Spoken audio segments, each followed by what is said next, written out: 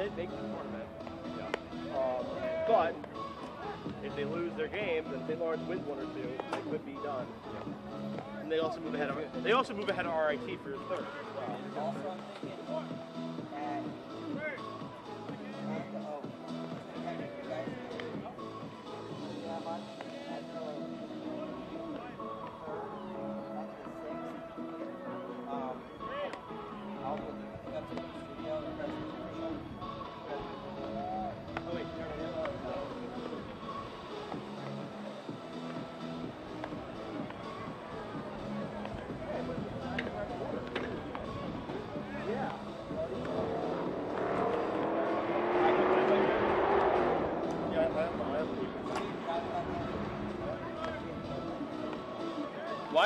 Why were you all hanging out in like the park basement?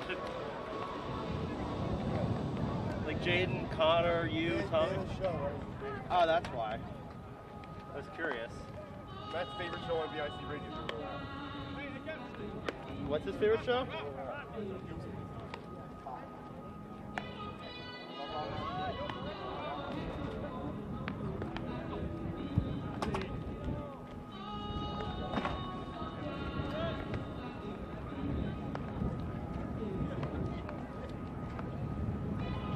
I'm still mad at the BSR software.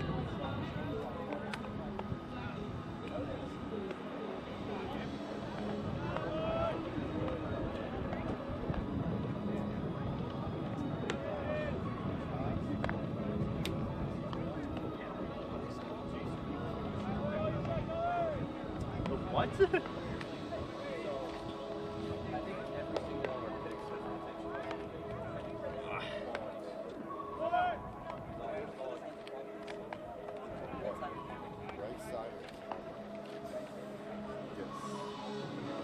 Something's already in it but one. Take this out for the different two. I want to do this incorrectly. How do I take it out? I'm so bad at this. Oh, push.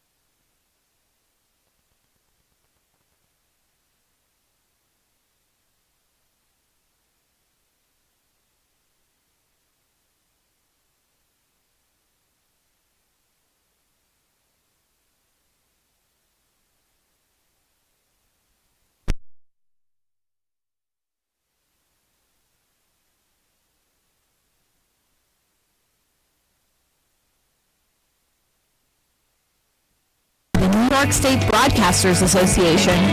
We're listening to WICB. I'm sipping on my tea, 'cause when I drink coffee I and I'm already nervous when you're next to me. I pray to my watch, the time would just stop. I don't cause I don't talk enough. I love to spend a couple pennies for and I'm hoping you can get my stomach out of none. I have to admit, I'm no good in this, and I hope that I made a good impression on you. And if I didn't, maybe I can get a redo, and we can meet back here in a day or two. And when I walk through that door next time, I'll probably be cooler. I swear I will be.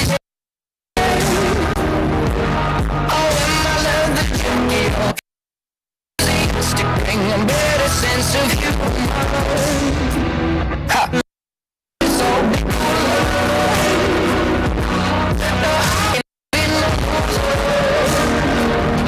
know your mind with conversation. Believe the transformation. I promise I'll be cool. I wonder if you're laughing at my jokes on me. If you think I'm corny or I'm sweet, oh, I'm way too in these insecurities. I gotta calm down, think I'm going out, and I hope that I made a good impression on you. And if I didn't, maybe I can get a read, and we can meet back here in a day or two. And when I walk through that door next time, I promise I'll be cool. I swear I will be true. Oh, in my leather jacket, I'll be more enthusiastic, bring a better sense of I promise I'll be cool. No, I won't be no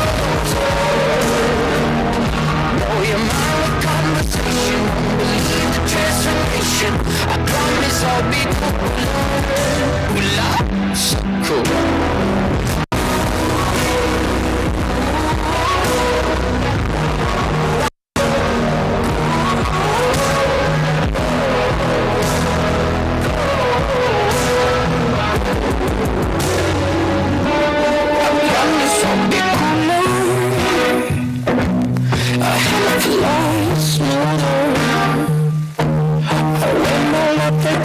I'll be more enthusiastic when the better seems you know.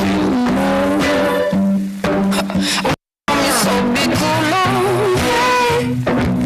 Now I won't be so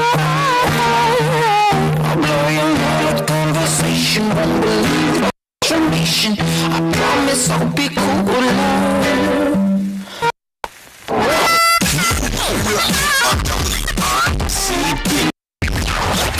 Widow speak.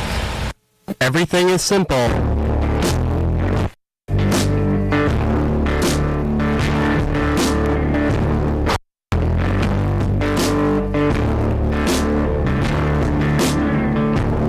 Everything is simple till it's not. When you're on your own, so you cry. See, that could be great in a different way.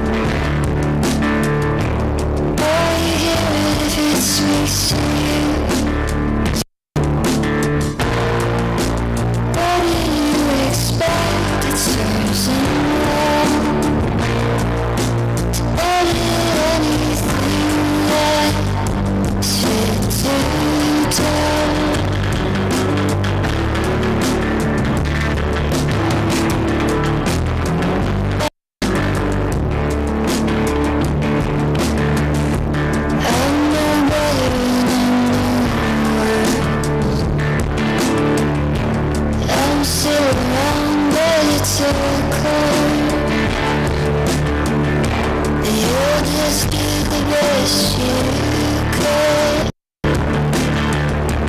Don't look all you're good at. Say your praise because you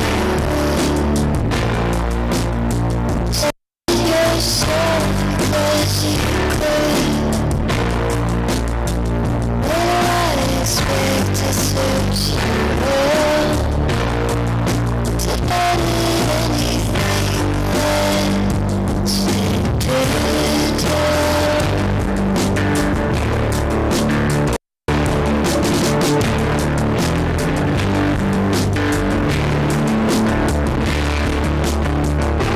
Everything is simple too. And when the light ocean you will cry.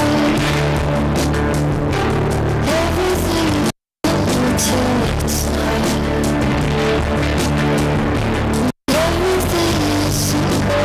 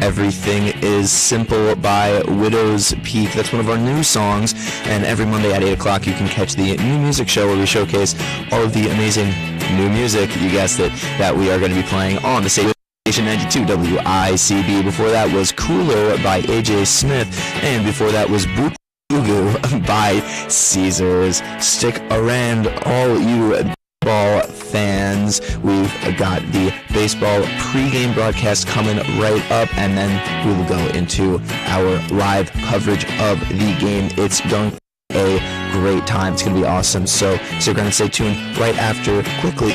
Central New York weather. This afternoon it is sunny with a high in the upper 50s. Tonight we will see a partly cloudy sky with a low in the mid 30s. Tomorrow, Sunday, we see a slight chance of showers with a high in the low 70s. And the following day, Monday, we see a 50% chance of showers with a high in the upper 60s. So it's definitely going to be a great day for some baseball today, but we're going to see a little bit more inclement weather as we get into the weekend. So go ahead and stay tuned for some baseball coming up right here on Station for Innovation 92 WICB. Sunday afternoons, don't miss Breakfast with the Beatles on WICB. We've got hits from the early days. Oh yes, wait a minute, it's the Bose Band. Psychedelic standards. Deep cuts from the solo works of John, Paul, George, and Ringo. The Magical Mystery Tour is ready to take you away. On Breakfast with the Beatles.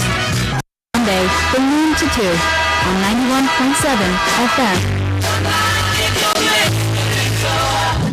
You're tuned in to the Station for Innovation, 91.7 FM. From WICB. The Finger Lakes Toy Library knows that play is the work of children and that toys are the supplies needed for social and cognitive growth. The organization provides equitable access to toys for families in the Finger Lake region throughout pay-what-you-can-afford membership fee donations with no minimum. The Toy Library offers on-site play as well as traveling playtimes throughout the community and more. during open hours at the shop location at shops at Ithaca Mall Space D07 or at fingerlakestoylibrary.org. At Doctors Without Borders, we believe that best medical care knows no boundaries. We responded to the pandemic around the world, including right here in the United States. Because of 6 million supporters who stepped this time of crisis, our teams could train health workers and vaccinate those in need. Independent and impartial, we respond at a moment's notice with medical care where it's needed most. We are Doctors Without Borders. At WICB, diversity and inclusion are among our core values. WICB affirms its long-term commitment to supporting these values and the fight for racial justice. We are proud to feature musical artists from many diverse backgrounds, giving a platform to those in Ithaca, plus across the state, the country, and the world. We're also proud to tell our community's stories ethically and thoroughly. WICB's Black Lives Matter interview series, produced in connection with TV, and WICB's Asian in Ithaca series are available on our website and Spotify. Search WICB Presents Ithaca Now. Resources, stories, and more information on our website, wicb.org. A game without a crowd is just a scrimmage. A performance without an audience is just a rehearsal. Without your presence, high school sports and the performing arts is possible. Ensure that these essential extracurricular activities continue to enrich the lives of students in New York. Purchase a ticket to your local high school's game or performance. This message presented by NISFA and the New York State Athletic Administrators Association.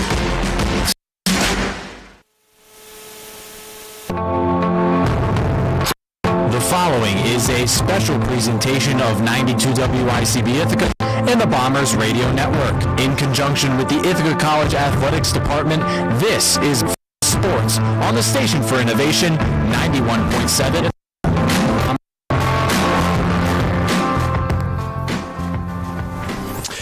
Good afternoon and welcome to Ithaca Baseball here on WICB Radio. We have got great game today for you guys. It is currently 55 degrees here in Ithaca, New York. A beautiful day for baseball. Ithaca v. Clarkson. We cannot wait. First pitch is slated about 5 minutes from now. We are going to be breaking down everything you guys want to know before first pitch goes off. Michael, how are you doing today? I'm doing great and excited for this Liberty matchup. We're in the final stretch of this season. It's the final Liberty League series for Ithaca, final Liberty League series of the for Clarkson, and this playoff positioning on the line. Ithaca right now tied. They need to sweep this thing, and hope Rochester loses one to get to their first in their division. Yes. Meanwhile, with Clarkson, they're in the 4th seed right now, but if they lose this series, if they get swept, there's a possibility they go down to 5 and they don't even make the playoffs. And they could also, if they win, they could possibly move up to 3. Exactly. And Clarkson's been playing some really, really good baseball right now, winning 4 of the last 5. Ithaca in first place in the Liberty League West. They, of course, need to of course, have their best chance of getting seeded in the playoffs against someone they can go up against. Clarkson also playing some really good baseball now. Who is on the mound? I believe it's the battle of the Kyles today. The battle of the Kyles. Kyle Lambert and Kyle Lockley. Lambert, first team Liberty last year, and it looks like he's going to be there again. He's top in most categories, second in ERA, so he's a great. Meanwhile, you've got, obviously, Clarkson Days, Kyle Locklear. So it's going to be a great matchup of 2 top players. Really, I think the key is you just got to keep the scoring down for each team. Ithaca has their best pitcher on them. If you can keep that team, low, then you have a great offense. Meanwhile, at Clarkson, you're facing such a great. You need to score, basically. Absolutely, and also going on the offensive side. I mean, we all know Buzz Shirley, one of the best hitters, if not the best hitter on this Ithaca baseball, batting .341. Absolutely great player. Who also on the Clarkson side does Ithaca need to be of when they're going out on defense? Yeah, definitely. I mean, Clarkson has a great lineup. I got to go with Colby. Brulette, someone who's been on the team for a while. He was a multi-sport star in high school and playing TH, and he really can knock the cover off the ball. But also has a ton of hitters, and they're kind of playing their regular lineup when they have the ace in. So they, a lineup top to bottom that's very good. And Clarkson has a couple hitters themselves, though. But definitely Brulette hitting .341. He has 24 RBIs in the year, and he's had a great season. And meanwhile, with this game, and we're going to take a pause for a moment as it's the national anthem. We're going to come back with me and Jeremy Goldstein on the call. This is Bombers Radio Network and baseball coverage here on WICB. A frog in boiling water and it'll jump right out. But put a frog in cool water and slowly heat it up, that frog will boil. As veterans, we tell ourselves the lie that we can do anything. We let the water boil. You are not a frog. If you or a veteran you know needs support, don't wait. Reach out. Resources at va.gov/reach. That's va.gov/reach. Brought to you by the United States Department of Veterans Affairs and the Ad Council. Sunday afternoon, don't miss Breakfast with the Beatles on WICB. We've got hits from the early days. Oh yes, wait a minute, Mr. Postman. Psychedelic standards. And deep cuts from the solo works of John, Paul, George, and Ricky. The Magical Mystery Tour is ready to take you away. On Breakfast with the Beatles, every Sunday from noon to 2 on 91.7. Hey, I'll bring you back.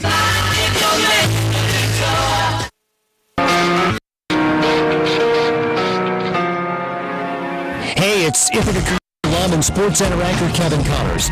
91.7 FM is your home for coverage of Bombers. Keep it here, WICB Ithaca.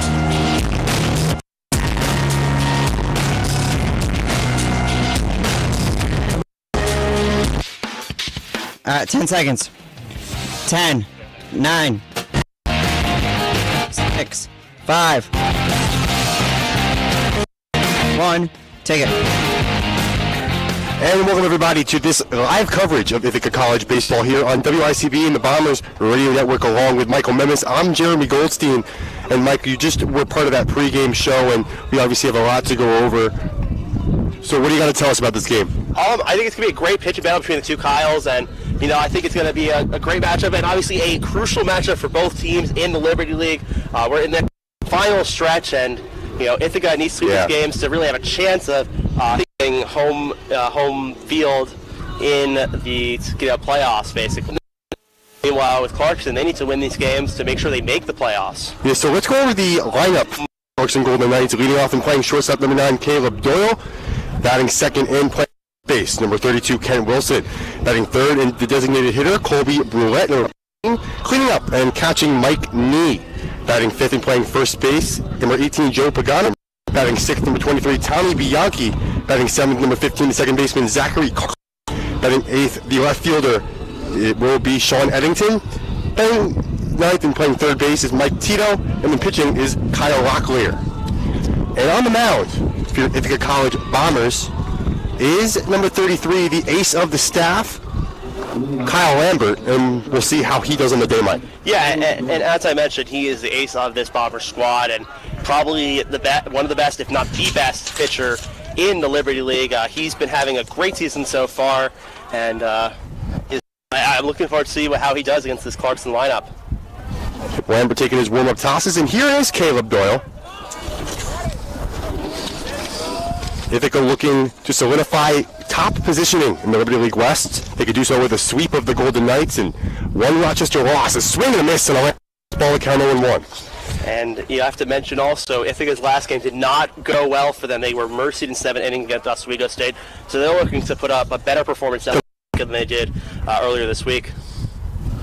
Third to first, we got Fabian, Peterson, and Shirley. As there's a strike, looking. Count 0-2. Left to right, we got Fabio, Feeney, Dunna, and obviously Lambert on the mound. The 0-2 on the way to Doyle. Just missed outside corner, the count 1-2. And McDonough was not playing most of the season with the Bombers, but he's been back and been starting most of the games, especially when Lambert's been on the mound. And 1-2, fouled back behind the screen. Count remaining 1-2 so early here. Lambert started off the season so well, had a couple of games where he did struggle a little bit. But he's the true ace of the staff, so we got to pitch like it today. And what's probably going to be his last regular season start, the 1-2 is cranked in the air to left. And the catch is made by Louis Fabo for the first out.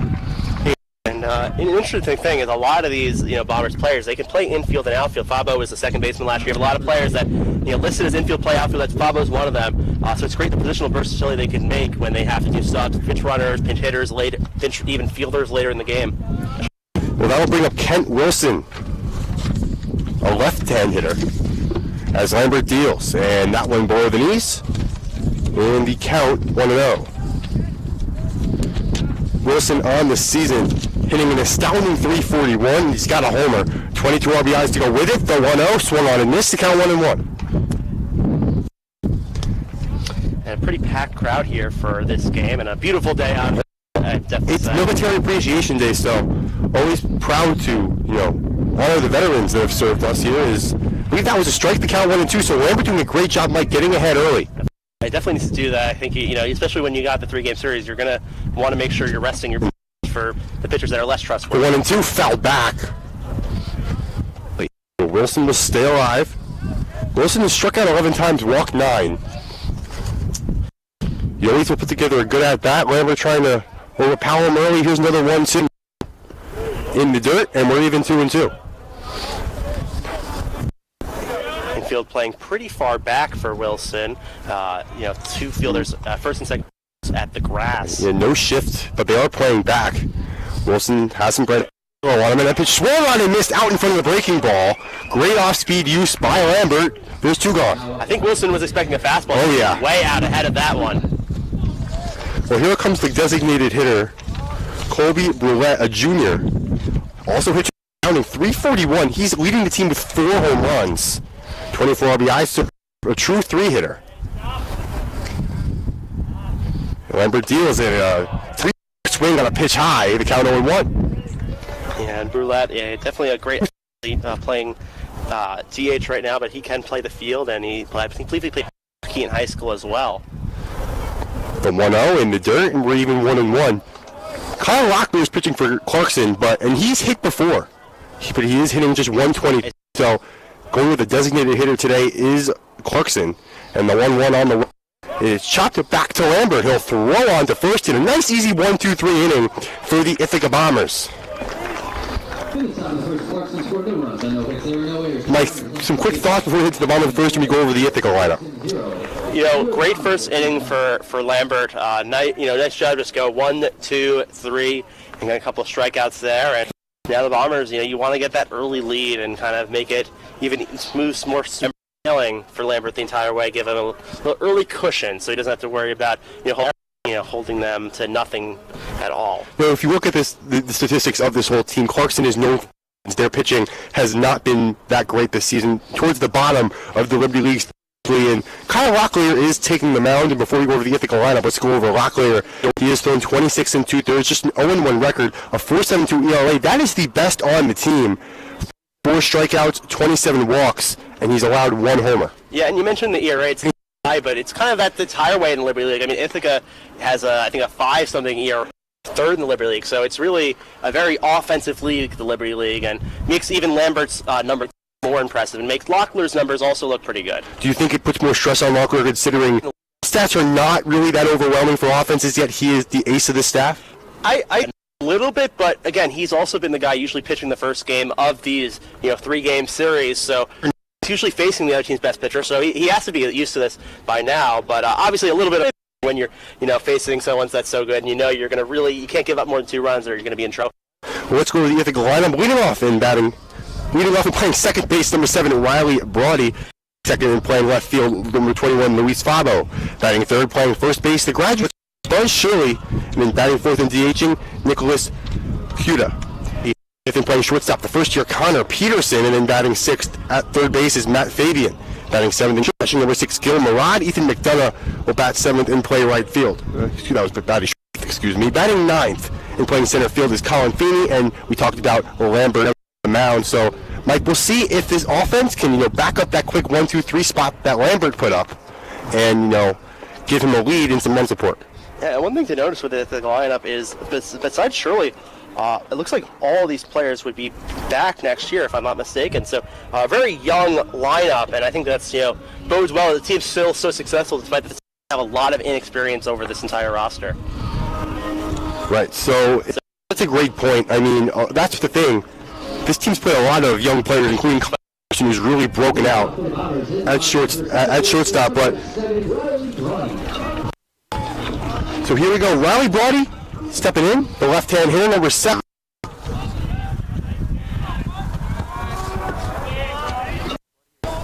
Brody hitting .258 in the leadoff spot this year. As Locklear will and deal the pitch. Showing bunt early, takes a strike by the third baseman. Michael Tito was playing close onto the infield. He pulled it back, and now he goes back to the dirt. Locklear will do the Brody, and a pitch skied in the air towards center. On the run, and to make the catch, Feeney for the first. Pagano for the first out. Thank you. Yeah, and he saw that thing there. He decided to swing away, not try to bunt it. But now you got almost the second in Louis Fabo, who was the leadoff hitter for the team last year. Yeah, that's a good point. Fabo hitting .353. League this year. The Locklear deals and a pitch fouled away, almost hits a bleacher, almost goes onto Butterfield Stadium, and I believe this is going to go get a souvenir. Yeah, we don't have a ton up here. We're pretty high up, but we got to be careful. You don't want anything to get hit. But oh yeah, no, but Josh Hobbs is a happy guy. He did a great job. The game show is the only one is taking in the dirt for a ball. Fabo only had 2 home runs last year, but has 5 this year, showing a little bit more power. 3 of those home runs actually came in 1 week. The 1-1 is chopped foul left side. Bit of a battle for it in Ithaca dugout. So showing some personality on the field early, you'll love to see it. Always fun to do when you're just sitting on a dugout. The friendly competition out there. 2 on the way from Locklear is taken high above the belt. The count.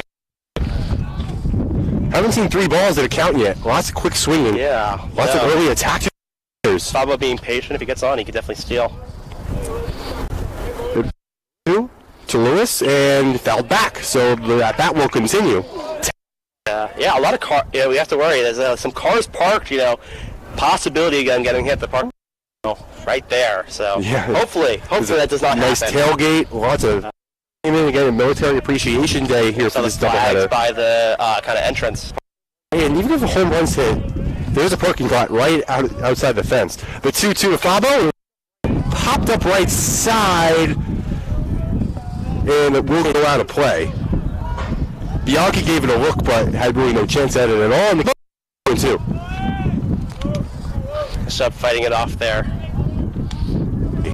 Wind starting to pick up here at Freeman Field. The 2-2 from Locklear. Strike 3, fastball. Locklear gets his first strikeout of the game, 2-run. Now first baseman, number 29, Buzz Shirley. Well, here comes Buzz Shirley, and he's been formidable for the Bombers as long as we remember. Playing first base today, batting third, hitting 34 on the year, Mike. Yeah, definitely the best hitter on this Bombers team. As Locklear gets ready to deal and takes inside, Shirley does. The catch, no. Ithaca playing to get that top spot in the Liberty League West. They will need some help up north from RIT against Rochester, who Ithaca took 2 out of 3 from last weekend. Is that pitch to Shirley is fouled back and hit the netting. Count 1-1. And Shirley, one of the many transfers on this Bombers team. They have a good amount of them, and Shirley obviously the most prominent of all those transfers. Absolutely. Came from Wells College with Coach Valicente. 1 takes way high. The count 2-1. So the first time has been ahead in the count. Buzz is doing it with 2 outs, no one on. Infield play, outfield doing the same. Although there is a little bit of room down that left field line. The 2-1. Now back the count even 2 apiece.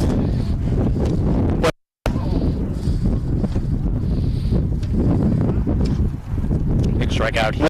Locklear gets it, getting the top 3 guys, and no real even chance of a hit. No base runners yet in this game. Shirley awaits the 2-2. Taking his time, now deals. Pitch. High, and the count's full 3-2. Wonder if he's getting a chase. Obviously, with 2 out, no one else, you don't want to truly attack Shirley. Doesn't make much sense. Off. is high, ball 4. Ithaca has their first base runner with 2 out. For the first.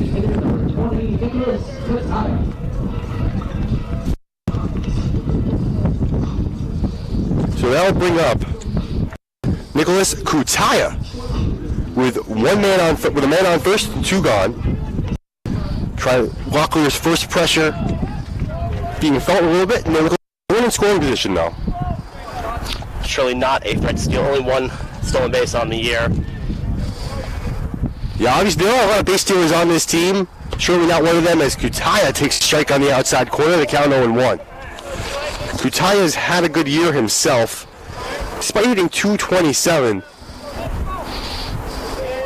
He is a rookie, and he's 3 for 7 with runners in scoring position, although surely not there quite yet. Mike, we're from Westchester. He's a graduate of Fox Lane. I know, not too far away. I was like looking up research and I was seeing like all these low HUD stuff about him. I was like, oh wow, it's like not too far away. He played with Henry Davis, the first overall pick by the Pittsburgh Pirates. So that's something to brag about. Kutaya takes high, the count 1-1. Fox Lane based in Melkisco, New York, near Bedford as well. Shirley leads off first, 2 gone, 1-1 count on Kutaya. Stepped out for a bit, now digs back in. 1-1 on the way. And on the outside corner again, the count 1-2. Kutaya doing a great job painting the zone. Clarkson 1 strike away from escaping with 2 outs. Yeah, and after walking Shirley, it's definitely important to get ahead against Kutaya.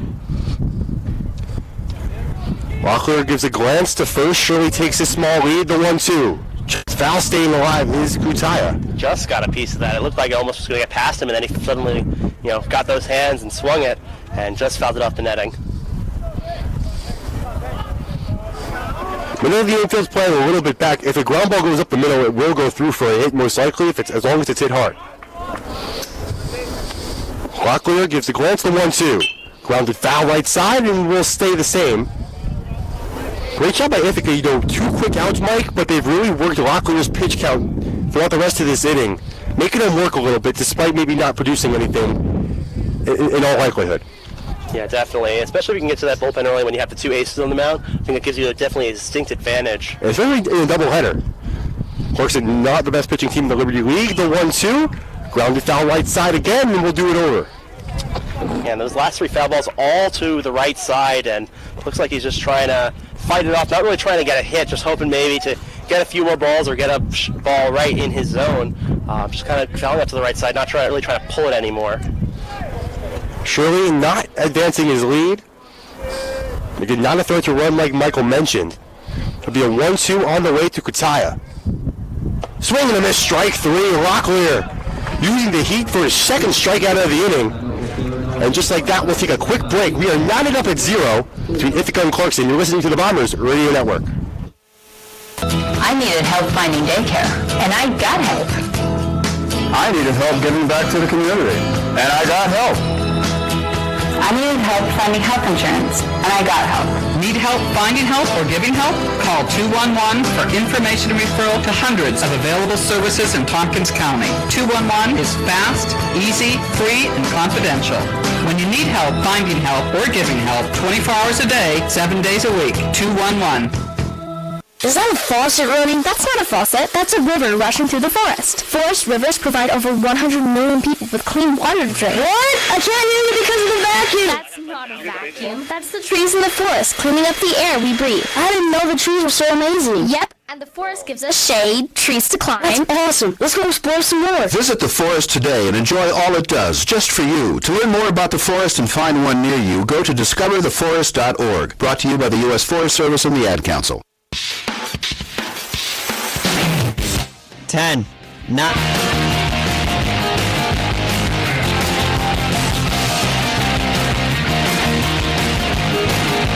And we're back to Ithaca College Baseball here on WICB and the Bombers Radio Network. Jeremy Goldstein here alongside Michael Memis. Kyle Lambert just finished his warm-up tosses. He's back on the bump, facing 4, 5, and 6. Mike Nee, the catcher, currently batting for the Golden Knights. And that pitch is dealt outside, I believe. Count 1-0. Pitch to knee, outside again. 2 balls, no strikes on the catcher. Looking at Mike Nee's stats, another dangerous hitter, Mike, at the cleanup spot. 357, 1 homer on the year. The 2-0 is in the dirt. The count 3-0, so for the first time, Lambert's falling behind the hitter. Yeah, not good. You never want to walk that leadoff batter. I know it's a cliche, but it is important. The 3-0 to knee, in there for a strike. Mike taking all the way there.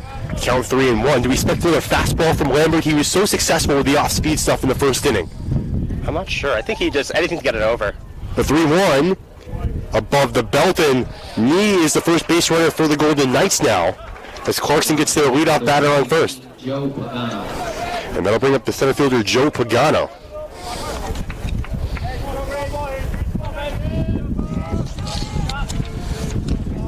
Pagano, another good hitter, 356. Does damage. They've just really been hurt by their pitching throughout the course of the season in division, as Pagano takes a strike down the middle of the count 0-1. Clarkson's going to really need their offense today, though, against the ace of the Ithaca staff, Lambert. There'll be an 0-1 to Pagano, and he takes just high. The count 1-1. It was the slowest pitch we've seen all day from Lambert. He tried to fool him with the off speed, but it just didn't get over the plate. Yeah, you saw Pagano kind of lean back in the box a little bit. Not really expecting that type of direction on that pitch. Nonetheless, he gets the benefit of the doubt. The 1-1, also high. The count 2-1. Is Lambert, kind of underthrown there a little bit? I'm not sure, but he's just missing. I think if he does walk this, you may see a mound visit early in the second. Knee not a threat to go. Taking a small lead off. First the 2-1, swing and a miss. Big cut by Pagano, and the count even 2 apiece. First swung at ball this inning so far. Good note. Lambert in need of an out here after walking the leadoff runner. The 2-2 on the way, swing and a miss, strike 3. Lambert gets his second strikeout of the game, and that's a big first out for Ithaca. Big first out, coming from behind, down in the count, and coming back and getting that strikeout. Big out there. Now, you see it's even harder. You need a hit now to score a runner if you're Clarkson. Well, that'll bring up Tommy Bianchi, the right fielder, another hitter from the left side. He'll call for time. Clarkson also playing for the playoff lives, Michael. You were talking about this with me before the show really started. You're battling for that 4th spot in the Liberty League West. Yeah, it's very close, and right now Clarkson is 5-7 conference, and St. Lawrence is 5-10. I'm not sure how it shakes out because St. Lawrence has 3 more games. I'm not sure. I'm not sure if they're off this weekend or they just played more games. But you're going to need to win at least 1 if you're Clarkson if you want to hold that spot, and maybe 2. It'll be a 1-0, and if it's skied in the air to center, Feeney under it will make the catch. It was hit very high. Retreating back to first is Mike Knee. And it's a big second out for Lambert. He's 1 away from getting the offense back at the dish. Yeah, Feeney initially went back, then realized he was kind of right at him and was just able to settle under that and get the second out. Well, that will bring up the second baseman, Zachary Carpin. Hits from the right side. He takes his lead off first. Lambert deals. Swing and a miss. Another early attack by a Clarkson hitter. The count 0-1.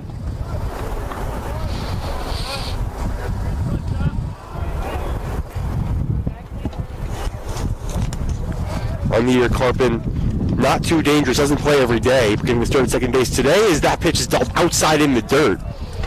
Count now even at 1-1. In terms of the defense, outfield is playing fairly deep.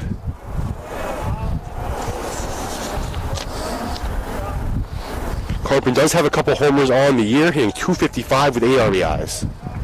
Swinging a miss there, they count 1-2. So remember, 1 strike away. Just put him away here. It's a 6-hitter lineup. He hasn't not a regular. Just put him away here. Just give your best stuff. 1-2. High throw back to first, not in time. Gil Murad trying the old snap throw. Shirley was ready for it, but diving back safely was needed to keep the inning alive. Yeah, he nearly got him there. I'm surprised because, Knee, not someone who's a huge base fielder, but he just got too big of a lead off the bag. Lambert again, the 2-2. High and the count is full. So that will now send Nee off the pitch, so a ball into the gap. Nee should definitely score. The full count on the way from Kyle Lambert. Pitch popped up. Who's going to get it? Shirley drifts into foul territory, fighting the sun, and makes the catch. Behind the back, over the shoulder. Shirley beats the sun and records the final out of the top of the second inning, but that'll do it for that half. We'll be right back with the bottom of the second. Ithaca and Clarkson tied at 0 apiece. My mother was always very active and independent, and she was familiar with her neighborhood. But one day she stopped at the stop sign for much longer than usual. She wasn't even really sure where she was at.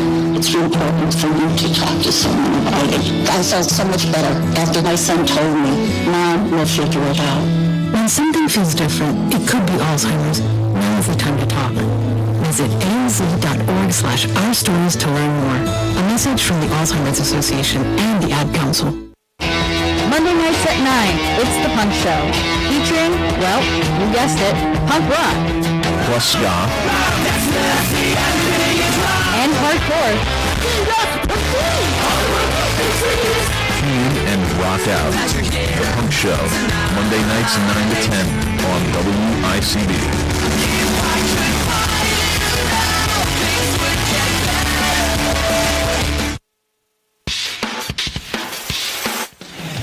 10, 9, 8, 7, 6, 5, 4, 3, 2, 1.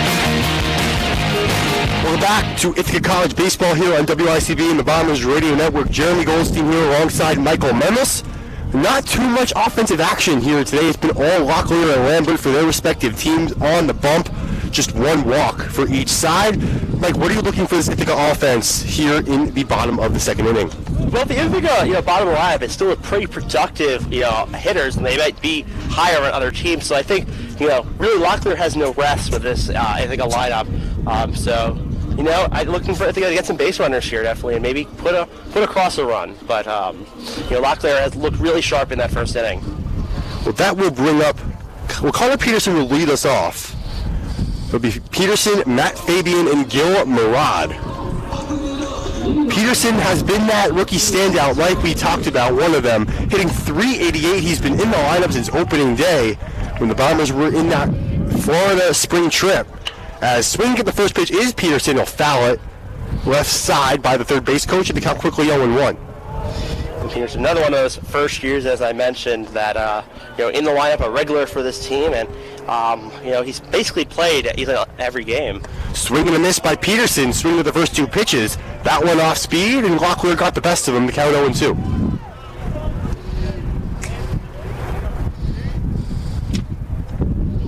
On the way to the rookie shortstop. The pitch from Locklear is high. The count 1-2.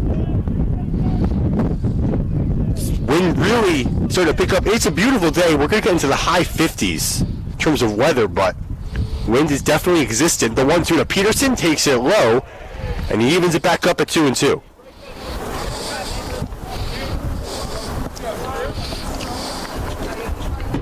Infield again playing at normal depth.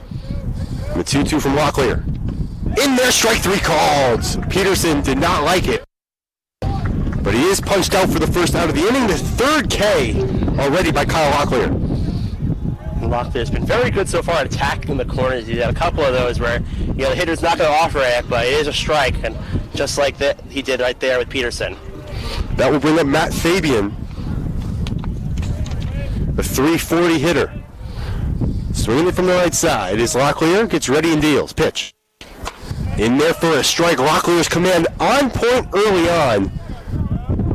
Getting ahead a lot. Lots of first pitch strikes. Count 0-1. Here's the pitch from Locklear, the 0-1. In there, strike two, and another changeup. Down in the count, Matt Fabian is. Locklear working quickly, will deal the 0-2, and that is spiked in the dirt.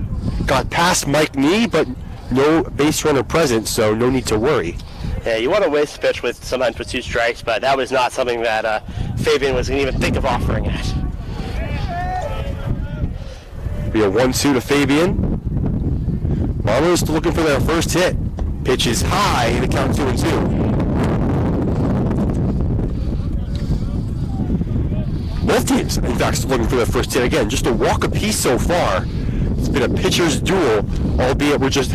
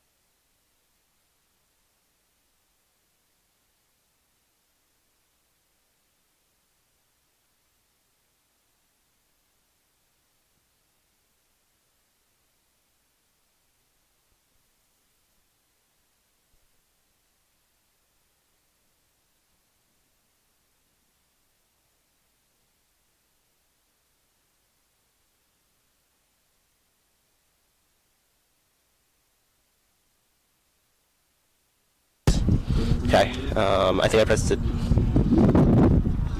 Wait, here. Menu on the left side. Okay. You have remote connections?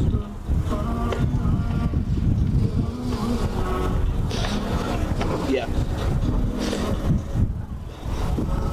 Yeah. Plug it. Alright, we're going to take it up. Sorry. Longer here. Okay.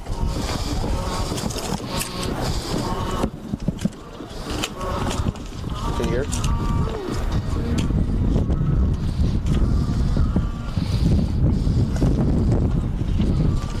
It says busy.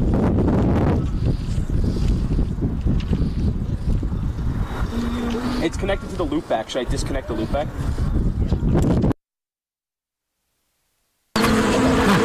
Flowers do have best friends. Some answers can only be found in nature. Discover the unsearchable. Visit discovertheforest.org to find a trail near you. Brought to you by the United States Forest Service and the Ag Council.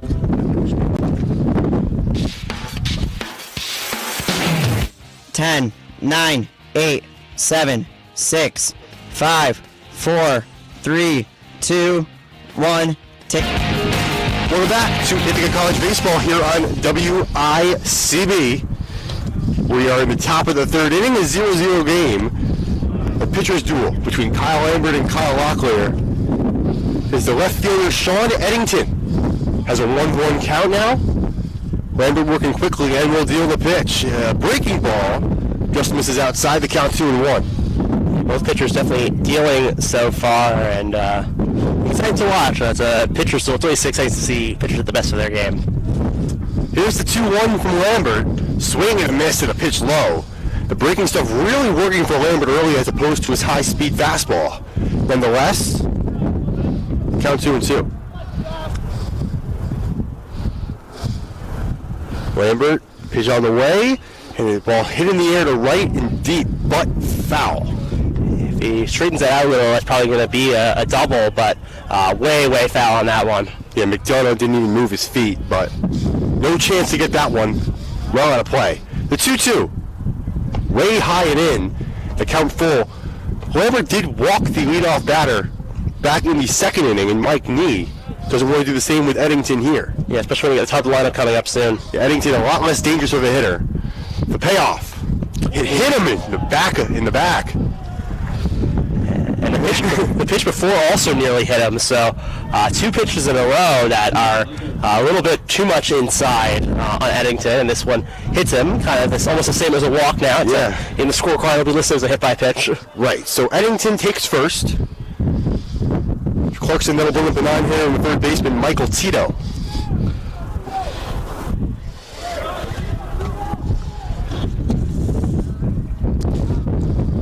Lambert gives a look to first, the pitch. Tito shows bunt, he gets it down. The throw on to first by Fabian is in time. So a great sack bunt by the 9-hitter Tito. Moving on to second is Eddington.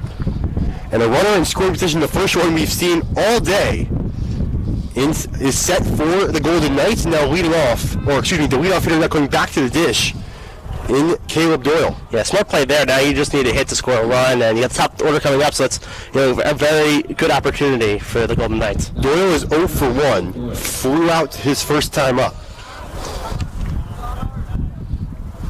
Lambert giving a long stare, now checks back to second. And deals, pitch. Swung on and hit to short. Peterson fields, throws to third, and the tag is made in time.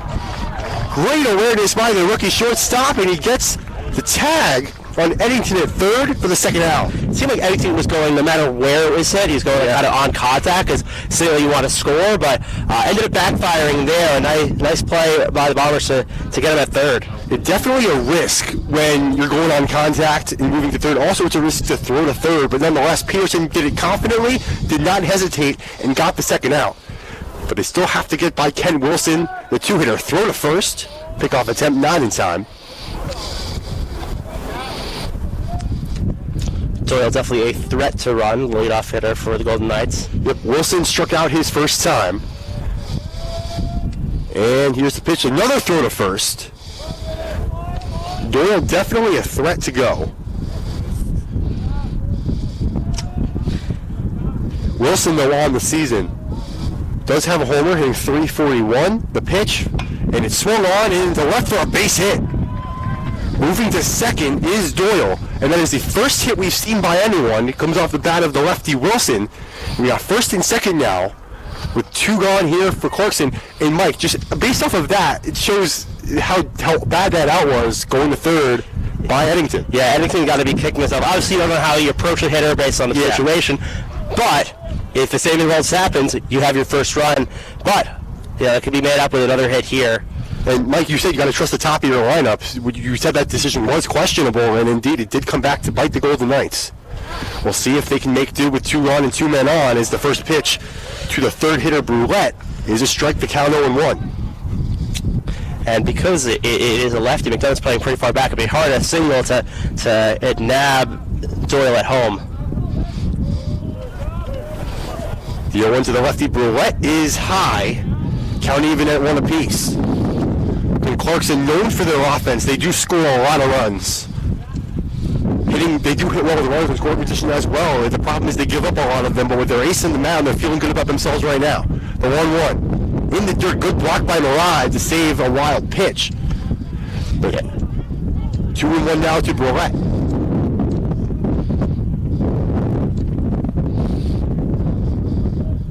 Lambert gives the long stare. Runner's taking a nice sizable lead. Doyle's a little bit more just simply because there's no one behind him. As that pitch is popped up towards center, Feeney running on him. McDonough will call him off, and that'll do it. Lambert works out of the mini jam, and the game remains scoreless. Bottom of the third, you're listening to WICB and the Bombers Radio Network. The Ithaca Health Alliance operates the Ithaca Free Clinic on Seneca Street in Ithaca. The clinic provides walk-in health care services free of charge to those who are uninsured or underinsured. From pre-employment physicals to guidance on medical debt to assistance in Medicaid enrollment, the free clinic is always looking for volunteers, especially professional medical practitioners.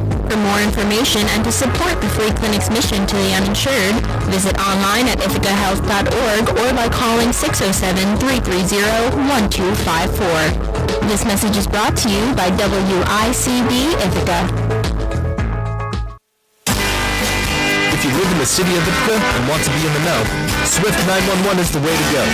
City of Ithaca alerts you about odd and even parking, Last ad. cleaning, construction updates, and other helpful messaging to keep you in the loop.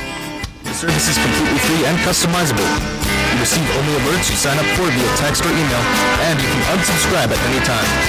Text SWIFT to 99538 or go online to the city's website at www.cityofithaca.org to get started today. This message is brought to you by WICB Ithaca.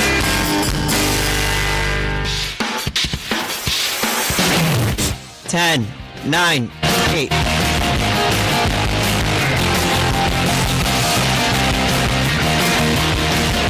Welcome back to Ithaca College Baseball here on WICB and the Bombers Radio Network along with Michael Menace.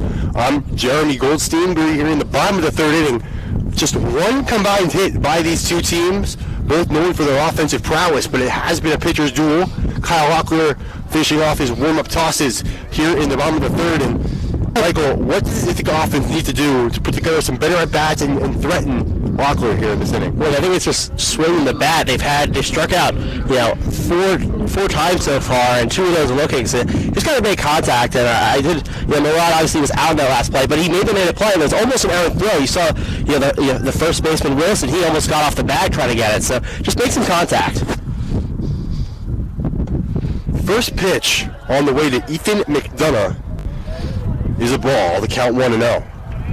McDonough made that put out to end the top of the third. Keep the score knotted up at 0. The 1-0 to McDonough is way up and in. The count 2-0. Ithaca just has one base runner themselves. There was a Buzz Shirley 2-out walk towards the end of that first inning. It'll be a 2-0 to McDonough as Locklear winds and deals. And there's a strike over the plate. The count 2-1. McDonough hitting just .250 on the season, .207 in Liberty League play. 2-1 is in the dirt. And the count 3-1. And a couple he's had in dirt in the last few innings, and I wonder if Ithaca does get a runner, one of those gets past so you can get, guys moving along the base paths. Definitely want to get McDonough on base to commence the third as here's the pitch to McDonough. Swung on and fouled back. Still waiting on our second souvenir, Mike and I are. I know. Josh had to throw his baseball back. We'll see what happens with the next one. It'll be a payoff pitch to the right fielder, McDonough.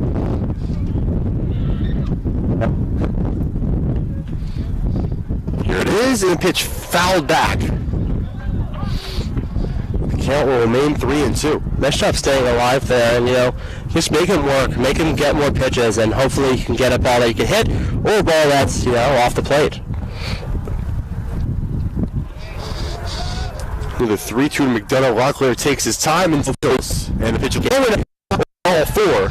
The second base runner is on for the IC in the form of Ethan McDonough. And that'll bring up the 9-hitter now, Colin Feeney. Feeney hitting .277 on the year.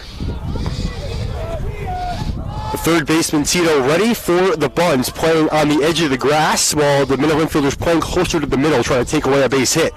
Pitch swung on and missed by Feeney, the count 0-1. Yeah, and McDonough only one stolen base in the year, but he is a little bit of a threat. He plays the outfield. He's playing a little less games than most of these players, so that's a little smaller sample size than most other players that are starting. Throw back to first, got him! Locklear's pickoff attempt is successful, and McDonough is thrown out, diving back to first. And just like that, Ithaca's base runner is no more. Yeah, and you saw him inching. Looked like he may have been sealing on that pitch. And Locklear said, no, I'm just going to pick you off. Ominous pickoff move by Locklear, again successful. for the first out of the inning. That's deflating one for IC. It's the pitch to Feeney is low and inside. The count 1 apiece. And you mentioned last time, the top lineup's coming up. You don't want to get thrown out on the bases. You're going to have your best hitters coming up, and you want to have someone on for them. And now it could be 2 outs and no one on for the top of the lineup instead of at least one guy on. 1-1 on the way to Feeney. The pitch low and inside again. The count 2-1. Lots of mistakes on the base paths by both teams, whether it was Eddington going to third on the ground ball off contact or McDonough taking too far of the lead. 2-1. In there for a strike, the count 2-2.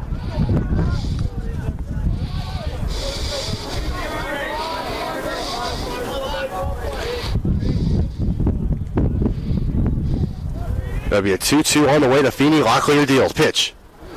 And it got a piece of Feeney up on the arm, I guess. Umpire quick to call the hit by pitch. And now both teams have 2 walks and a hit by, They have 2 runners that are base runners not coming from hits, I guess I'll say. That was hit by pitch in the previous half, so both teams have a hit by pitch now. Yeah, the good news for Feeney is that it kind of nicked off him and didn't hit anything like where it's going to be a crucial part of the body. So you get the base and you don't really take much pain to go along with that. Yeah, that's always the best way to do it. Is that brings up Riley Brody, the leadoff hitter. The count 1-0. Now it would be great. I mean, if you had McDonough on second right now, you could almost set up a scenario where Buzz Shirley will have runners in scoring position. But that is no longer the case unless the Bombers act now. The 1-0 to Brawley. Brody, no good. It's a ball. Throw to second on the steal attempt. They got him. A late jump by Feeney. The throw from knee to second base in time. And 2 base running outs for Ithaca here in the 3rd inning. It looks like they've done a really good scouting. Clarkson's done a really good scouting part. Ithaca's running. First McDonough, they saw him leading at first, and it looks like that pitch was a little high, kind of a little bit of a pickoff throw. It's still close to the plate, but it was a high one. Great job by Zach Carpin getting the tag down for out number 2. It'll be a 1-1 on the way to Brody, now with no one on and 2 out. Locklear deals. Fouled back behind the screen. The count now 1-2. If you're just joining us, Ithaca and Clarkson tied at 0 apiece. Jeremy Goldstein and Michael Menace here on WICB and the Bomber Radio Network. Locklear the 1-2 on the way. Popped up. Running on is the shortstop Doyle. He will secure the catch. And that will end the inning. We're going to take a quick break and we're going to send it back to Matt Sossler in the WICB studio for a Liberty League update. We'll be right back for the 4th. Liberty League update. I'm Matt Sossler for your Liberty League update. We start things off with RPI and Union. The Engineers currently lead 4-0 in the top of the 3rd. Moving on to the critical game in the Liberty League for the Bombers between RIT and Rochester. That game tied at 1 apiece in the top of the 7th. As of now, that inning has yet to start. Last game we'll take a look at between St. Lawrence and Skidmore. The Saints currently have a 1-0 advantage. Top of the 4th, Jack Sylvia slated to be on the hill this inning. That's going to do it for this Liberty League update. Be sure to tune in at the end of the 6th inning between Ithaca and Clarkson. We'll now send it back to the field for Michael Memes and Jeremy Goldstein with the 4th frame.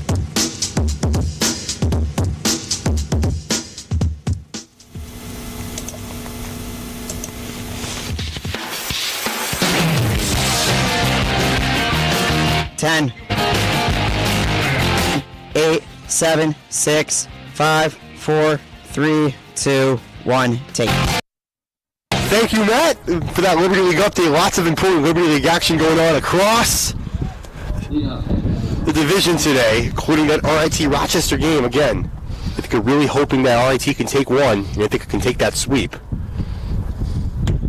So Lambert deals a strike. Yeah, Mike Nee. That's what we know the playoff format. Yeah, now it's split into 2 divisions. It wasn't before. The top 4 teams make it to this tournament. So that one's outside. And then, the 1 team plays the 4 team from the other division, 2 faces 3 from the other division, and then the winners of that move into a double elimination tournament, which used to be double elimination before last year with the COVID-affected year. That pitch clips the corner by Lambert to count 1-2. Mike Nee, the catcher, at the dish right now. And here's the pitch from Lambert. Way up and in. The count 2-2.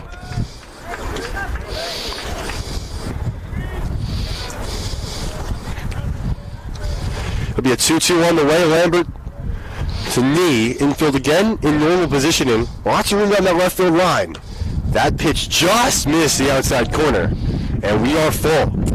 Lambert definitely one that you saw him kind of like almost like crouching down, hoping for that outside corner, but did not get it. The payoff on the way and way inside, and Mike Nee works his second walk of the afternoon. They're not the worst batter to walk, but it's the leadoff batter of the inning. You don't want that. But yeah, one of the most dangerous hitters in this Clarkson lineup. You know, rather than getting an extra base hit, you do walk him, but you don't want to walk that leadoff guy, especially when you got Pagano coming up. Yeah, here comes Joe Pagano, who struck out his last time. If the infield playing in, he shows bunt, pulls it back, the pitch inside, the count 1-0. A little surprised by that. I mean, Pagano's such a good hitter. I get you want to get the runner for second, but, you know, I feel like he has a better chance of getting maybe a hit than some of the batters after him.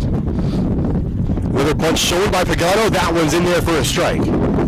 It's got to be dangerous. I feel like it's always petrifying. Fabian is running in all the way in front of the pitcher's mound when he shows bunt. What if he pulls it back and swings and it's a line drive? That always petrifies me. Especially when you see it in the major leagues. That's why they call it the hot corner. Yeah, that's a great point. The pitch to Pagano, that's a big swing and a miss. And a pitch that was in the dirt. Lambert gets ahead 1-2, looking for his second strikeout of Pagano. So I wonder if the bunt was his volition, or they said, once you get a strike, you don't have to bunt anymore. But he didn't try to bunt on that one. Once definitely don't want to bunt now, and even a little bit of a check swing, but the ball is low, and the count now 2-2. Again, if Clarkson just looking to convert here, lots of base running errors by both teams in this game, a big reason why we are at 0-0.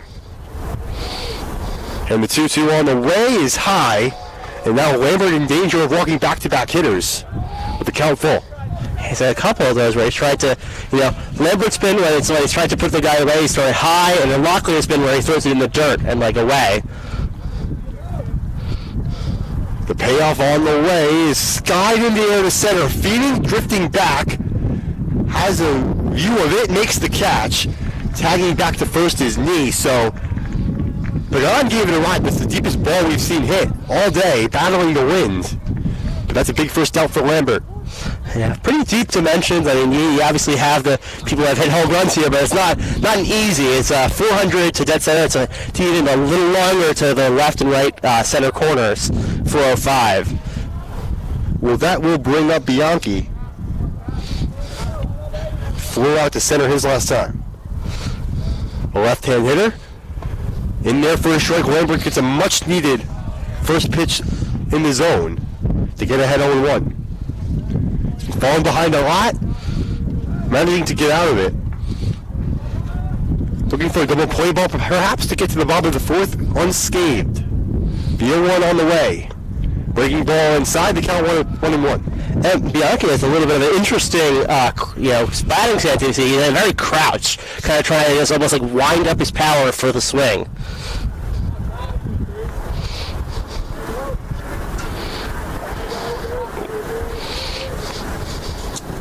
Here's the pitch, in there for a strike. So Lambert now ahead 1-2.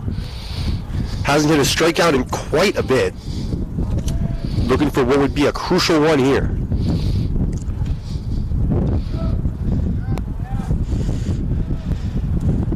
Lambert looks for the sign. Now gets and deals the 1-2. Breaking ball in there, strike 3. Kind of got Bianchi to give a little bit of a hitch and a hesitation. And that's a big second out. Yeah, filthy pitch there. Bianchi was looking for it, and he saw it was high. He's like, I'm not going to swing, and then suddenly it just drops into the strike zone. Well, Mike Nee, who walked, looking like he may get stranded on first for the second consecutive time. Then I'll bring up the second baseman, Zachary Carpin, who takes a strike. Carpin made that great tag on Feeney, who was trying to steal second base in the bottom of the third. Looking to do some offensive damage here. The pitch. Grounded to third. Nice stab by Fabian, and a nice scoop by Shirley to end the inning. Throw was low, but Shirley got all the way out down to his knees to get the third out. Well, that'll do it. We are 3.5 in the books. We're going to be right back here on the Bombers Radio Network. A game notched up at 0 apiece. Adopt US Kids presents What to Expect When You're Expecting a Teenager. Learning the lingo. GOAT, G-O-A-T, acronym, stands for Greatest of All Time. As in, spaghetti sandwiches for dinner? They're my fave. Dad, you're the GOAT. You don't have to speak teen to be a perfect parent. Thousands of teens in foster care love you just the same. Visit adoptuskids.org. Brought to you by the U.S. Department of Health and Human Services, Adopt U.S. Kids, and the Ad Council. Okay, kids, Dad's gonna teach you how to dance. First, spread your feet apart. Then, pump your knee, nod your head, shake your hips, and bite your lip ever so slightly. Now, with one hand in the air, point at people with the other hand. I call that the rock star. Dance like a dad. It's a great way to make a moment with your kids.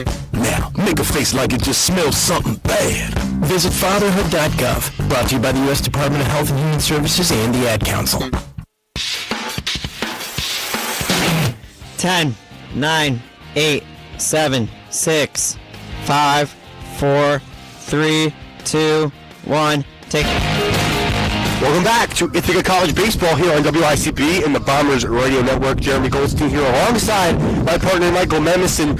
We've witnessed a Brown and True pitchers duel here at Freeman Field as Ithaca and Clarkson tied at 0 apiece. We're going to the bottom of the 4th inning.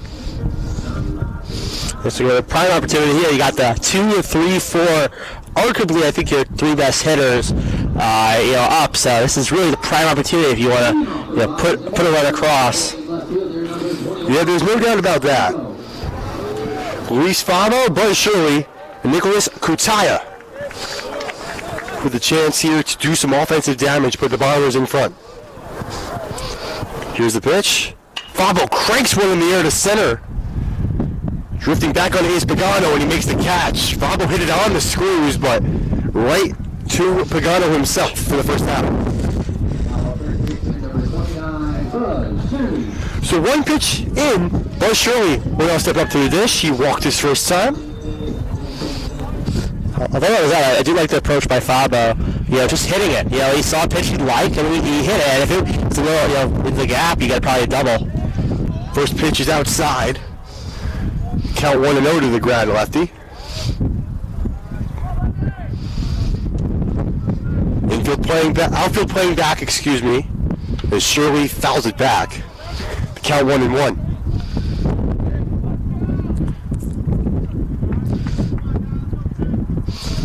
Wide up the middle in the infield.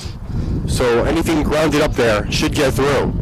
1-1 from Locklear on the way, and it's swung on and hit in the air to center for a base hit. Great cutoff by Pagano. Shirley's going to go for 2. The throw not in time. A hustle double for the first baseman, Shirley, and Ithaca's first base hit is an extra base hit. Yeah, and you saw Pagano kind of slide to get the ball. The ball was kind of dying on that grass. Not a very, it's going to get a lot of bounces. So Shirley was like, I'll leg it out, and then now he's in scoring position. A big opportunity for Bombers. First run in scoring position of the game. Yeah, and we talked about just before the pitch how deep the outfielders were playing. And because of that, Shirley was able to hustle in the second for a double. Now a big opportunity for Kutaya. The cleanup hitter, chance to get the Bombers on the board. Locklear deals out the stretch and the pitch way high. The count 1-0. And Kutaya, 5th in the Liberty League in RBI, so he's definitely commercial the opportunities he gets. He's also the prize bottom line to do so. Kutaya awaits. It's a big lead. The check swing. Did he go? No. The count 2-0. So Locklear really falling behind for the first time. This is the most pressure he's faced. Down in the count 2-0 to get the cleanup hitter Kutaya. Shirley leads off second with 1 gone. Just 1 hit apiece for each team in this one. The pitch. Chopped foul behind the netting. The count 2-1. I like the swing though, Mike. Yeah, Kutaya knew that Locklear was going to have to throw a strike there. now, and he was ready to swing on that one, and now still a hitter's count, but you could possibly throw a ball if you're Locklear here, although you obviously want to get it over the plate. That'll be a 2-1, and time is called.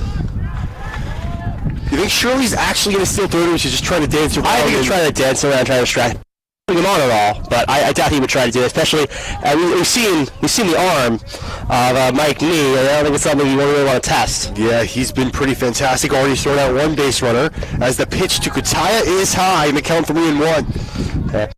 I think he wanted that to sink a little more. It's an off-speed pitch, but it was really just hung up there, and it's an easy one to lay off. 3-1 on the way to Kutaya.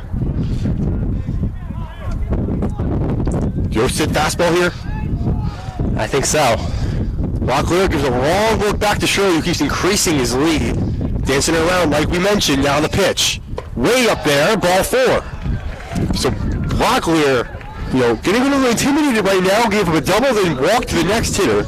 Yeah, and you wonder, it's the first time they had a batter at second, you have to do those different signals, Yeah. And maybe he's getting a little confused by that, or just a little bit intimidated having to use different ones, as it looks like they're going to do a mound visit. Yeah, Knee's coming out to talk to his battery mate, and so is the bench coach.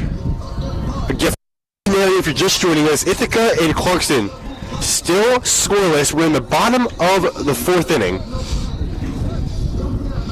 Kutaya off first, Shirley off second. Shirley just had the first hit of the game for IC, an extra base hit double. And Connor Peterson, the electric rookie shortstop, who's probably had one of their seasons amongst this whole lineup, the chance to drive a run in and give Ithaca the first lead of the game. Yeah, Peterson's already won 2 Rookie of the Week for the Liberty League, so he's kind of similar trajectory as Faba last year, having such a great season in the middle infield as a first year. Pitch is popped up towards left. Moving in on it is Edit, and he'll make the catch.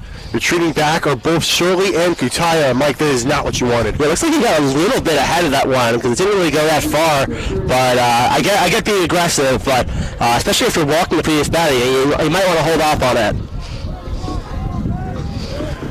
So just like that, there are 2 outs. And that'll bring up Matt Fabian.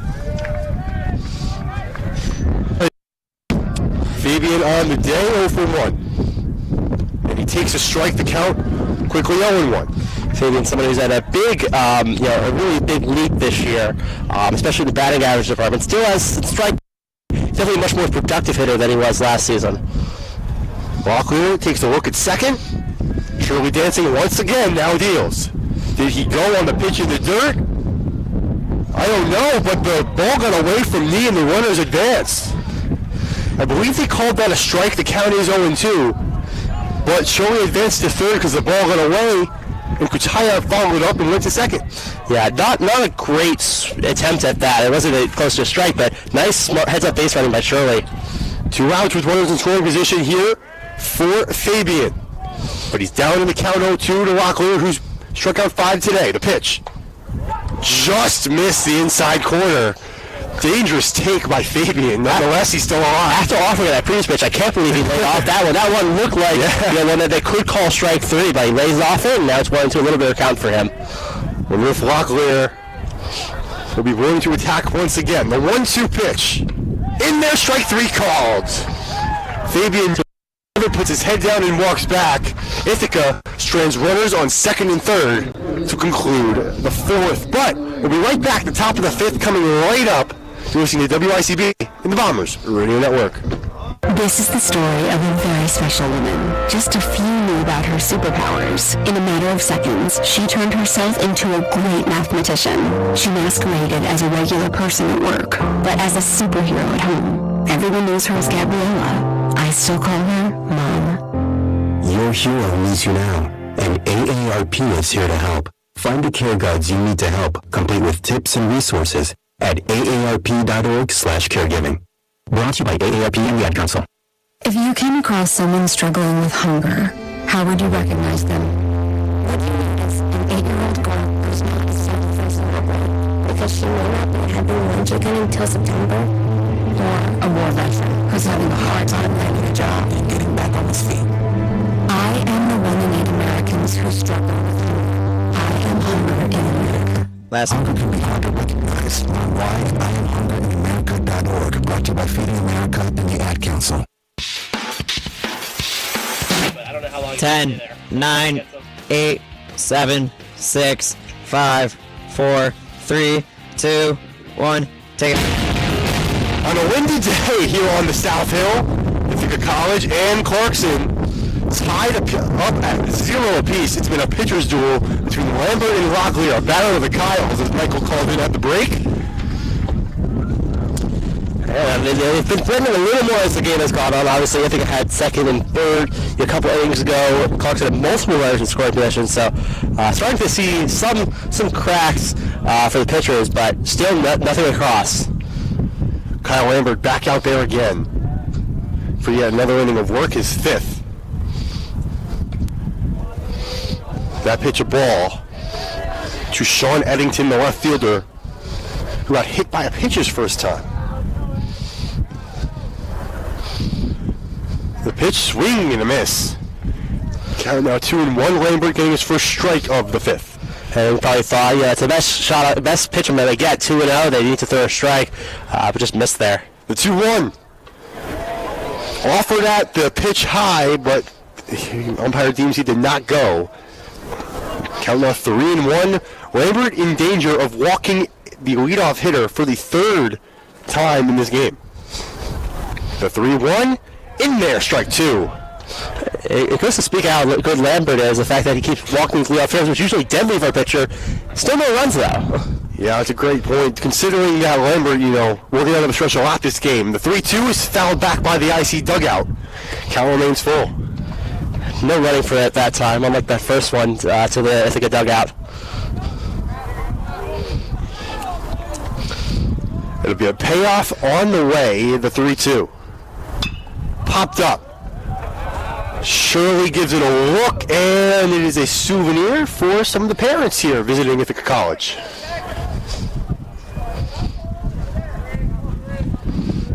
Good job fighting it off by Eddington, just kind of making Lambert work a little bit. There's a payoff coming from Lambert. Trying to get the first out of the inning with the first batter, but Eddington will call for time. It's Eddington, then the third baseman Tito, and then back to the top, where Wilson will get his third crack at that. The payoff again. Just missed the outside corner, and Eddington reaches for the second time this game.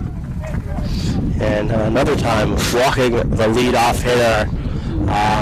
Not good, especially if you want to have longevity. You can't keep walking with leadoff hitters, but he has gotten out of it so far. So, but you do have the top of the line to come again. We'll see if they bunt again. Remember last time Eddington led off the inning by getting on. Yep. You had the bunt. I'll see if they do that again. Tito did do it, but then Eddington got the route going to third on the ground ball. Tito shows bunt, pulls it back, but the pitch is a strike. You see Fabian definitely going in, ready for that bunt.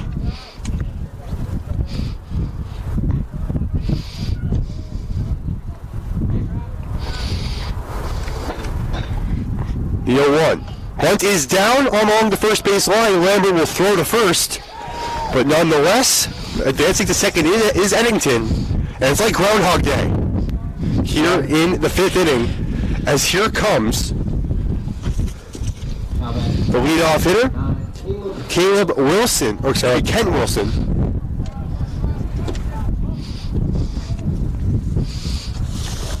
Excuse me, Caleb Doyle. I misspoke a little bit there. Caleb Doyle here, who grounded out to a fielder's choice to Peterson at short, getting Eddington going to third. We'll see if he's going on contact again. The ball's hit to the right side. He should have an easy time going to third, but if it's hit to the left, he's really got to be careful. Lambert deals.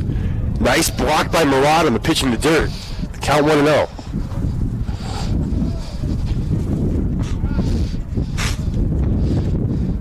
A bit of a visit there by Shirley, just kind of talking to Lambert, trying to calm him down a little bit. Shirley, one of the vets on the team, and also Lambert, so probably just communicating. We've done this before, You've gotten out of this so many times, with me at first. When you see Buzz Shirley going to talk to Lambert a little bit, they're trying to calm him down. Obviously, Lambert's been in these scenarios before. He's been so effective. But a lot of high-stress pitching situations throughout the course of this game due to the fact There's no runs on the board, just one hit apiece. That pitch chopped foul left side. The count 1-1. Eddington really not taking too high of a lead off of second. Wants to ensure that he can remain in scoring position for the top of his order. You're listening to Ithaca College Baseball here on WICB.org and the Bombers Radio Network. Jeremy Goldstein, Michael Menace on hand here at Velocente Diamond at Freeman Field. As the 1-1 is cut on and missed by Doyle. The count 1-2. Strikeout here would be vital in terms of Lambert's chances to get out of this inning unscathed. Eddington takes his lead off of second. Brody trying to hold him close. The pitch. Outside, good stop by Murad once again. The count even at 2-2. Stop by Murad, getting out of his crouch. You don't want anything trickling away. As you saw the last inning, even a few feet away, and you might take third. That's really did last inning. From third to first, we got Fabian Peterson, Brody, and Shirley doing a good job trying to keep the runner in check. 2-2 from Lambert. Doyle awaits the pitch. Missed outside corner, and the count's full. Great job coming back from 1-2 to a full count. By Doyle here, staying patient and fouling off the pitches he needs to put away.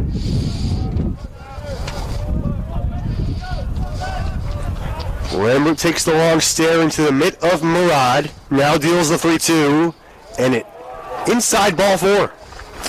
That was a base open there, but you really don't want to be walking another hitter, getting to that meat of that Clarkson lineup right now. So, but there's a force now. Yeah, and this is the most dangerous scenario once again that we've seen today is meeting on the mound with Lambert, Gil Murad. First and second for the Golden Knights, and it's not only just a regular first and second, we got a couple dangerous hitters coming up for Clarkson. It's Kent Wilson now, who's hitting over 340, and Colby Brulette, who's due for a hit in the designated hitter spot, who has 4 home runs on the season. Yeah, listen, with the only hit so far, so definitely not the guy you want to face with first and second. But he's gotten out of these jams a couple of times before. I'm sure that's what they're talking about. It doesn't look like, no one's even thinking about warming up right now. So it's his jam to escape from. It's still pretty early in the game anyway. Yep, obviously there's a force at every base except for home. And obviously you're looking for a ground ball or a strikeout here. If it's a fly ball, you got to hope it's shallow. Anything deep. Eddington does have the speed to advance to third. We've seen it before. He's an aggressive base runner. Well, here's Ken Wilson, who's recorded the only base hit for Clarkson on the day. Fabian playing close to the infield grass, the pitch way high. The count 1-0. Runner's not taking too big of a lead. Don't want to get picked off here in this scenario, trying to record the first run of this whole ball game. Lambert looks back to Eddington at second base, now deals the 1-0, and there's a strike down the middle, the count 1-1. Nice pitch, fooling Wilson there. Wilson, I don't think he was expecting that at off speed there.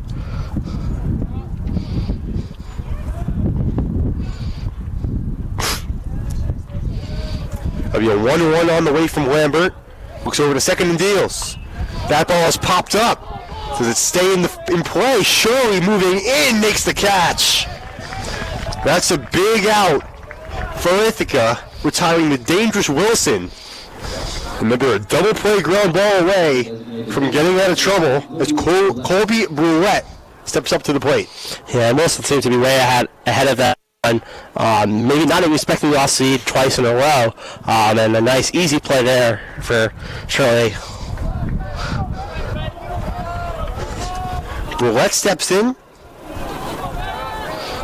and awaits the pitch from Lambert. Outside, count 1-0.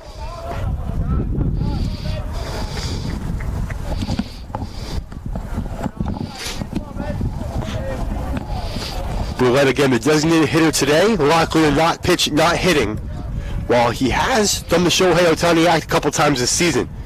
Brulette takes a strike down the middle, count 1-1. It's very cool that you could have the pitchers hit in college baseball. Obviously, if a guy has someone like that with Bud Shirley, he started 3 games, but he also obviously their best hitter. The 1-1 from Brulette on the way. In the dirt, good block by Murad. He's played a great defensive catcher today. Yeah, nothing has really gotten away from him at all, and a veteran back there, definitely. To say the least. It'll be a 2-1 on the way to Brulette. Eddington advancing his lead off his second, keeping him in check is Peterson. The pitch grounded to second, always off the glove. They do get the out at first. It went off the glove momentarily of Riley Brody. They do end the inning, though, on the ground ball. Almost a near disaster error. But that'll do it. Here in the top of the 5th inning, when we come back, Ithaca again will look to take the first lead of the game. You're listening to Ithaca College Baseball on the Bombers Radio Network. Tom has been a teacher for over 40 years. One day, I think one of the students had asked the question and he didn't remember the answer. And I also noticed that he was letting his class out earlier than they were supposed to let out. I was really starting to worry. Then I talked about how it would change our lives. He was there beside me. When something feels different, it could be Alzheimer's. Now is the time to talk. Visit AZ.org/ourstories to learn more. A message from the Alzheimer's Association and the Ad Council.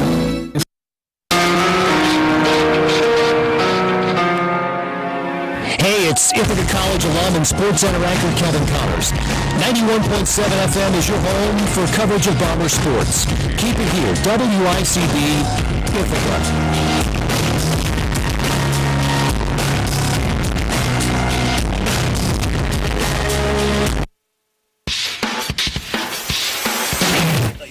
Ten, 9, 8,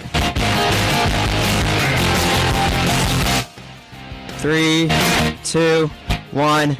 And we're back with Ithaca Baseball taking on the Clarkson Golden Knights. A 0-0 score here in the bottom of the 5th. Hello everyone, I'm Michael Memes alongside Jeremy Goldstein, listening to Bombers Radio Network on WICB.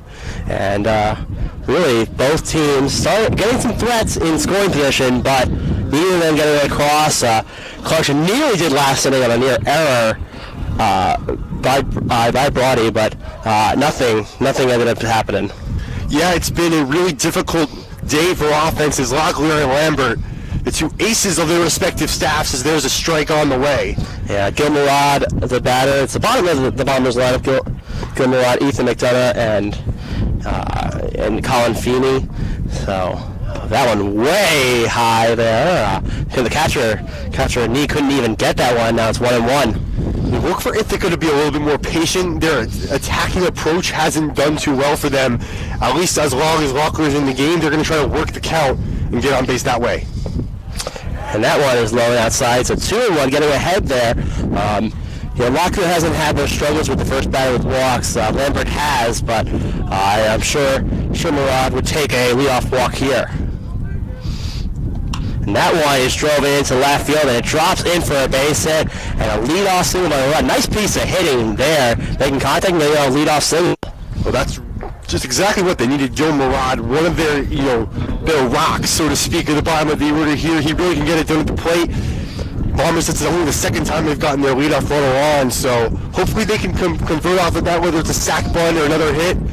They got to just keep the chain moving and not stop it right here. Yeah, Ethan McDonough up, and we'll see if there is any one. It's unlikely that Murad will steal. He has only a short lead, and he's also a catcher. A catcher's not known for their speed, but the first pitch is in the dirt. Nice block there, though, by Knee. 1-0. Wind's also going to play a big factor, whether it's a ball in the dirt getting away from Knee or a ball in the outfield drifting around in the wind. So weather is going to be important in this back half of this ball game. It definitely will be, as Locklear looks over to first. A little bit of a lead there by Murad. But a bunt, and it's popped up and it's caught. An unsuccessful bunt there, but nice job by Murad kind of staying there, not running right away. Nice play there by Tito, though, getting that pop-up. But not a good play there by McDonough. Well, I wouldn't say it's not a good play. It's just, unsuccessful. It's just an unfortunate error. When you bunt, you really have no idea necessarily where the ball is going to go. You can direct it, your bat in a certain way, but, it's a round surface. You have no idea how it's going to come off the bat, so to speak, and unfortunate there. And now Colin Feeney, that first pitch, another one in the dirt, but scooped up there by Nee, 1-0. And New Orleans wanted with a little bit of a lead there on that pitch because they knew it was a bunt. But no lead now for Rod, despite Lockley looking over. That one a little bit high, so 2-0. Feeney heading the count, and after that would be the top of the order. So he can get on here. You really have a good opportunity in the bottom of the fifth inning. I'd give the red light to Feeney here. Just gotta work this count on Rockler. And he takes that one, and but they're in there for a strike. Didn't look. He could hit that one. It also was a nice pitch, kind of at the edge of the plate. A normal infield depth for the Golden Knights. It's 2-1 count to Feeney, and that one is fouled sharply to the left side, but right almost at the batting cages right for the Bombers. So 2-2 now, evened up the count. 1 out here in the bottom of the fifth. Right now, 0-0 game. Bombers have 2 hits. Clarkson has a couple of walks and hit by pitches for both teams, though. As that one, it's inside and it gets past the catcher. I'm not sure what happened there, but now there's a runner on second. Smartly takes second there. So 3-2 now, and a chance to drive it around with a hit. Yeah, that's great intelligence by Murad, seeing that the ball not only got blocked by Nee, but it got behind him. That's the only reason why he was able to advance without a throw. And he gets second safely now. Runner in scoring position for the non-hitter, Feeney. And 3-2 is swung on and missed, so big strikeout there. Now 2 outs. Rockler continues to get a ton of strikeouts, but now top of the lineup, Riley Brody, a chance to drive a runner in. Big opportunity. Brody right now has been 0 for 2 today. He's flown out and popped out, and popped out was a big opportunity when Ithaca had a runner on. Brody needs to be the true leadoff hitter here by doing his job getting on. No, looks like it. Thought it was a wild pitch, but it looks like it hit him. It did. So it got past him, but it did hit. Looked to be his foot. So first and second now, 2 outs. Nice at bat there, I guess, for Brody. Gets on and moves the chain for Luis Fabo. Yeah, big chance for Fabo here now. I mean, second chime in as many innings there where you've had runners on base, 2 runners. That is, with 2 gone, unsuccessful the first time. See if they can get it done this time. And Fabo with a strikeout and a fly to center field on the day, as he takes this one outside. So that's 1-0, and yeah, you see a little bit of wildness from Lockley this inning. So yeah, you might get runners in second, third if you get deep enough into this at bat. And if you're Fabo, you're not lunging at any pitches right now. You're not trying to be a hero. You got your best hitter on deck, and if he had the bases loaded, you would not complain. And that one, a little bit off the bat, a nice diving play by Wilson. He flips it onto Lockley. A really nice play there to get out of the inning. Ends the Bombers' threat. And that will do it for the bottom of the fifth. 2 runners left stranded for Bombers. Still a 0-0 game. Head to the top of the 6th. You're listening to Ithaca Baseball and Bombers Radio Network on W. Okay, kids, Dad's gonna teach you how to dance. First, spread your feet apart. Then, pump your knee, nod your head, shake your hips, and bite your lip ever so slightly. Now, with one hand in the air, point at people with the other hand. I call that the rock star. Dance like a dad. It's a great way to make a moment with your kids. Now, make a face like it just smells something bad. Visit fatherhood.gov. Brought to you by the U.S. Department of Health and Human Services and the Ad Council. When might you be buzzed? When you suddenly love everything. You guys! I love this song! I love these nachos. I love our kickball league! Oh! I love this guy! What's your name? You know what I love? A ride when it's time to head out. If you see a buzzed warning sign, call for a ride when it's time to go home. Buzz driving is drunk driving. A message from Ithaca and the Ad Council. I love your car. Is this real leather?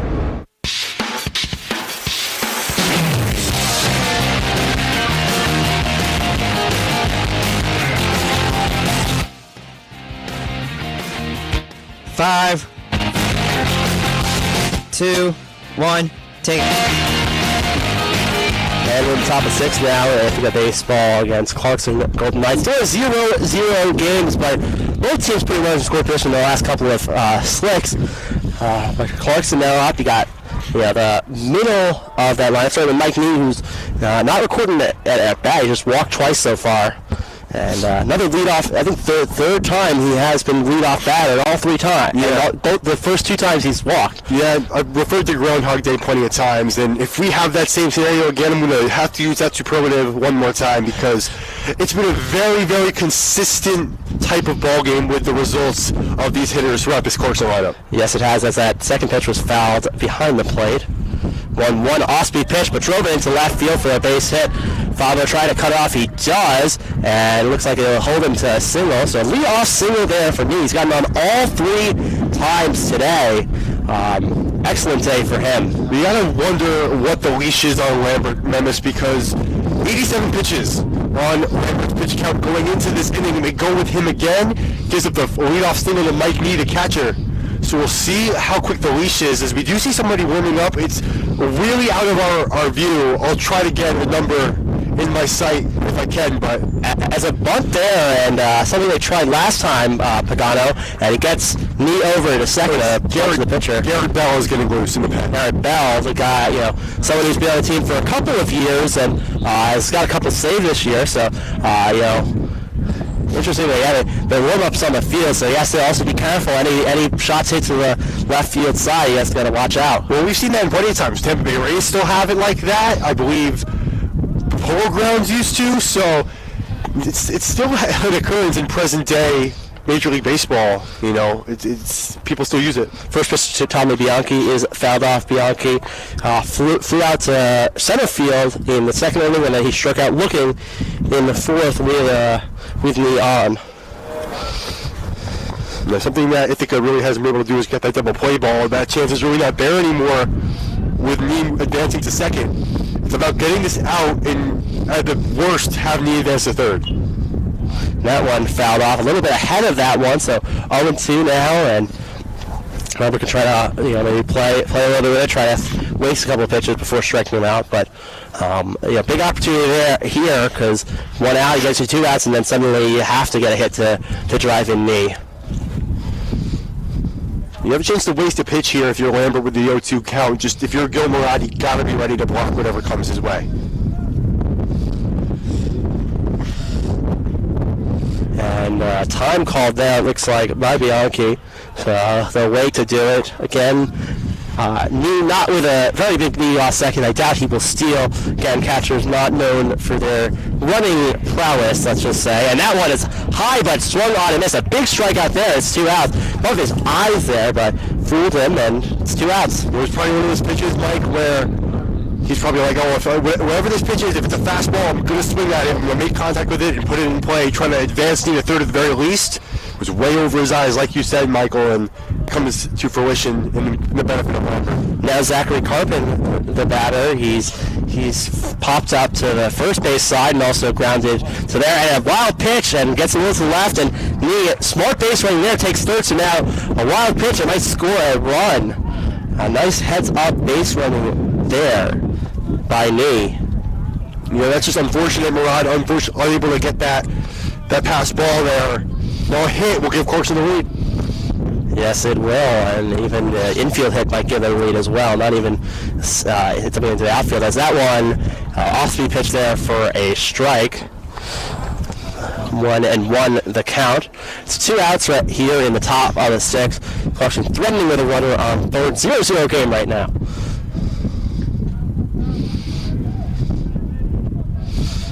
And the pitch in the dirt, and that will score a run.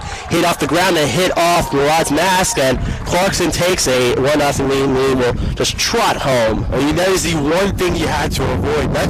It wasn't the bats of the Golden Knights that really made that happen. It was simply two balls that got by Murad, and obviously Murad wants to block those. Lambert's got to be aware of that too, whether that's just taking less risks and not using the dirt as much as that. And that one fouled off and gets through the couple of bombers that are out there in foul territory for the warm-up. So it's a 2-2 count, but now Clarkson gets the lead, and Ithaca really hasn't had a lot of productive offense, so a really important first run. And that one, strike out looking, tried to check his swing, but no difference. And we're going to head to a Liberty League update, listening to Bombers baseball here on Bombers Radio Network on WICB.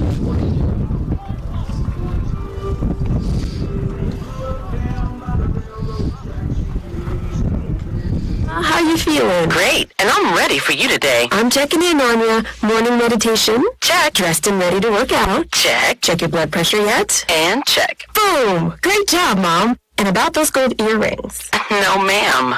Now more than ever, it's important that we protect our hearts and the hearts of those we love. Monitor your blood pressure daily and help each other stay motivated. Rally your squad to take the online pledge at releasethepressure.org. Brought to you by the Release the Pressure Coalition and the Ad Council. Adopt US Kids presents What to Expect When You're Expecting a Teenager. Learning the lingo. Jelly. Jelly adjective.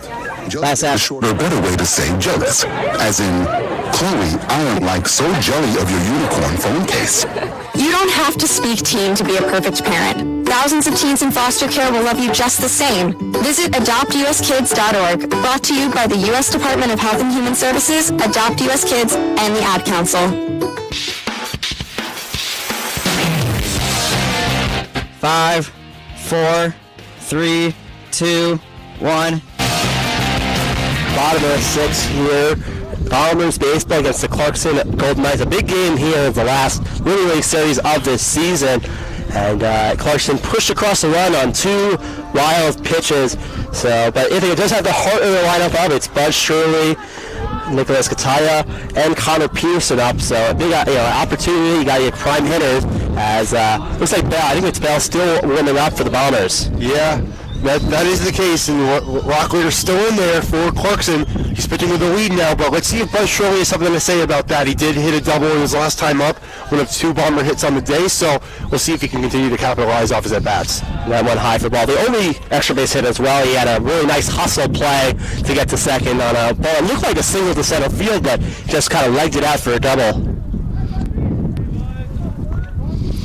The 1-0. That's taken for a strike. A little bit of an off-speed pitch there. So it evens the count. Shirley's gotten on both times. He also walked in his first at-bat. That one driven into center field, trying to run in for that, but he will not get it as Joe Pagano. So a lead-off single for Shirley. He's both teams having their middle lineup really produced. Shirley getting on 3 times, me getting on 3 times for the Golden Knights. Now an opportunity for Kataya. Yeah, and that's a big one because Shirley is he's continuing to do damage in this lineup, and we'll see if the guys behind him can contribute. Kataya did get on with a walk after Shirley's double last time, but there's no open base at first, so he's going to have something to hit more likely here. Yeah, Shirley, not a base running first, but if it gets a little bit away, as it did when it was on second, he might try to take an extra bag. Yeah, and he's willing to be an aggressive base runner. We saw that in the double. It was a hustle double like I described it as, and I doubt he'll go for a steal straight up with Mike Nee's defensive prowess, but Kataya looking to do some damage here and is very capable of doing so. Locklear looks at first and he throws a pitch, and Kataya grounds it up the middle here, through for a base hit. So 2 hits to lead off the inning. Shirley will not even attempt to go to third. That was hit right to the center fielder Pagano. So first and second now, a prime opportunity for the Bombers. But I gotta say it, like I said, Kataya likely to have something to hit there.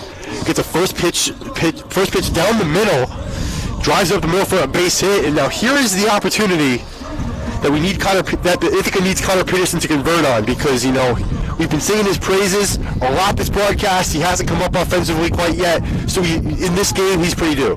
Yeah, Peterson so far on the day he has not able to do much. He struck out and he flew to left field. He tries to bunt it there, but that goes foul. Interesting play there. Probably not for a hit, even though he is fast, but try to get second, third with 1 out, and you don't even need a hit to drive a runner in. In the Clarkson bullpen, Griffin Tubbs is getting loose. He's thrown 35 innings on the year, a 6.43 ERA. So once Locklear has his leash pulled, we're likely going to see Tubbs in the game. 0-1. And another bunt attempt, that's the third. Nice job by him, in between the pitcher and third base. He does get him at first just barely as Wilson almost falls down to get it, but we're getting by a couple steps of 1 out, but second and third, a productive at-bat there for Peterson. Now Matt Fabian with the opportunity to drive a run in. Well, that was Zach Carpin came to cover first base for some reason because of Wilson coming in to play the bunt. And it's a great awareness by the second baseman, Carpin there. But now this is exactly what he set up. Second and third with one out. You got to put the ball in play here to a point where Shirley can tag up and score. Yeah, Shirley not known as the fastest guy, but he is a smart base runner from his years of experience. As that one is hit lefty, that will drive in a run. Anything will go back on that, but actually Picano will end up going under it. Oh, he dropped it! And it looks like a run will score. Wouldn't be a sacrifice at an error, and first and third, and the Bombers get their first run. A big error there by Pagano. The second time he's made a little bit of a mistake play, and Ithaca ties the game. Mike, you know when you watch football and a receiver drops a pass and people say, oh, it's because they were looking to get that first down? That's exactly what Joel Pagano was trying to do there. He was too worried about the throw, he forgot to secure the ball in his glove, and now it's a reach on an error. Shirley tags up and scores. We got a 1-1 ball game, and Ithaca threatening first and third, one gone. And once again, you don't even need a hit to score one, although there is a double play possibility. Yeah, you got to put it in the air, elevate. Yes. Let's get Murad up, trying to maybe make up for his mistakes from last inning with the 2 wild pitches. Takes that first one for a ball. We're going to wait for how that's scored. It could be a sac fly in an error. Yeah. Because obviously we have to see if that run is earned or unearned. And that one almost hits him, but he does avoid that one. So 2-0 now.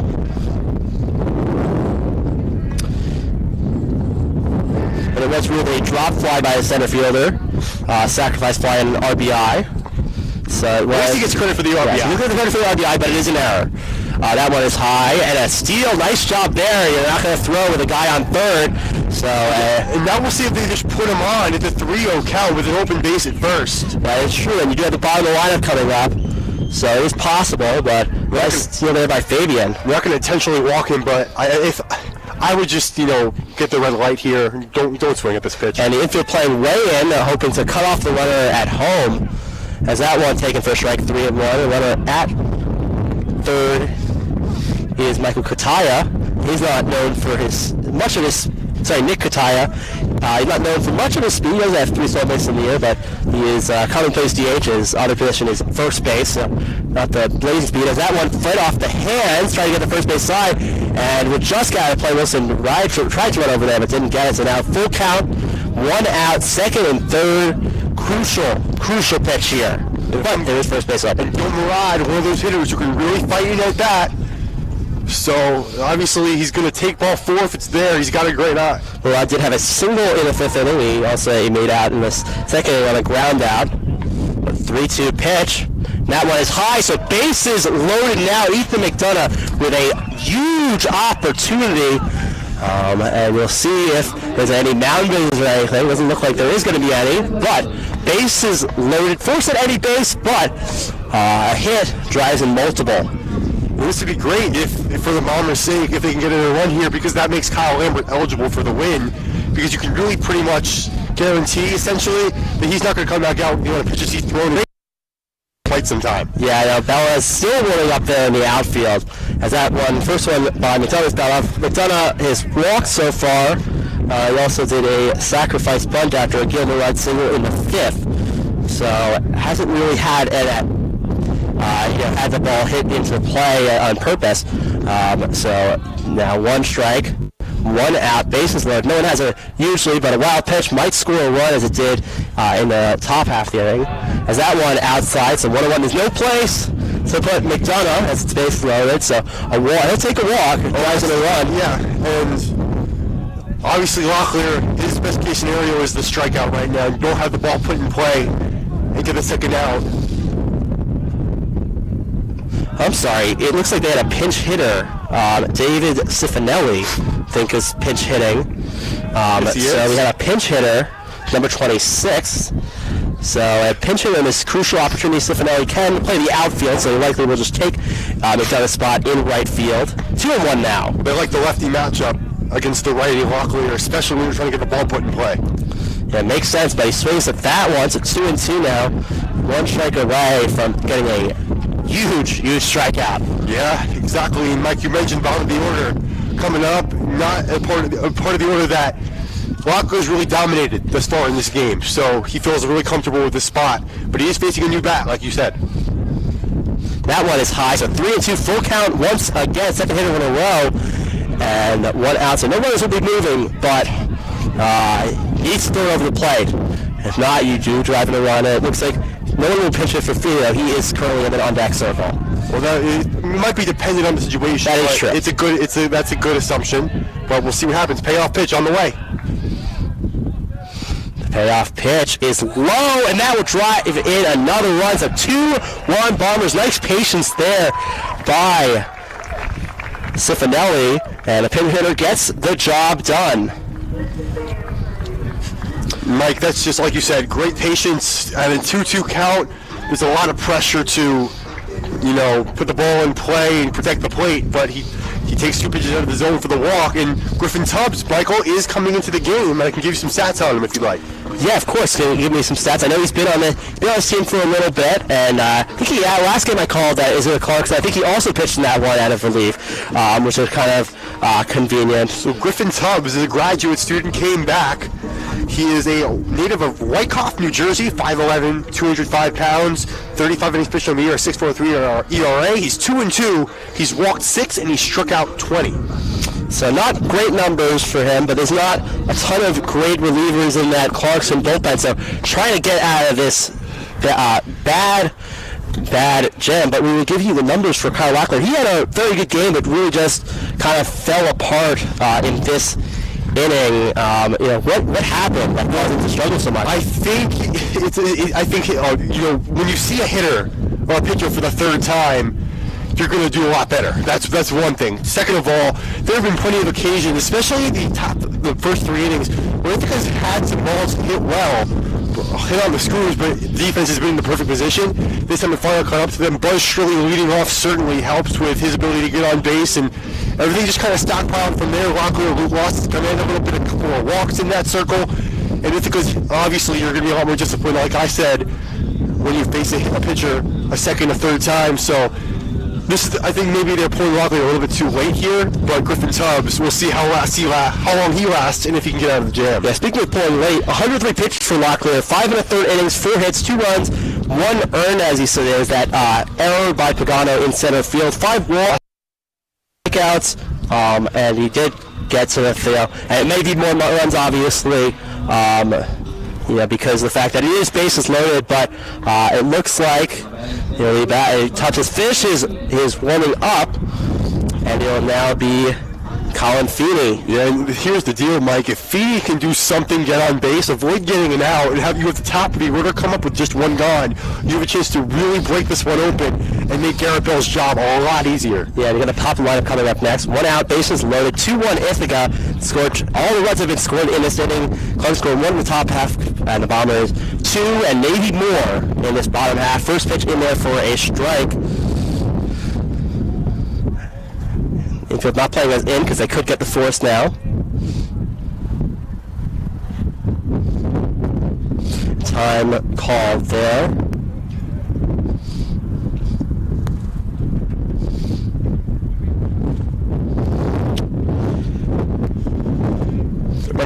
A no-run count here. Just try to stay disciplined, protect the plate at all costs. And that one low at 1-1. So evens the count there. The runner on third is Matt Fabian. Runner on second, Gil Murad. Runner on first, the pinch hitter, was David Cifanelli. So bases all juiced, as they say, 1-1. And here's the pitch to Feeney. Almost got away. That's a great block. Knee just lunging to his right, because if he doesn't do so, Feeney's going to be in his way, and at least 1 run's coming home there. So great block. Yeah, but now Feeney is ahead, 2-1. So see if he gets a good pitch here to snack and drive in a run.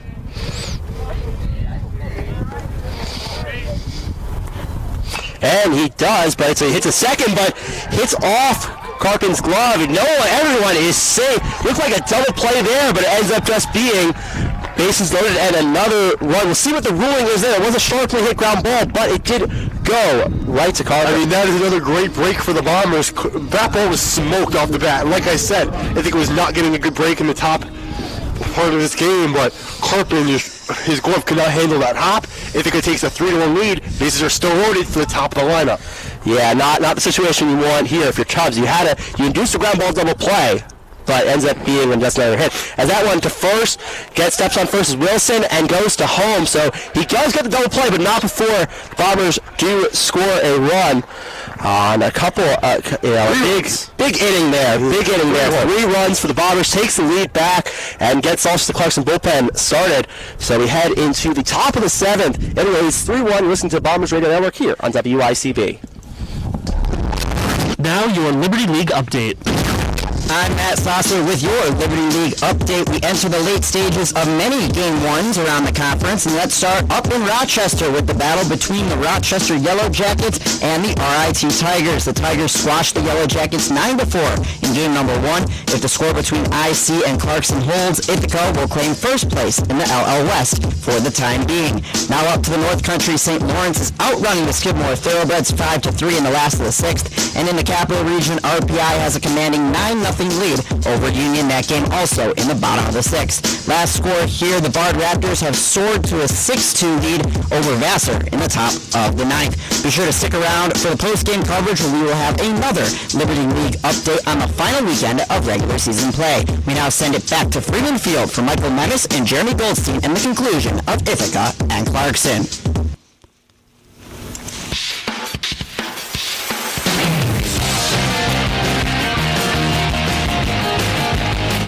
5, 4, 3, 2, 1, take it. New pitcher in for the Bombers. Bombers up 3-1 here on WICB and the Bombers Radio Network. Pitcher is Garrett Bell, someone who's been on this team for a while. He is a junior business administration manager from a local kid from Lansing, New York, only a couple, maybe 10 or 15 minutes away on the season. He's 5-0, 25 hits, 26 innings pitched, given up. He has a 5.19 ERA, 1.4 whip, 12 walks, 30 strikeouts, and he has come in a couple of times out of the bullpen this season. He has 2 saves so far and only 1 start, so more used as a relief pitcher so far, and looking to continue the great work that Lambert has done. And Lambert's final line, 5 1/3 innings pitched, 6 Ks, 5 walks, 4 hits. Wrong foot. 5 Ks, 4 walks, 2 hits, 1 run, and 1 earn. That run was on a couple of wild pitches, but Bell now in trying to shut down the Golden Knights bats. So that one is outside and low, 1-0. Garrett Bell has also started a couple of games this season, so he's pretty much used in a flexible way in terms of his pitching appearances. In this case, obviously, Coach Alicante is going to use him as long as he can.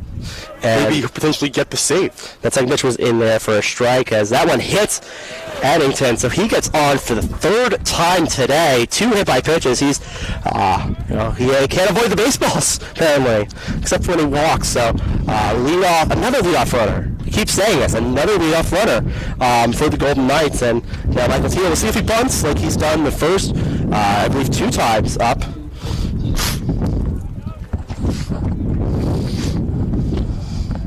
Let's see if Eddington takes a larger lead. He's got the second off bunting a couple of times. That's been the situation. I mean, that we've seen for Michael Tito. His job, every time he's come up to the plate, is to advance Eddington to second base. Let's see if he's tasked with that again. Yeah, first one in there for a strike. A little bit of a lead, but not too. It looks like stealing depth as that one. Looks like he's swinging Tito, unlike the previous ones where he's been bunting, and that one is fouled off. So, it's a strike now, 1-1. In terms of Tito, once he does get the 2 strikes, he will not bunt. So this is his last chance to do so until he gets strike 2. Yes, it will be. And that one grounded to the pitcher. It looks like the only play he can get is first, and he does. So a nice play there by Bell. 1 out, but does advance the runner. So it's essentially a swinging bunt because that was as slow of a chopper as you could possibly hit. But now here comes that dangerous top of the order, Mike, where I think I really struggled the last couple of times through. Thankfully, they're facing a new pitcher, so there might be some confusion on that end. Yeah, Caleb Doyle now, he's walked. He had a fielder's choice and also flew out to left field to begin the game. And also, I'd like to mention that because of the pinch hitter last inning, you have, I believe, yes, Cifanelli is now in right field, so a little bit of different defense now, but Cifanelli is obviously an outfielder, so sure he'll be comfortable out there. There's that first pitch in there for a strike.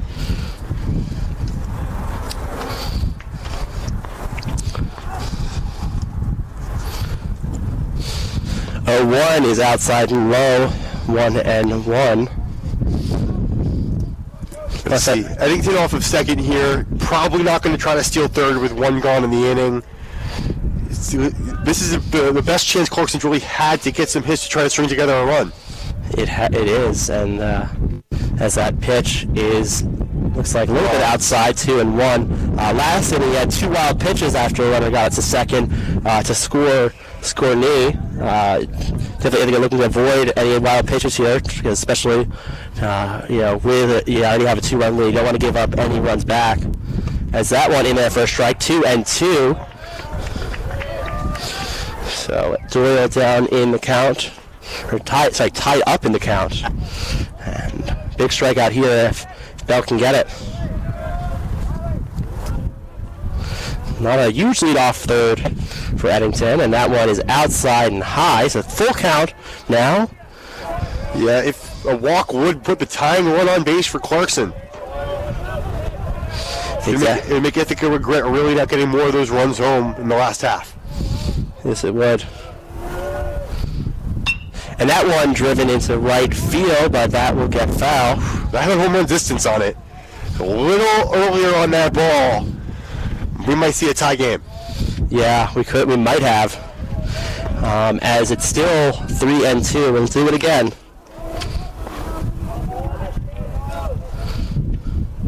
And that one is low and outside, so first and second now, 1 out. He lost him there, and 2 runs to start the inning. Not a good start for Bell. Yeah, obviously, Bell on a hit by pitch in the walk. He's a little out all over the place here against these Clarkson hitters. And it's dangerous because you really can't use this time to find the zone, because this is exactly who Clarkson wants up at the dish right now. So he's going to really have to pinpoint to the best of his ability. And that one is in there for, it's like a ball. And Wilson, the batter, is one of the Plode Knights' 2 hits on the day. He's also popped up to the first baseman and struck out. That first pitch was a strike, as off-speed pitch, and he takes that one for a ball.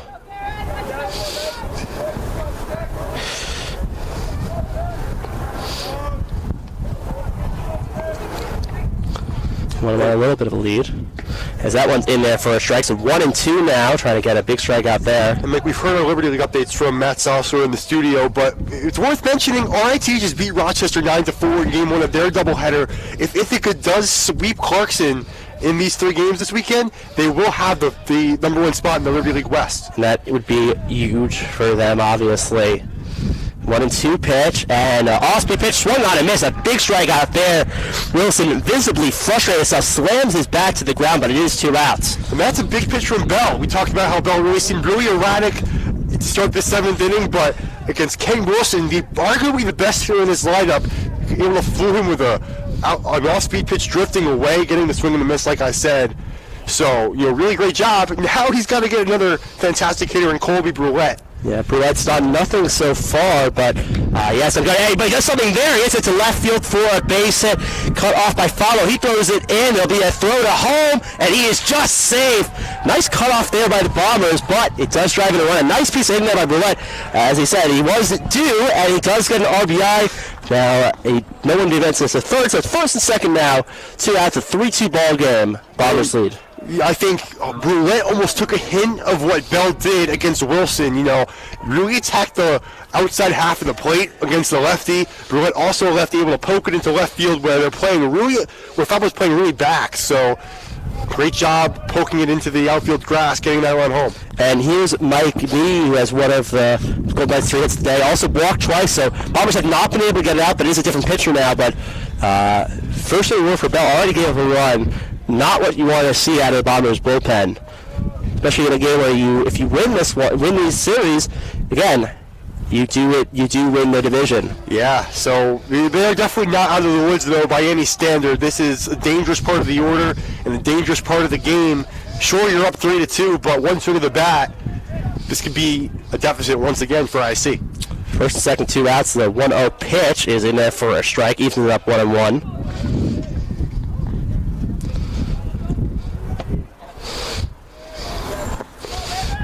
Doesn't look like anyone's rolling after the Bombers, so they'll have Bell probably go multiple innings.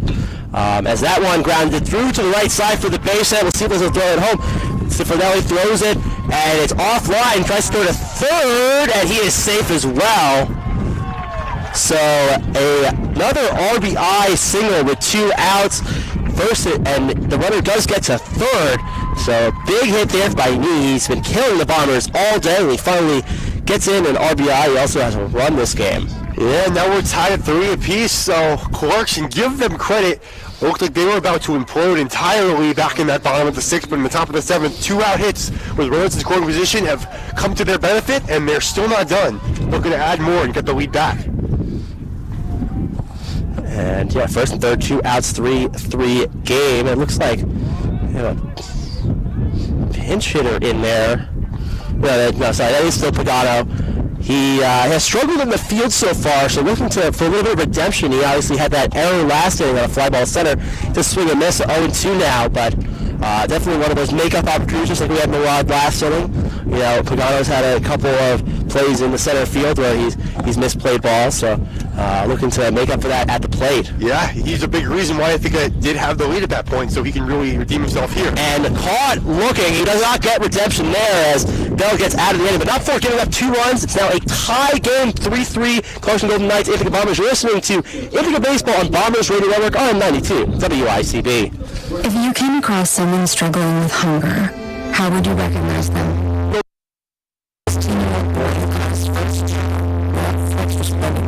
To help feed his little sisters? Or a mother who's in between jobs and sometimes goes to bed hungry so her kids can have dinner. I am the 1 in 8 Americans who struggle with hunger. I am hunger in America. Hunger can be hard to recognize. Why I am hunger in America. America and the Ad Council. I'm probably okay to have one more. Last ad, I just figured just in case with that. I'm probably okay. I opened the window to stay alert. Probably okay. I just popped some gum in my mouth. Step out of the car, please. I probably made a mistake. Probably okay. Comes to drinking and driving. If you see a warning sign, stop and call a cab, a car, or a friend. Buzzed driving is drunk driving. A message brought to you by NHTSA and the Ad Council. 5, 4, 3, 2, 1, take. And we're back here on Bombers Radio Network. We're in the bottom of the 7th. We're listening to WICB Ithaca on 92 WICB, the Bombers Radio Network. And it's 3-3. 3 straight times up at bat that both teams have scored. Clarkson scored 1 in the top of the 6th. Ithaca then bounced back with 3 in the bottom of the 6th. And now Clarkson responds with 2 in the top. It looks like Tubbs is still out there. No one's waiting for Ithaca, so it looks like Bell will go back out as well. But Ithaca had a really productive inning last time.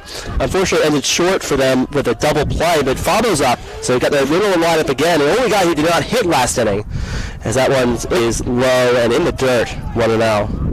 And Fabo has been a run producer quite a bit this season. Let's see if he can, start the chain on this occasion. Yeah, Fabo is a first-year, second-team All-Liberty League. As he grabs that one to left field down the line. Now he's going to get 2. He goes to second and still not getting the ball as Eddington, but Fabo will hold it there. Hit but good to the left. It's a leadoff double.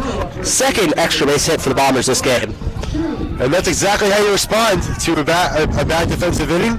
Come up with an extra base hit to lead it all off, and now you got your best hitter at the plate with a chance to drive in the go-ahead run. And the only guy in the Bombers lineup that Clarkson still hasn't gotten out is Buzz Shirley. He has a single, a double, and a walk, looking to drive in a run here. And Fabo is someone who really motored down the base path, so a single likely scores him here.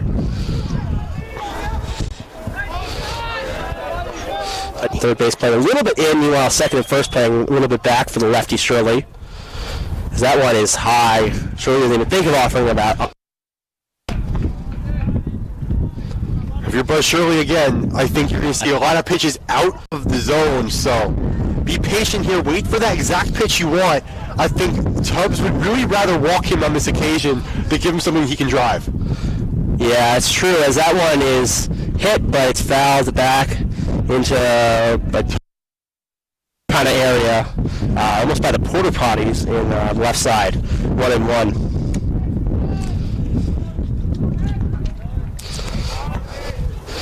Slightly off second by Fabio. He's getting held in a little bit by Doyle.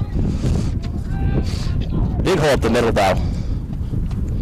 And that one, a little bit ahead of that, but floated into the left field. Eddington's going to get, he's running in, but he does finally get it. Fabio does not try to advance the third. Smart play. He does not try to advance. That's how crazy the winds has been. I mean, it looks like he had to drift all the way back for that ball. But it ended up going all over the place before the catcher's miss. And you're listening to Ithaca College Baseball here on WICB Ithaca. And through the game here, and both teams have started to get to the bullpen. And Kataya trying to continue that. Runner on second, one out. He got a single last time, ended up scoring. He also has walked and struck out. This wind's crazy today, Mike. It really is. Yes, it is. But still a beautiful day and with a great crowd. As that one grounded to the right side, and it'll be got by Carpin. Throws to first, so go 4-3 there. That's the third is Fabo, so runner on third and 2 outs. A wild pitch could score Fabo. There were a couple of those this game. Connor Peterson, though, looking to drive him in. Pearson, he's facing Jack Lynch at shortstop. Lynch wore 2 last year, in his time with the Bombers, because he was a big fan of here. I'm not sure if that's the reason for Pearson, but it's interesting he's taking Lynch's old number and playing the same position. As that one in there for a strike. Yeah, nonetheless, Pearson does have the talents to sort of replicate what Lynch did for the Bombers for quite a few seasons, and still waiting on his first base hit of the day. But he's been a very instrumental part of this lineup and their success that they've had throughout the course of the year. Okay, as that one is hit up the middle, but hit off the second baseman Carpin. That'll be a base hit, and that scores a run. Ithaca takes back the lead 4-3. A big hit there by Peterson. But nonetheless, Mike, and that's credit to Connor Peterson. That's a great base hit to take the lead. But Zach Corbett had a rough day at second base. Whether that's the error back in the last time of the 6th inning, here in the bottom of the 7th, has a ball go off of his shin, didn't get the glove all the way down, and that's the reason why he couldn't corral it. It would have been a tough nonetheless with Peterson's speed, but Ithaca takes the lead now in the bottom of the 7th. Yeah, nearly had also an errant throw earlier as well, early in the game, as trying to make sure keeping Peterson honest at first, a pickoff there, but up right now is Matt Fabian. He scored on the error and was bases loaded. He had a sacrifice bases loaded and a sacrifice fly to center, but ended up being dropped, and he ended up getting on base and ended up scoring. But you're listening to Ithaca Baseball here on WICB Ithaca and the Bombers Radio Network. 0-1 count to Fabian. Moving off first, and he got him! He's out. He was leading towards second, and they got him to get out of the inning. A second caught stealing of the game. This time it's Peterson getting caught stealing, and that will end the bottom of the 7th. But Ithaca does take the lead back. It's 4-3 Ithaca. You're listening to Ithaca Baseball here on Bombers Radio Network on 92 WICB.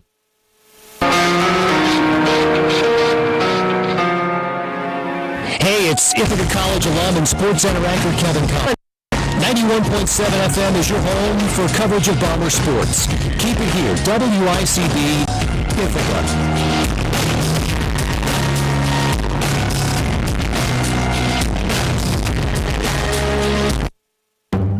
Why was the basketball court all wet? Because the players kept dribbling on it. The dad joke. Corny, grown-worthy, but also one of the simplest ways to share a moment with your kids. What did the buffalo say when he dropped his son off for school? Bye, son. So take a moment to make your kid laugh. Last ad. Dad jokes rule. Make your kid laugh today. Go to fatherhood.gov. Brought to you by the U.S. Department of Health and Human Services and the Ad Council. 10 seconds.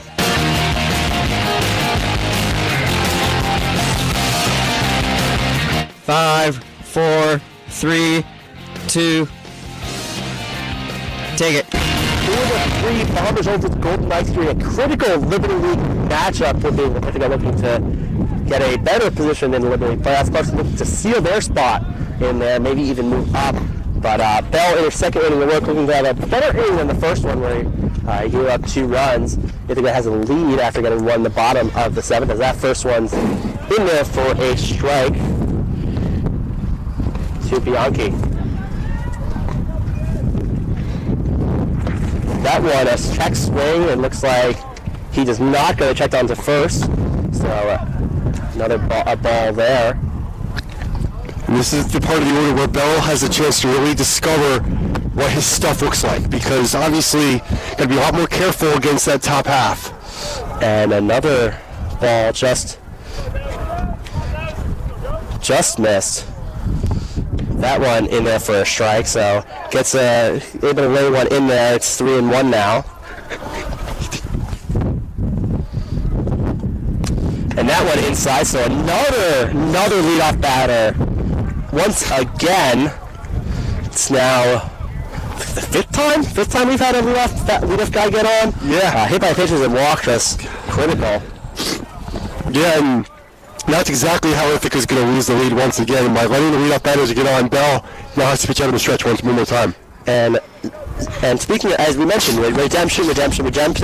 It's Zachary Carpin up, and he made an error last inning that or at least he didn't make a good play on the ball that lets the Ithaca run. And I'll check if it ended up being an error. It looks like it was ruled an error for that one, outside one now. So has to try to atone for his struggles in the field at the plate.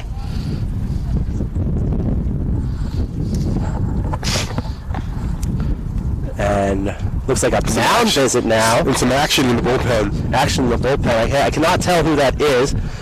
Looks like number... Is it Eris Landy Rives? Yeah, Eris Landy Rives. Yes. A transfer from Barry University warming up. See, Bell's had some struggles since coming out of the bullpen. It's all command-based as well. And going back to last inning, he walked a couple of hitters, and after he started throwing the ball down the middle of the plate, all the hitters they were able to get some hits and knock into the outfield, drive some runs in. So crucial spot here. You really don't want to be wasting so many arms in game one. We got a 3-game series, but you might have to do it. Yeah, you want to get at least that first win, and then kind of worry about the next game when you get there. But Bombers do have someone. It doesn't look like Clarkson has anyone worried up right now. Like Tom's had a little bit of struggles, but the 1-0 pitch is in there for a strike. Evens count 1-1. Again, infield's going to play for that double play ball right now. They haven't got one yet today, but a ground ball will do wonders for this defense. Yeah, not too big a lead off first, as that one is popped up. See who calls it. Looks like Stroley's going to try to get onto that one, and he does a few feet in foul territory, so that's the first out, a big one there. Yeah, but now double play ball will end the inning, and that's a huge out for Bell in terms of his confidence. He really wasn't getting the results he's desired so far, and now he's a real opportunity to get out of this inning quickly with the bottom of the order. But now it's the guy that they can't, another guy that Ithaca has not been able to get out. It's Seth Eddington. He's hit by pitch twice and walked, so he's also gotten on every time. He also scored a run. And that one in there for a strike, 0-1. Nice job of getting that first strike, especially after his struggles with that first batter.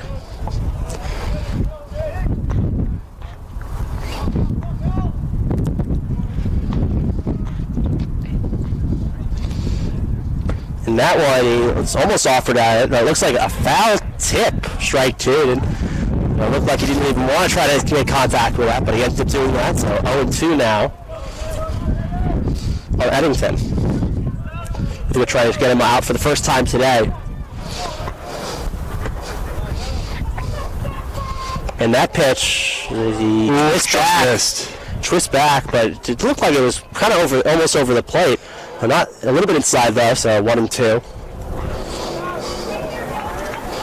A little bit of a lead there at first by Bianchi, but that one's grounded to Shore, and looks like they'll take it himself. Peterson had a nice split catch by Lynch. He's been excellent at first inning. A third highlight reel play we've seen him make, and it gets out of the inning. A big double play for the Bombers, and they continue their 4-3 lead. As we head to the top 8, we're listening to Ithaca Baseball on Bombers Radio Network on WICB.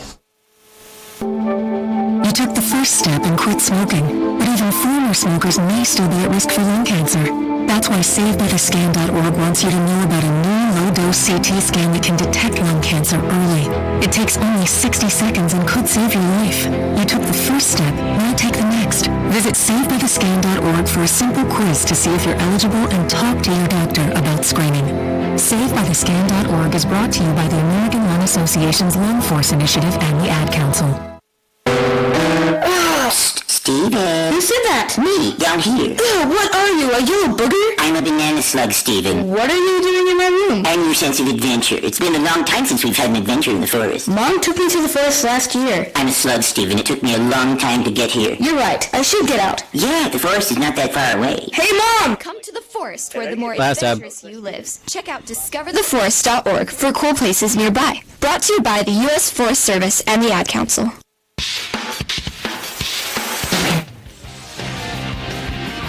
10 seconds.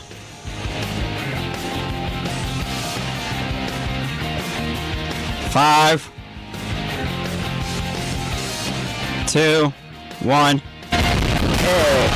And we're back here, Ithaca baseball against the Clarkson Golden Knights. Ithaca up 4-3, a big double play, and very sweet play by Peterson and Lynch.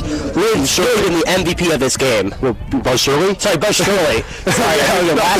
Sorry, I saw shortstop, I thought of Lynch, but anyway, that first pitch is to Fabian. He was up last inning, but there was a pickoff at first that got Peterson. You know, Mike, we can wish Jack Lynch was still here, but the offense has enough firepower as it is, and that one's fouled off. And listen, this is their to dig into this lead a little bit and extend it before they go for the final 3 outs. And obviously, Ithaca wants this win, considering RIT just won. They have a chance to ascend into first place. Yeah, and that one in the third as Tubbs in once again. Clarkson trying to, I guess, save their bullpen for the other games. Hopefully, they'll get some length out of Tubbs. He's not done awful so far, but he has given up a few runs. As that one grounded to third, a charging play by Tito, but he will not get it. Hits off his glove, so an infield single to start the inning.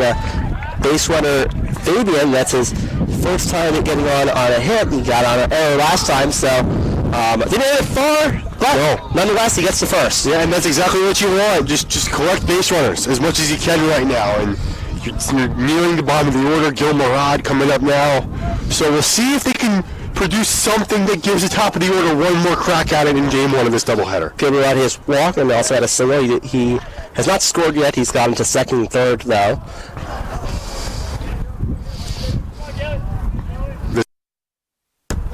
That pitch is driven to right field, but it's going to be foul. But nice swing on that, just to straighten that out a little bit. Murad, he's a contact hitter, which is exactly what you want with the man on first, nobody out, as long as you're not hitting into a double play. And Fabian looks like he has 5 stolen bases this season, so he's a little bit of a threat to run. See if they send him here. He looks like he's the prime too. But they've picked off 2 runners so far, and they try him dead. Yeah, so he does get back. That's been the death of them so far today, pretty much. They've had 2 outs off of pickoffs, so you got to clean that up a little bit. You got to maintain your base runners. Yes, you do. As that one is driven to center field, but Pagano looks like he'll get under that. He's shading, and he does get it. So that would be the first out of the inning. Yeah, great job, Pi Pagano. I'm sure he's been thinking about that next fly ball he's getting after dropping that last one, and it's got to feel good for him to secure it out. You almost don't want to think about that, because then you kind of get nervous. Yeah, it's hard about the previous ones. Yeah, almost forget about it and just play as you were. But you make that play despite having to shade his eyes a little bit. And those fly balls sometimes get hard, especially the higher they get. If you listen to David Cody, he always says you never want to think in baseball, because then you're going to produce a lot less. Yeah, as David Cifanelli gets up and he takes the first pitch for a ball. Cifanelli pinch hit in the 6th inning, and he got a walk to drive in a run, which was big when Ithaca had their 3-run inning, and then he moved into right field. He'll take that one for a strike.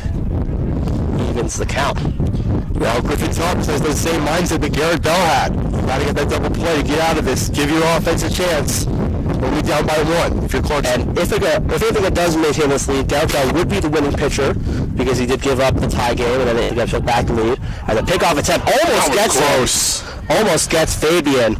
I think he might take a little bit less of a lead now. I don't think it's worth it to make it out at first. Unless you're truly going to steal, there's no need to extend the lead beyond a couple of steps. Yeah. But a couple of nice attempts by Tuck so far. But we'll do a quick kind of throw to the plate. A little high pitch. Another ball.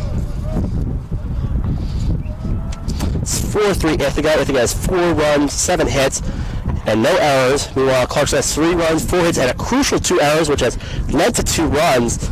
Maybe ends up being the difference of this game. Listening to WICB on 91.7 FM. And that one, it's a weird thing. Attempted a swing, ended up being a strike. Catcher drops it, and a steal of second. Well, yeah, Mike, what happened there is Mike Neal loses it on the transfer. He picks the ball out of his glove, and it just drops. So benefit there for Fabian. Ball in scoring position now with 1 guy. And big chance for Stefanelli to drive in that important 5th run. Yeah, not holding Fabian too much, but nice steal there, 6th on the year. And does he go? He does not. They checked with the umpire at second. There are 2 umpires out here, so you might see the home plate umpire calling more of these when the umpire is there, but they did check and ended up being not a swing. So 3-2 count, full. Runner on second. So Stefanelli at the plate. I think we're with a pretty big lead. That went high, so a walk. And first and second now. See if they do a pinch hitter. Looks like they were talking, but Feeney does get it back out there. So first and second, 1 out. Butler's looking for insurance before the top of the 9th inning. Feeney so far, he reached on an error. He's been hit by a pitch. He's also struck out. He also was caught stealing. Well, he's caught stealing in the 3rd inning after being hit by a pitch. A lefty. See, he looks to bunt with 1 out and trust the leadoff hitter Brody to drive him the runs. Yeah, there was a bunt before the 1st, 2nd, no outs. I don't think they're going to do it with 1 out because then it's you can't get it without a hit. But it is possible with with Brody up next. But he takes that first one for a strike. So it looks like he's been trying to bunt there.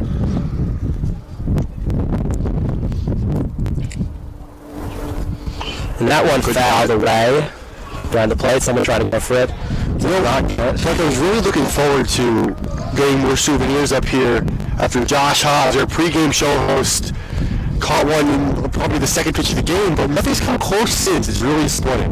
Yeah, unfortunately, but this breaks our equipment. We got a little bit of netting. Well, you got a former 5th grade travel baseball player and myself who. And then you got, I don't know what you did. 2-time recreational champion. There we go. So we got plenty of protection back here. We got our field producer, we got Josh, we got plenty of protection with this. I'm not worried about our hockey enforcer in Noah. Yeah, great. Field producer Noah Scott, shout out. And that one high, so 1-2. Look at there. Mike Neal almost looked as he was going to try to get someone, but no one really was attempting to steal. With a 1-2 count, we're going to see a lot of swings from Feeney because he's not a hitter who typically walks a lot. He has the least amount of walks in this whole lineup. Yeah, and they try to pick him off second. First pickoff we've seen off on second, but Fabian does get back. It would be interesting to see if they did go with a double steal. That would just be flat out pure aggressive base running, trying to set it up a situation where Feeney at the very least can just put the ball in play and get in that 5th run. It would be hard with Feeney right now ahead in the count. Behind the count because you can base the pitch and throw like a high pitch, but a decent lead. As that one good take outside 2-2. It's a pitch-by-pitch basis now. If you're Ithaca and Clarkson, needs to be precise in terms of keeping this deficit at 1, and if you're Ithaca, you're trying to make this purgatory for Clarkson in terms of getting out of the inning. Clarkson still doesn't look like anyone's warming up right now.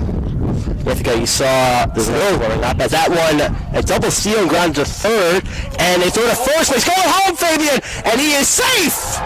Safe! What a base running play! Perfectly drawn up, and a ground out to 3rd leads to a run from 2nd. Only advancing to 3rd on the play. I mean, that is speed. We don't credit this Ithaca lineup with a lot of speed too often, but with Feeney busting it down the line to get to first base, you had a lot of focus on the throw to first, and Fabian did not hesitate, booking it home, slides under the tag. The throw was high, so great awareness by Fabian. That's a huge run to extend the lead to 2. Yeah, once Fabian saw that throw being going to first. He just zoomed home, and a really nicely executed there. Ooh, suicide squeeze. Bunt attempt with 2 outs. Interesting play. I guess he was bunting for a hit by Brody. Does not succeed. Ends up being in the dirt, but he didn't pull it back in time, so a strike. Ithaca now up 5-3. A little bit of a cushion now heading into the top of the 9th. If he bunts, it's simply because he trusts himself to bunt. He does ground to second, and Carpenter will throw it on to first to Wilson, and they will get at it, but not for Ithaca gets a run on a big base running success. But we'll head to the top of the 9th. Ithaca looking to close it out. You're listening to Ithaca Baseball here on Bombers Radio Network on 92 WICB. If I could be you, and you could be me for just 1 hour. if you could find a way To get inside each other's mind. walk a mile in my shoes. Walk a mile in my shoes. Walk a mile in my shoes. We've all felt left out, and for some, that feeling lasts more than a moment. We can change that. Learn how at belongingbeginswithus.org. Brought to you by the Ad Council. Walk a mile in my shoes. If a natural disaster comes knocking, how prepared is your family? You can't just close the door on earthquakes, floods, or hurricanes and hope they go away. That's why it's important to make a plan now. Ready.gov/plan has the tools and tips you need to prepare your family for an emergency. So if disaster shows up at your doorstep, you'll be ready. Visit ready.gov/plan and make a plan today. Brought to you by FEMA and the Ad Council. 10 seconds. 10, 9, 8, 7, 6, 5, 4, 3, 2, 1. Take it. Top of the 9th, Garrett Bell looking to close this one out, although it would be the win, as Clarkson with their last stick, starting in the bottom of the lineup with Michael Tito, who's 2 sacrifice bunts and then also a grounder to the pitcher. And Mike, this is huge. And that one's ground to short. Peterson lunging for it, and a wild throw. Just off balance there. There'll be a leadoff. Not sure if that'll be an infield single or just an error, but leadoff runner on. Well, Mike, that was big because Clarkson has the top of the order coming up right now, who's done a lot of damage, especially in the later innings, and Michael Tito was their chance to necessarily get that big first out. And now he's on with an infield hit. So Clarkson has exactly the guys they want up right now. Can Garrett Bell flip the tables a little bit and be a dominant pitcher like we have not seen throughout the first 2 innings? And it looks like Reese is still warming up. He was warming up last inning, going back to warming up. So getting into a little more trouble. They might bring in another pitcher for Bell. That pitch is high. Not where you want to start off. We'll see. Obviously, the infield's going to play for the double play right now, and if the tying run does in fact get on base, maybe we'll see Coach Valicente make the change. And it was ruled an error that thing by the shortstop Peterson, and that one's fouled back, so evens the count 1-1.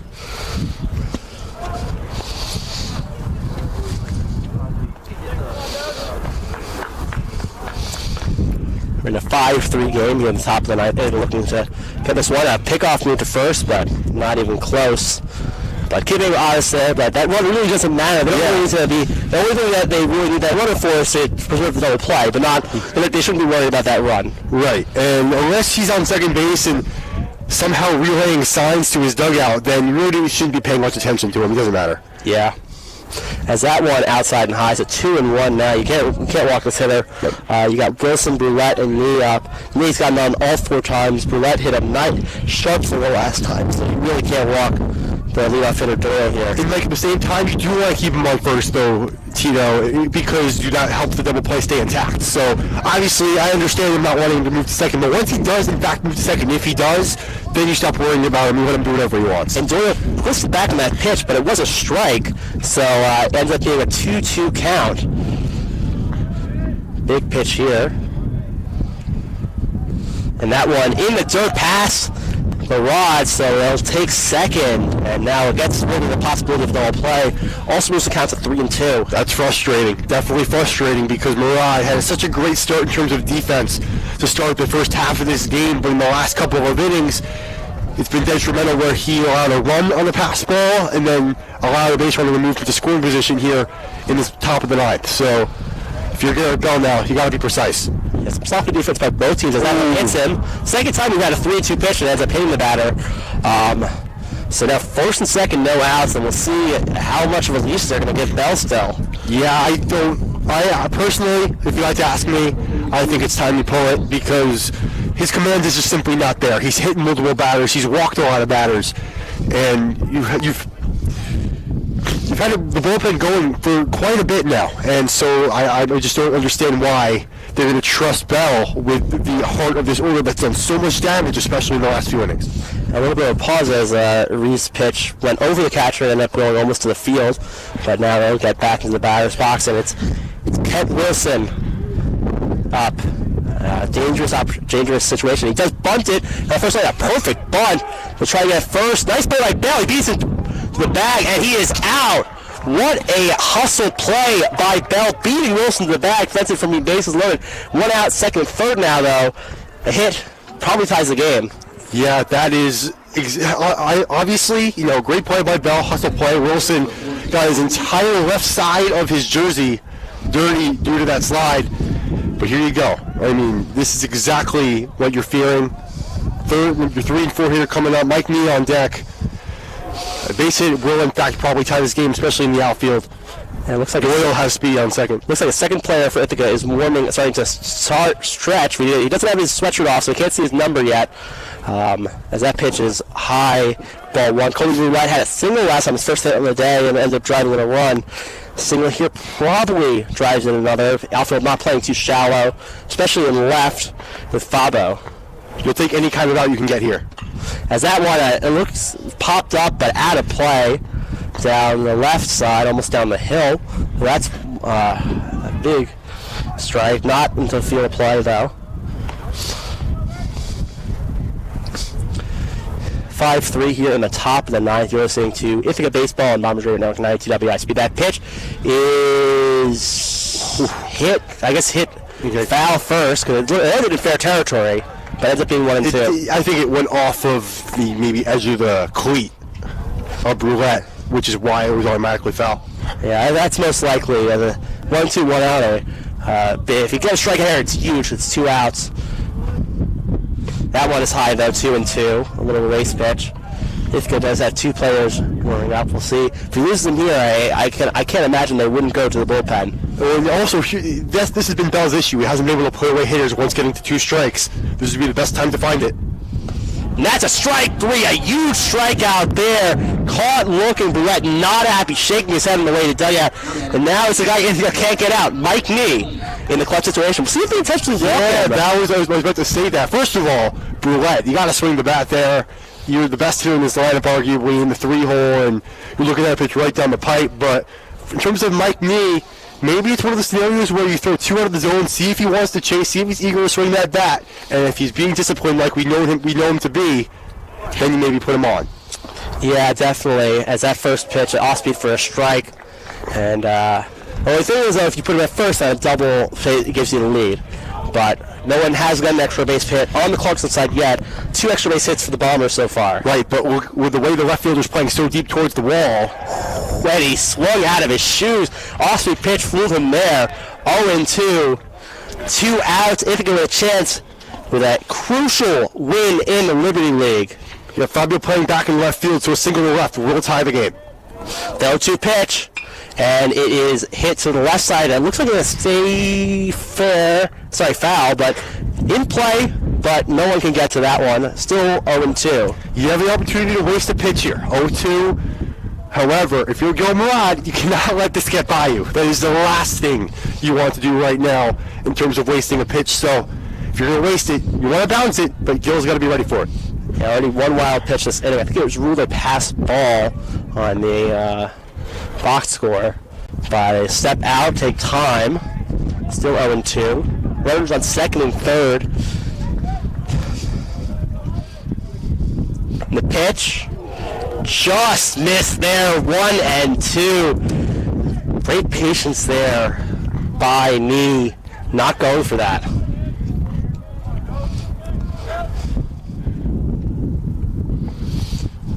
And that one is hit to second, and it'll be gotten and be the final out to And that'll end the game. Ithaca with a crucial 5-3 win over the Clarkson Golden Knights. Bell ends up getting a win after a topsy-turvy top of the ninth. And Ithaca moves even closer to getting that first place in their division. And Jeremy, what are your thoughts? I think Shirley had a great game. The pitching by Lambert was great. A lot of misplays in the field, though. Yeah, I mean, in the end, execution was in favor of the Bombers. Whenever they lost the lead, they would come back and add some runs. That was very encouraging. Give credit to Garrett Bell, though. He battled. Did not have his best stuff today whatsoever. Needed against the most lethal hitters in the lineup to end the game. But that will do it for us, from Michael Manis and Jeremy Goldstein. Special thanks to Susan Bassett and the entire athletics department, Justin Luce and the entire athletics communications department, general manager of TV and radio operations, Jeremy Menard, sports director Matt Slauson, field producer Noah Scott, and station manager Connor Hibbert.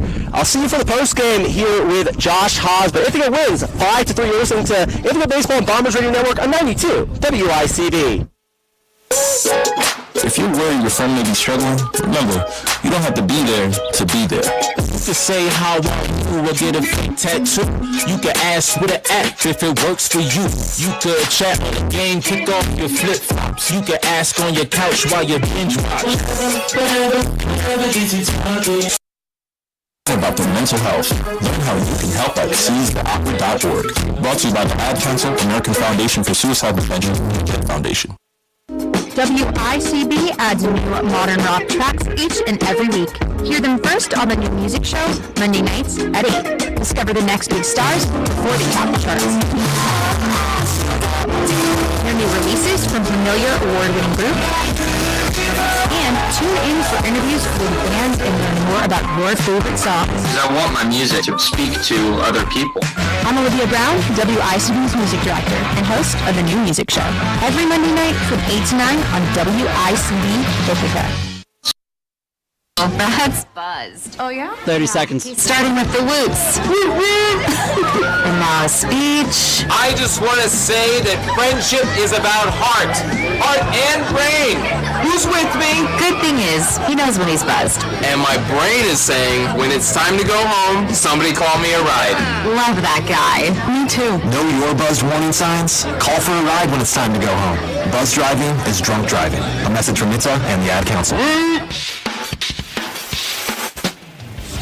10, 9, 8, 7, 6, 5, 4, 3, 2, 1. Take it. Welcome back to Freeman Field as the Bombers get that 5-3 victory over Clarkson. You are listening to WICB post game. I am Josh Hobbs. Joined by my side is Michael Mimis. Michael, what a game filled with both walks, pickoffs. I mean, we had a pitcher's battle to start, the first, 4 or so innings, but then a lot of leadoff walks, so we had a lot of base runners on. And then we saw some critical plays, some critical mistakes as well. What's kind of your biggest takeaway from today's game? I think, as you mentioned, the critical mistake was a big thing. Clarkson made 2 huge errors. A couple of wild pitches led to, opportunities for Clarkson, and a couple of hit batsmen and walks for all the pitchers in this game led to race-running opportunities. The other team really hit the ball that well, but a ton of runners left on base. I think someone who's shown and has shown throughout the season, Buzz Shirley. Yes. Amazing at the plate. 2 for 3 with a walk. Made 3 excellent saves at first. One pop-up, 2 on throws to first. I think he had an outstanding game, and I think Ithaca, big win game 1, but you gotta lock in game 2 very soon. So you just gotta kind of keep that mindset you've been playing with game 1. Mm-hmm. And I think one of probably the biggest turning points was that drop ball in center field by Pagano, a sac fly that was sac fly with an error that gave the Bombers their first run. And then obviously we had the walk, and then we also had the ground ball, the error at second, and then also the play at third where it was a double steal, and then of course the ball came thrown the first, and then of course the runner just comes home from third. Some great race running overall by from the Bombers in this game, although there was also 3 pickoffs in this game as well. Yeah, a couple of bad plays, a couple of good plays. I think that play was amazing, and you saw it was almost even that 9th inning. I mean, Clarkson got second and third. They were threatening. They had the middle of the lineup off. That could have easily have well been the difference. Ended up being when Bell got out of it and ended up getting the win in that game. But yeah, I think that play was huge, and I think it just shows to how if you distract, if you do some stuff on the bases, you really can kind of create your own runs, generate your own runs. And that's what kind of happened. It had to happen a little bit. Generating your own runs. Locklear and Lambert were lights out. Yes, but eventually the battle of the Kyles did live up to the hype. We saw some great innings, even though there was some leadoff walks, some great stuff, good velocity from both pitchers, and as well as some off speed. Who do you think? I mean, ultimately the Bombers got the win, but who do you ultimately think was the better starter today? I think it's hard to say because Locklear, I think they put him in too long. Okay. So the numbers look like it's Lambert. But I think if you put them at the same time, I'd probably say Locklear. But I think both put great performances in, and I think just once you get to the bullpen, you knew it was going to start scoring runs, and that's kind of what happened. But I think his bullpen did a little bit better than Clarkson's and ended up holding the bullpen to only 3 runs. But you're not going to have Lambert out there for game 2, so you're going to have to generate a little more offense than they did this game. Only 5 runs, and that's not bad, but it's also not great, especially with all these teams, how much teams score in the Liberty League. So definitely going to lock it in for game 2. I'm excited to see that happen, though, especially when they have a chance to take first place in their division. As am I. I mean, also we saw RIT get the victory earlier today, which also helps the Bombers in the Liberty as well as also just winning this game here.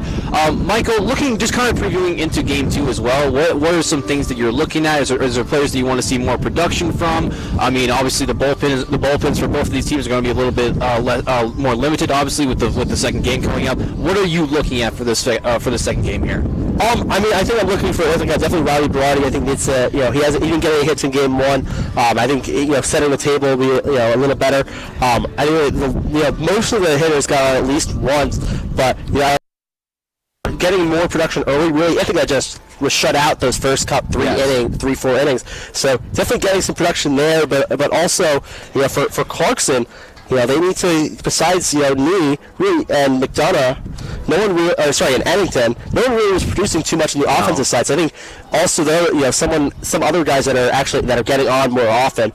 But I think you just gotta also, again, just like game 1, you just want to get to that bullpen and get those runs and try to get there early. Yeah, we saw some good swings throughout the day. I mean, there was a couple foul balls down the right field line that, if we're fair, would have been some big base hits, but obviously did not happen. We're expecting to see probably a little bit more production in the second game here as well. That is going to wrap up our post game here for the first game. Ithaca gets the 5-3 victory over Clarkson. You are listening to WICB Radio. We'll be right back. The Finger Lakes Independence Center is located at 215 5th Street in Ithaca and serves Tompkins County residents with disabilities who are seeking information and support.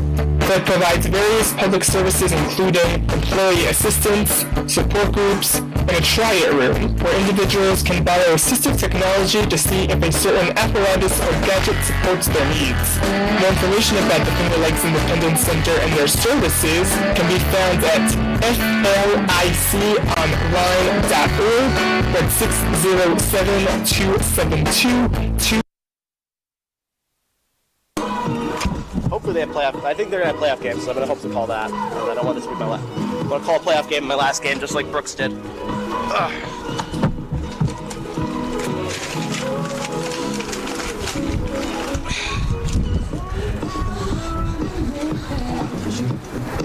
Hey. So what do you want me to do now? I'll stick around until you get here. Oh yeah, so I'll just come in for the game too? Yeah, you should be. Was there music ready to play? Just program in like a 7-minute song. Okay. Alright, cool. Alright.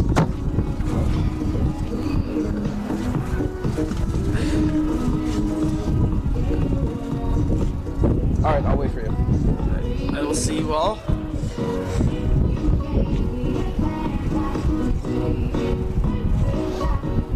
Okay.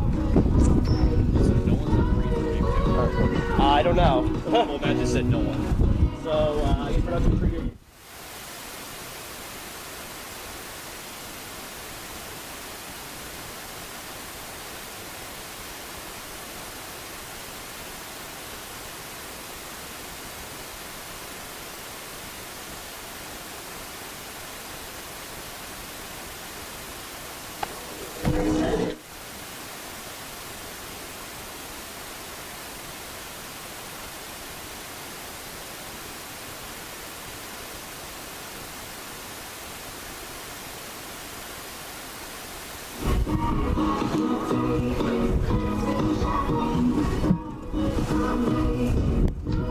My fingers are too cold. It won't.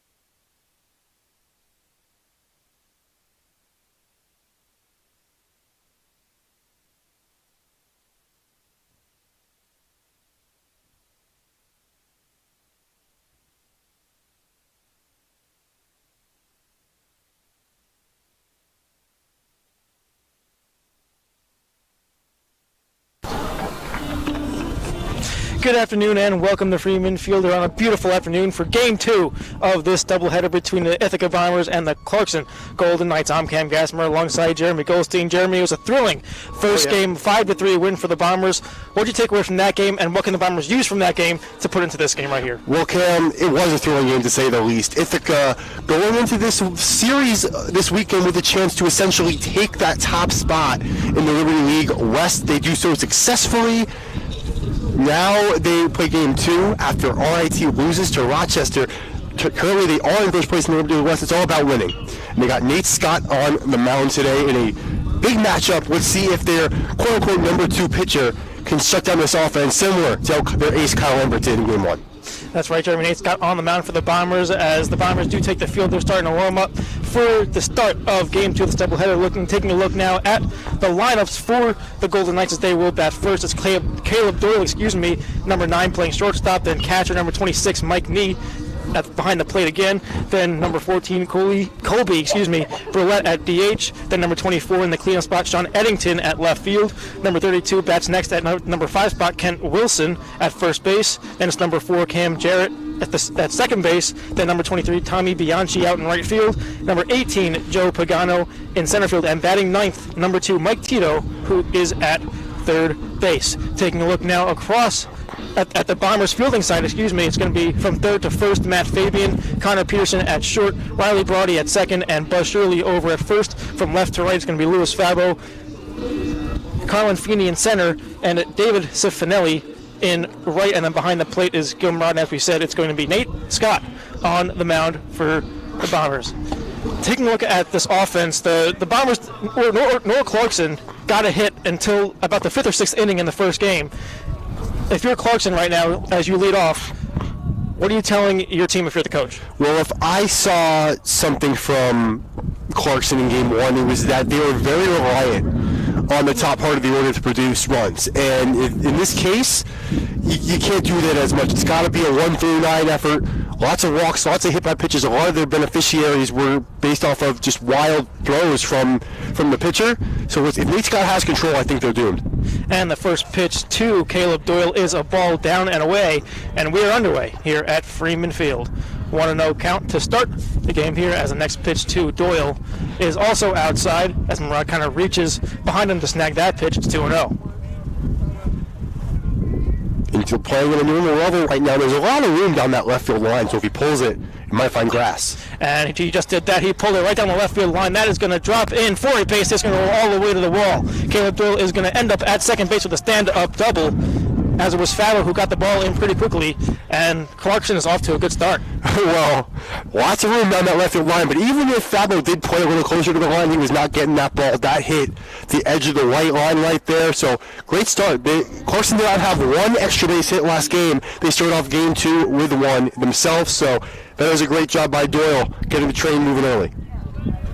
That was 3 pitches and 1 hit with the man on second. It's Caleb Doyle. Up to bat now is Mike Nee, the catcher, as he takes one outside for a ball, 1-0. Nate Scott struggling a little bit early on here to find the strike zone, and this is something to watch throughout the remainder of the game. Next pitch is a ball up and in, 2-0. Doyle leads off second with a leadoff double, and if you're listening to us, you'll be listening on the Athletic stream. We found it at ithacaathletics.com. Next pitch is fouled off straight back behind the plate, 2-1. 2 straight hitters. Scott's falling behind, 2-0. Throws one down the middle there, gets a swing on it, but that time it was fouled back. So Scott's really going to have to get into a better rhythm and not give Clarkson pitches that they can hit consistently. Doyle leads off second, and the pitch is in there for a strike, 2-2. Nice job by Scott to fight back there on this count. That's his, I believe, 3rd strike of the game, as that last pitch was driven by Doyle, who still is on second. The pitch is swung on and grounded over to short. Peterson with it. He fires to first. Shirley gets the out, and Doyle moves over to third. That's a big out, obviously. Unfortunate that Doyle does move over to third, but Peterson flashing the leather there. It's a great smooth play on the throw over to Shirley. But Nate Scott, if you've taken anything from these first 2 at-bats, Cam, is he has to figure out how to get ahead of hitters more. Once he gets put in that hole, Clarkson's going to see a lot better pitches, so Nate Scott's going to have to dominate these counts a little bit more. And I think something he has to remember too. The best pitch that, at least that I've always been taught, is best pitch is first fastball. As that ball is swinging, and it's going to be a base hit into center field. Doyle comes home, and it's going to be Colby Brulette who reaches first on a base hit. Well, Colby Brulette, who in the 9th inning in Game 1 struck out looking with runners on 2nd and 3rd and 1 out, down by 2 runs, starts off with some redemption there, poking it through the middle of the infield with a base hit. Obviously, the infielders couldn't get there because they were playing in to try to save the run, but Clarkson, it took them 5+ innings to score last game, they get on the board bright and early in Game 2. Stepping up to the plate now is Sean Eddington batting cleanup, and he takes a ball we thought was outside, 1-0. Nice base hit there by Colby Brulette to bring home Caleb Boole. He led off the inning, with a double, as that pitch is down and away, 2-0. Something interesting about this field is the left center field and right center field wall are deeper than dead center. I never really noticed that until just now. Pitch taken for a strike right down the middle, looked like a fastball to Eddington. And that's a pitch he's usually very good at just hacking away at, but I think he just kind of froze there and couldn't pull the trigger as Scott tries to pick off Brulette, but he gets back in time. Something also worth noting, Cam, this game is 7 innings long. Last game was worth 9, or worth 9. It was played, 9 innings were played. Game 2 is always a 7-inning affair. Breaking ball there is in for a strike. That kind of curved right down the middle of the plate, and it's 2-2. Nice curve ball there, looked like from up here at least, by Scott. Scott looks over at first, checking Brulette, but he fires home, and it's a fastball fouled right into the Ithaca dugout. And we'll do it again. Cam, I've said this a couple times in the last broadcast, I'll bring it up again. We had a foul ball come all the way back up here to the bleachers. Josh Hobbs, our pregame show host from the last game, got a souvenir. Hoping we can get another one in Game 2. I want to go 2 for 2 on balls, but unfortunately, we aren't Zach Campbell today. I didn't bring my glove to the ballpark today, but neither did I. I haven't owned the glove in a couple of years, so it's no protection on my end today. That pitch is in the dirt for a ball, 3-2. Full count here to Eddington as Brulette leads off first, and the pitch is fouled right back up here. Just missed. Onto the football field. Too far for us to catch. We're hoping it will hit a bleacher. If it hit a bleacher, it might come back and we might get a souvenir, but it's Butterfield Stadium's ball now. Eddington is making Nate Scott work here. It's 3-2. And there's another foul ball off to the right side off the Sriracha building. And we will do it once again. Nate Scott, these Clarkson hitters, they're forcing him to work early, which shows that they're really angry after that last game. They definitely had a chance to win that in every facet, but they didn't come through in the clutch situations. And the response is getting ahead early, and you got to respect that grit if you're a Golden Knights supporter. Pickoff move there by Scott does not get Brulette as he was back in time. And there were a couple of errors in that last game, especially in the 7th and 8th innings, that led Ithaca to score those 2 extra runs to get it 5-0 as that pitch is swung on and driven to deep left field. That ball is caught at the wall. Foul ball with the catch right up along the fence. That was a long fly ball out there by Eddington. He absolutely crushed that ball, but it's going to be 2 outs. I mean, Louis Fabo, I think, thought that was gone, but the wind kind of brought it back. He was facing the wall, turned back around, and caught the ball squatting down like a catcher on the warning track. So, really massive break for the Bombers, especially because the runner at first didn't tag up the second on that play either. Stepping up to the plate now is Kent Wilson. He takes a swinging strike. That's 0-1. That ball looked like it was out of here. However, if you take a look at the center field flag, it's blowing in towards the right side of the field. So that definitely could have played a factor in that ball. As there's a breaking ball, and the runner goes, and he is out, stealing second. And that will do it for the first inning. The Clarkson Golden Knights do get a run, though, on a double. It's Caleb Doyle scoring. But Gilmarad guns down Brulette to end the inning. Stay right here on the Ithaca Athletic Stream.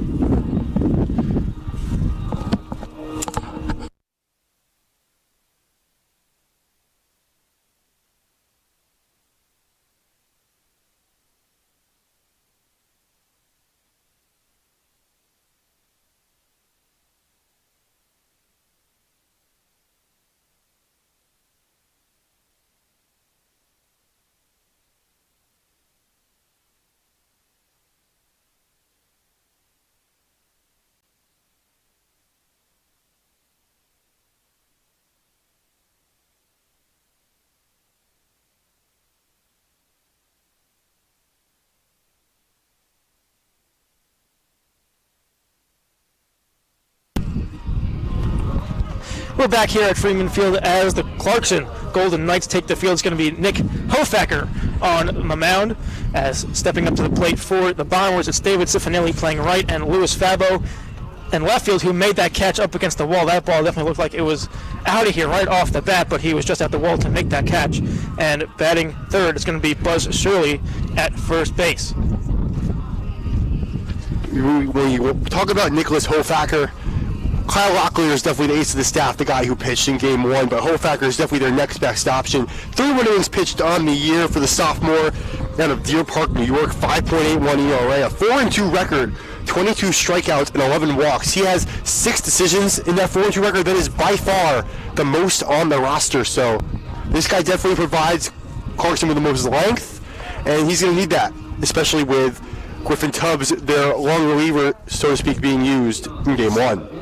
And I definitely think the Bombers are going to try and make him work there as the Golden Knights did to Nate Scott. They're going to really try and stretch him this inning and get at least into the teens of the pitch count here. Right.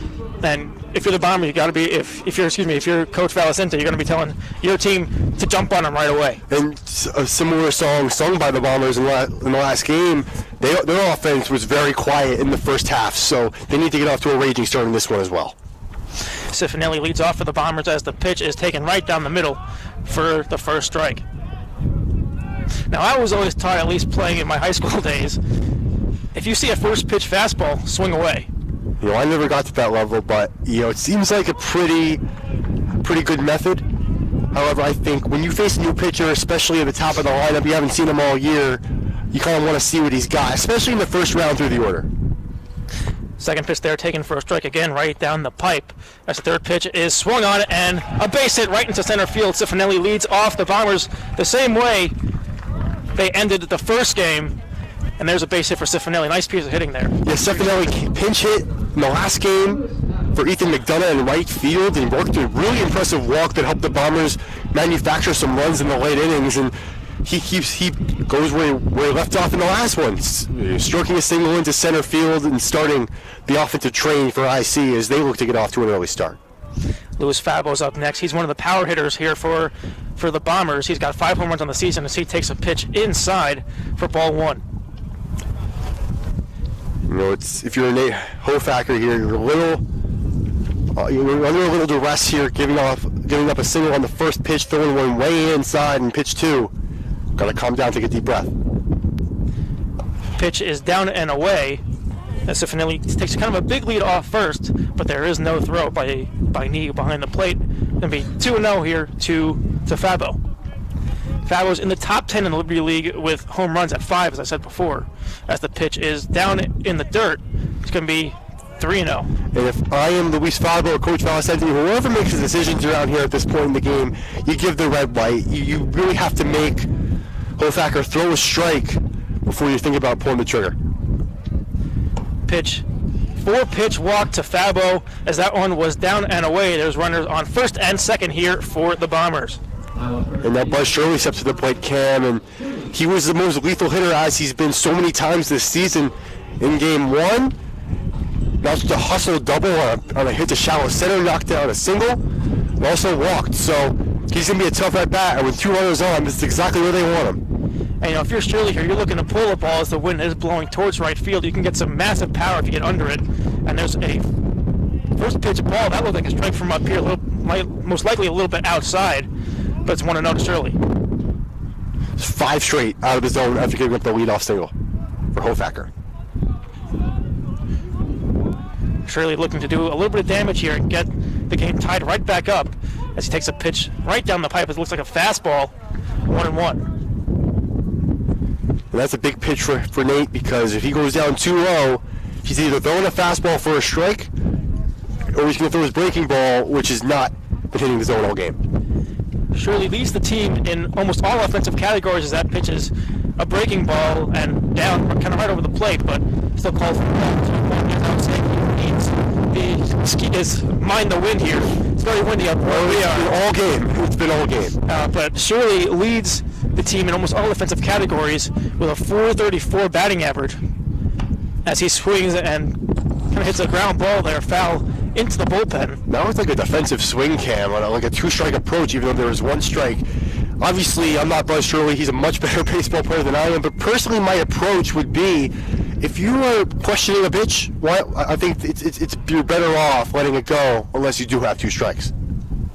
Absolutely, and that definitely did look like a defensive swing. He swung late there. As that ball is popped up to right field, going back is Bianchi. He will make the catch. Tagging from second is going to be Cifanelli. He will make it to third. Did that drop?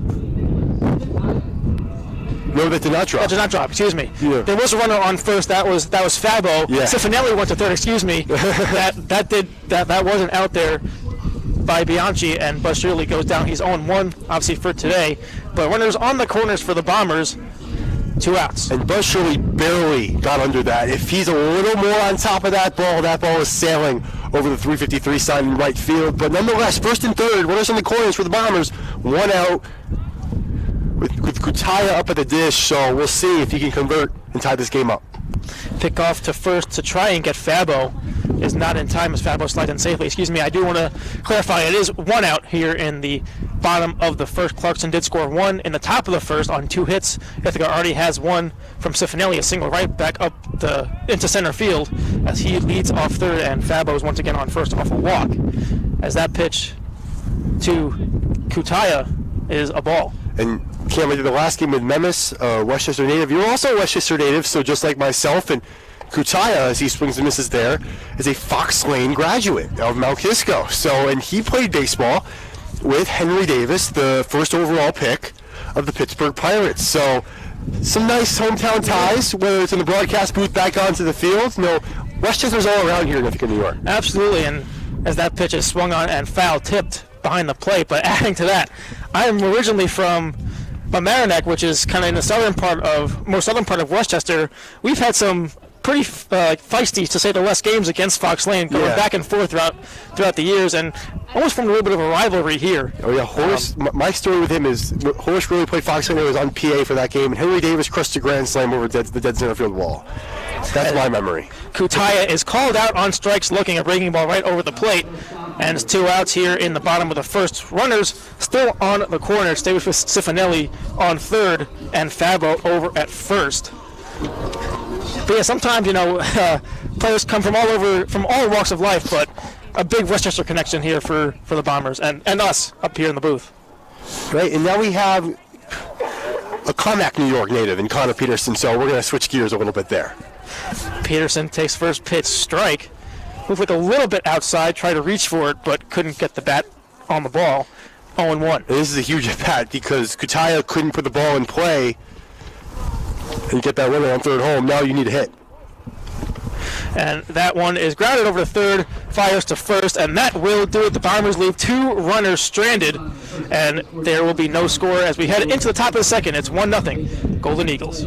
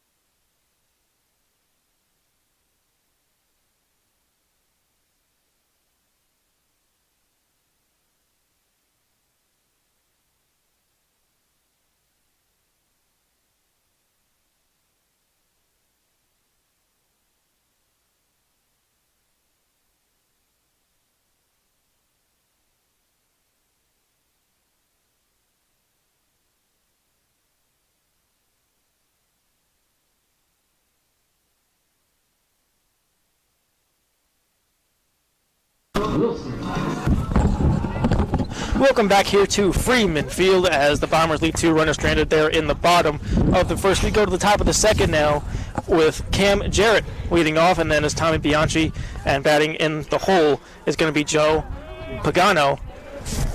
Cam Jarrett batting from the left side. He's I believe the first batter of the Golden Knights. And there is Ken Wilson.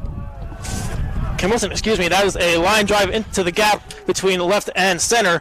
Wilson will head into second, standing up with a stand-up double. That's their second double of the game. That is Ken Wilson. I thought it was Cam Jarrett. That was my bet on that one. But something with these Clarkson batters, Cam, is they're seeing the ball off Nate Scott's a lot better than they did with Kyle Lambert. That's their second extra base hit of the game already in the top of the second now, and they didn't have a single one in game one. So they had a leadoff double in the top of the first, a leadoff double in the top of the second, both off the first pitch they saw. So they're sitting pretty so far in the early stages.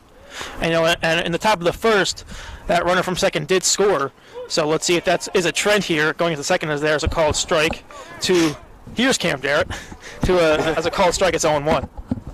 Cam Jarrett did not play in game number one. I mean, he's hitting 125 on the year, an RBI, struck out once, 3 walks. So he's seen a lot of limited action, and he's getting a chance to start in today's contest. So we'll see if he produces when in this newfound opportunity.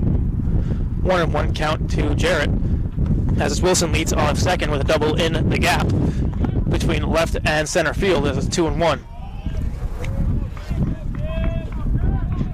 Yeah, and one thing that Clarkson has done so far in this game is basically jumped on Nate Scott and really putting on the pressure early on with 2 extra base hits. As there's a swing and a miss by Jarrett, it's 2-2.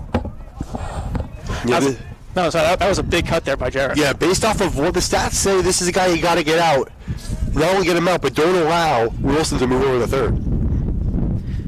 2-2 is swung on and driven to left center field. Excuse me, to center field. It's going to be Feeney under it to make the catch, almost doubling up Wilson, but he gets back in time to second base, diving in head first, and it's going to be one out here in the top of the second. A great reaction play in the field by Feeney there, seeing that Wilson was lagging off the bag for quite a while, and obviously Wilson got back in time, but it was definitely worth the throw back to second. Peterson was able to stretch out and grab the ball, but Wilson got back safely. That's a smart play there by Feeney to really watch the runner. Not too smart base running, though, there by Wilson. There is a strike to Bianchi. He takes a breaking ball. Looks like a potential changeup, kind of upper middle of the zone. Yeah, Bianchi played in the last game, didn't do too much, but obviously getting a chance to step in there again. And the pitch is low and outside, 1-1. Again, and on that last play by Feeney, that short fly ball, if you're the base runner and count Wilson, you really want to make sure you're staying close to the bag to try and not get doubled off, as this could be a potential run here for Clarkson. And the pitch is swung on and fouled back, 1-2. Still waiting to see Nate Scott's first strikeout of the game. Once he can establish that put-away pitch, we might finally see him get into some sort of rhythm that he really needs to find, especially in the early stages where he's gotten to a couple of jams early on, so he hasn't had any easygoing innings thus far. Not at all, but he seems to be calmed down a little bit here, and he's worked his way out of a couple of jams, not allowing too many runs there in the first as he pitches one up and out. It's 2-2.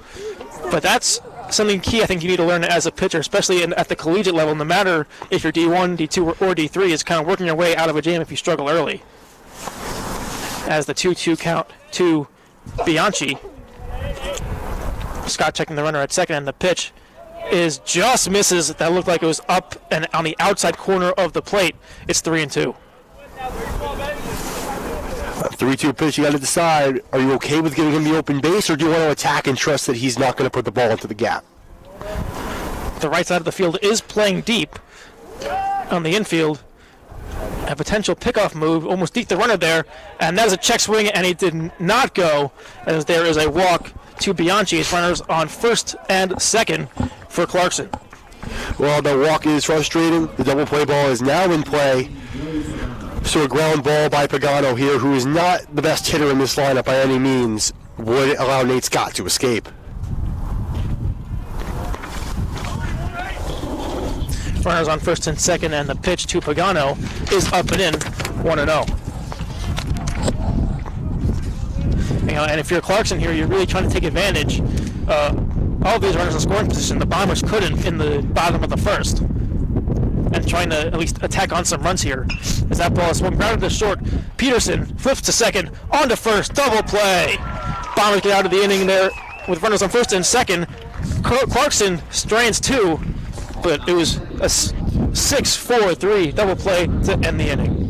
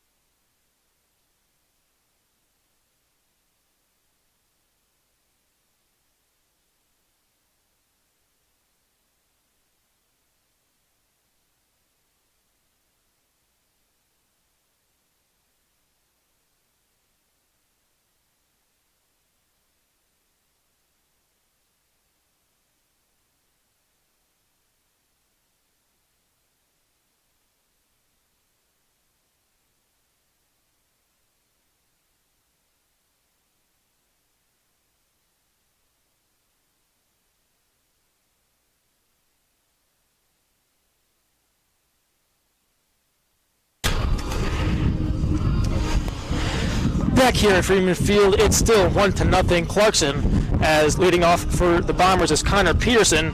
Then on deck is Matt Fabian, and in the hole, batting third is going to be Gil Murad. That last inning on the double play was Peterson to Brody over to Shirley 6-4-3 double play to get the Bombers out of a jam. Clarkson has 3 hits on the night, meanwhile Ithaca only has 1. Yeah, and to visualize what's been going on here, these pitchers have not had the most success early. It was just that one strikeout Hofacker had on Kutaya that really allowed them to strand the runners. Ithaca's still scoreless. They want to get on the board soon.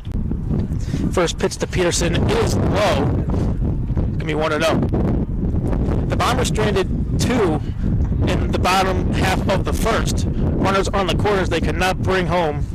It was Cifanelli from third. Next pitch to Peterson is in there for a strike, 1-1. Peterson was quiet yesterday in the last game, in game 1, until the top of the 9th inning, bottom of the 8th, where he provided a big RBI single. There's a ground ball. It's going to be foul down third base line. 1-2. Peterson, 2-time Rookie of the Week in the Liberty League this spring, so replacing Jack Lynch at shortstop. He's got a really promising career as an Ithaca Bomber. Peterson only the freshman getting a starting spot at shortstop as that ball is down in the dirt. 2-2. A great job by Peterson, just getting the count back even again, giving himself a chance to see a better pitch. You know, if you're a hitter, sometimes it's that patience at the plate that really pays off, and Peterson can end up on base. Even any hitter, as the pitch to Peterson is swung on and driven to center field. Under it is going to be Pagano, and he will make the catch, and Peterson goes down. It's 1 out here in the bottom of the second. But Gil Murad now, the catcher. It's really impressive playing in the last game, catching once again today in a 7-inning affair. So Gil Murad, really nice contact hitter for a catcher. He's really scrappy at the plate, so we'll see if he can follow that same narrative. The pitch to Murad is a ball, 1-0. And that was Fabian up at the plate before, who flied out to center field. And that pitch is swung on and ground ball over to shortstop. Firing to first is Doyle, and he will get Murad for the second out of the inning. 2 pitches, 2 outs. That's what Hofacker really needed to commence this bottom half, and they have to get down to their last out of the second.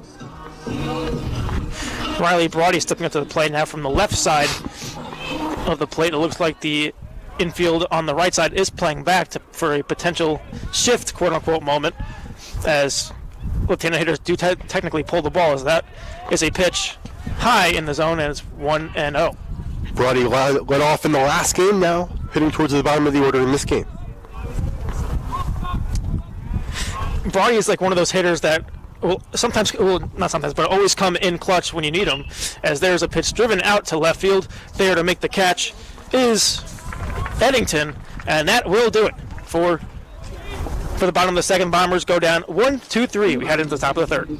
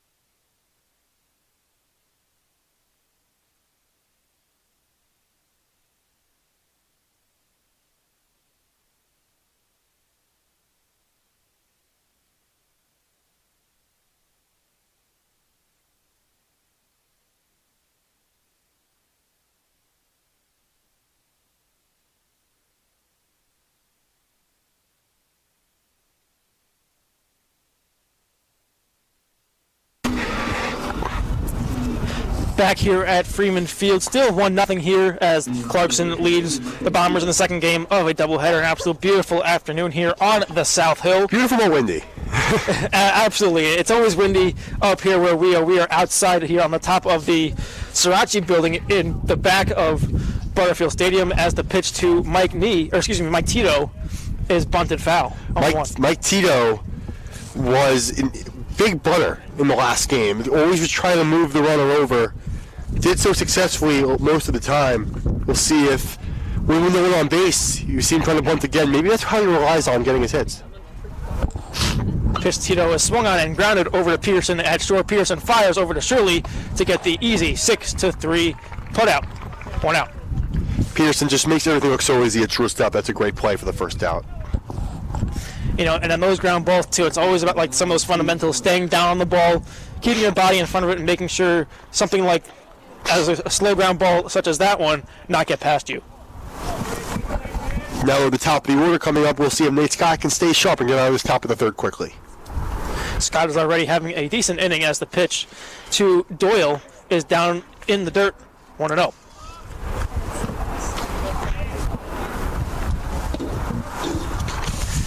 Doyle leading off here for the Golden Knights in the second game, as his first at-bat resulted in a double, as that pitch is taken for a strike a little high in the zone, but over the plate and in the strike zone. 1-1.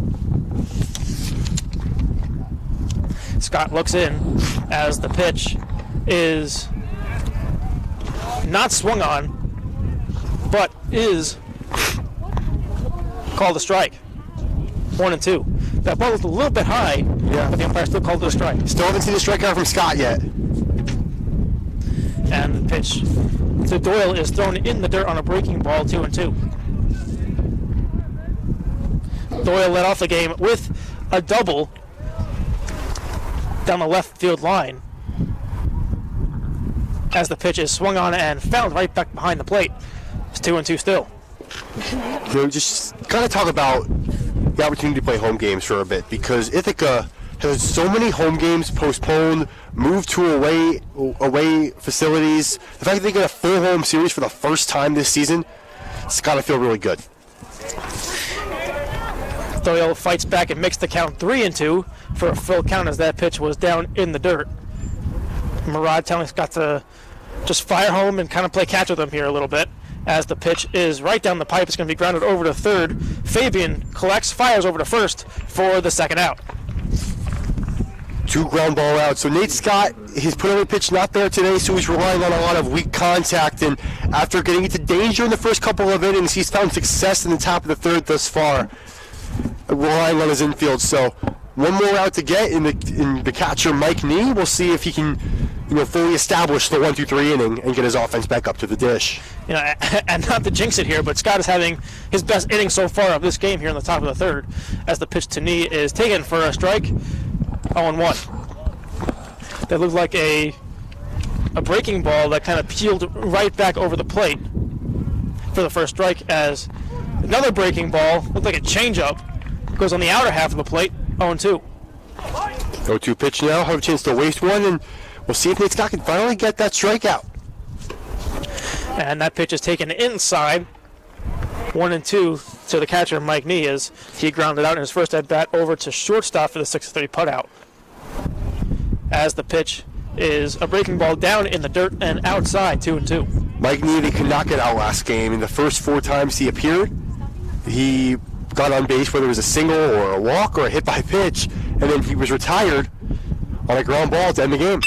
And that ball is grounded over to third. Fabian collects, fires over to first to get the easy 5-3 putout. 3 up, 3 down here for the Bombers and the Golden Knights here, and we go to the bottom of the third.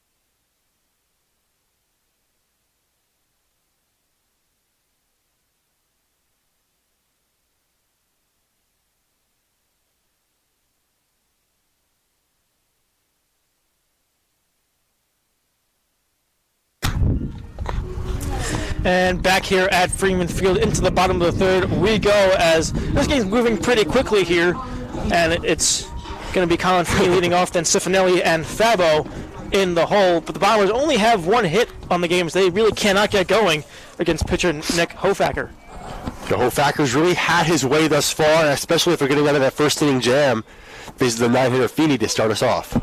First pitch fastball goes for a strike, 0-1. Feeney stepping up for the first time in today's game. As he's going right back to the top of the order, as the pitch to Feeney is once again a strike over the heart of the plate, 0-2.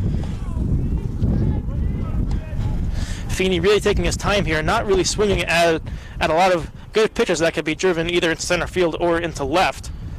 And he swings at a breaking ball for the first strikeout for Nick Hofacker of the game. Yeah, Feeney's typically in the lineup. He's a great defender over there in center field. Not the greatest at bat there, but Ithaca does have the top of the order coming up with just one gone, so chance for some production here. Cifanelli now comes up, is back to the top of the order for the Bombers as he led off with a base hit into center field, as he's 1 for 1 on the day. That pitch is a high fastball, 1-0.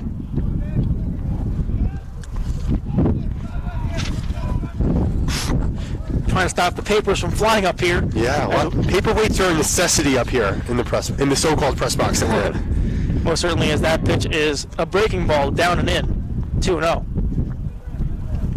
And this approach so far in the second game here is a lot of patience.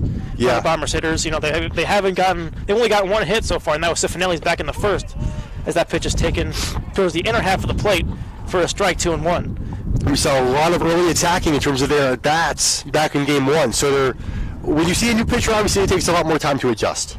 Yeah, but Clarkson's also taking a different approach here. They were swinging away. They got off to a hot start with 3 hits so far throughout 3 innings. But they definitely needed to score those runs in the top half of the second, as they left 2 runners on base. For the 3-1 count here to Cifanelli, as he led off in the first with a single, and that is swung on and popped into left field, but it will tail foul, and just before the fence before it hopped out. As was Eddington, who could not get there in time. The wind carried that left for sure. 3-2. If you look at the center field flag once again, the wind is either blowing in and towards right field, not as much towards left field. So if you're a left-handed hitter, you're looking to pull the ball at least to the right side to have the wind back it, as that pitch is taken outside for ball 4 as Cifanelli gets on base for the second time tonight. Yeah, now let's see if Fabo, who walked himself in his first at-bat on 4 pitches, could allow Buzz Shirley to once again come up to the plate with 2 men on. Shirley last time obviously flew out just in front of the track, so he definitely wants another crack at the plate, so let's see if Fabo can give that to him. And if you're Coach Dave Falicente, this is kind of exactly how you drew it up. You definitely wanted Cifanelli and Fabo to get on base for Buzz Shirley, as that pitch is taken for a strike. It's 0-1 to Fabo, but just like the last inning, both Cifanelli and Fabo got on base, but Buzz Shirley unfortunately flied out to right field, as throw off to first, try and pick off Cifanelli is not in time. He just slid back under the tag. But if you're Valicente, this is exactly how you draw it up. You definitely want Cifanelli and Fabo to reach first and get on base. Next pitch to Fabo is driven to shortstop. Nice play there. Flip to second. Over to first. Not in time, as that was a bounce throw by Jarrett over at second. That was a nice play by Doyle at short to get the lead runner at second, but Fabo with enough speed to beat the throw to first. Yeah, Doyle, really tough hop over at short. He flashes the leather there. Almost turns a double play, but thankfully Fabo's speed keeps the inning alive. Fabo at first really steps up to the plate. He's got some massive power, as we said. His first time up was a fly out to right field, and exactly where the wind is blowing to, it is in right field. So if you're Shirley, that's exactly where you want to hit the ball, as that pitch is outside for a ball, 1-0. And as a hitter as well, you definitely want to take advantage of exactly where the wind's blowing, when you step up to the plate, at least for the first time, or even now too, as that is a ground ball diving play over at first by Wilson, and that will end the inning. A hard ground ball there by Shirley, but Wilson made the diving play to get the third out as we head into the top of the fourth. Golden Knights leading the Bombers 1-0.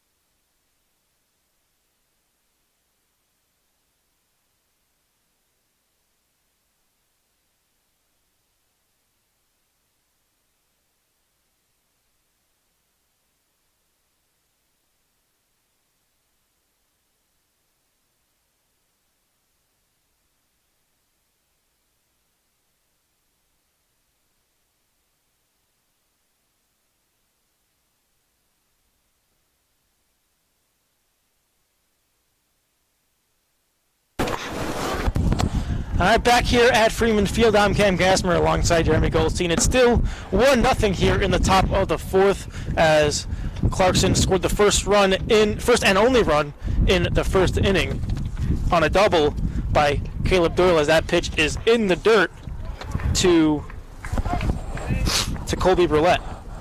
Yeah, Brulette, someone who he's been the 3-hole now back-to-back games, had the RBI for Clarkson in the first inning. Brulette reached first on I believe a base hit, but he was thrown out. Like you said, Jeremy, stealing as it was a second out there in the first as he takes one for a strike. It's 2-1. It's important that Nate Scott works quickly here. Obviously, you don't want to find yourself in a jam down 1-0. Pitch and a ground ball picked up by Peterson. Nice play, flashing the leather, and Shirley does miss the ball, but he recollects it just in time for the out. Shirley could not get the scoop, but almost barehanded that to still get the out at first. Yeah, that's also give credit to Connor Peterson. That was just a great collection on the ground. Really great display at short by both Doyle and Peterson for their respective teams. Stepping up to the plate now in the cleanup spot is Sean Eddington, and exactly as you just said there, Jeremy, that was a really nice play as Peterson moved to his right, as that is a high fly ball into shallow right field. Under it is the right fielder. He came in all the way out from deep there to catch that. That was Cifanelli coming all the way in to make that catch, as Brawley nor Shirley could have made that play. Second out. Yeah, and there we go, but it's 2 quick outs for Nate Scott. Now he's going to get one more batter in Kenneth Wilson to get his offense back to the plate. A big Liberty League score update, though. RIT's up 2-0 on Rochester, again, top of the 7th inning. They're 2 outs away from taking the first 2 games of that series. An RIT win and an Ithaca win would secure Ithaca the Liberty League West. Pitch there to Eddington is in for a strike. Count is 1-1. And if you're Ithaca, you've got to be thinking about that.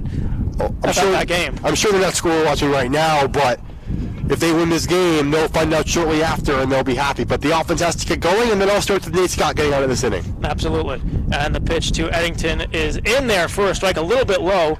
Eddington not sure that was a strike, but the umpire called it one, so it's 2-2. Nate Scott working quickly here as the pitch is grounded right back up the middle.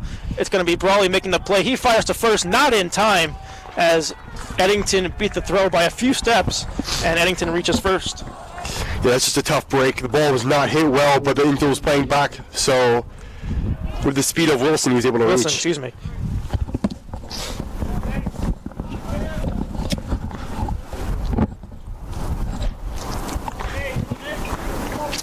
Stepping up now to the plate is going to be Cam Jarrett. He flew out to center field as he's going to bunt it right back to the pitcher.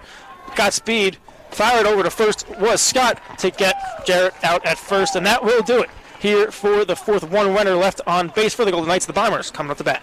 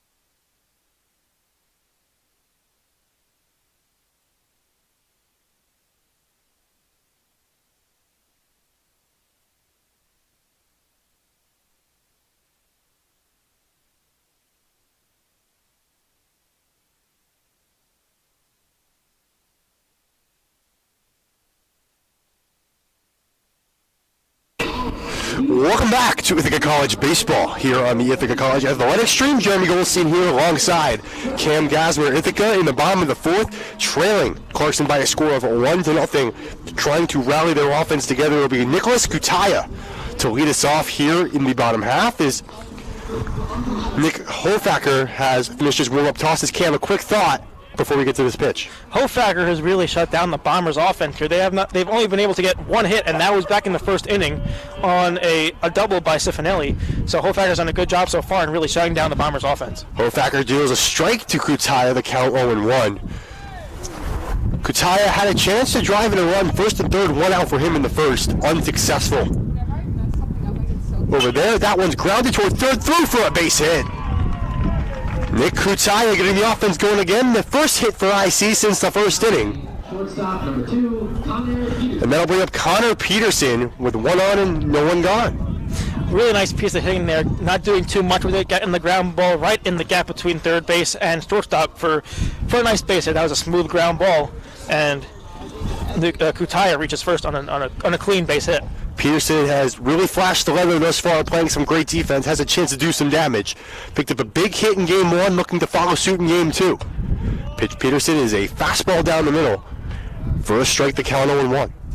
Yeah, and Peterson throughout this year basically has come through in a lot of key situations. He's driven some deep fly balls at center field that have landed in for doubles and some triples even as well. So he can really do some damage in a lot of key situations to get the Bombers here on the board. Hofacker threw back to first. Ithaca was picked off on two occasions in game one, trying to avoid that happening in game number two.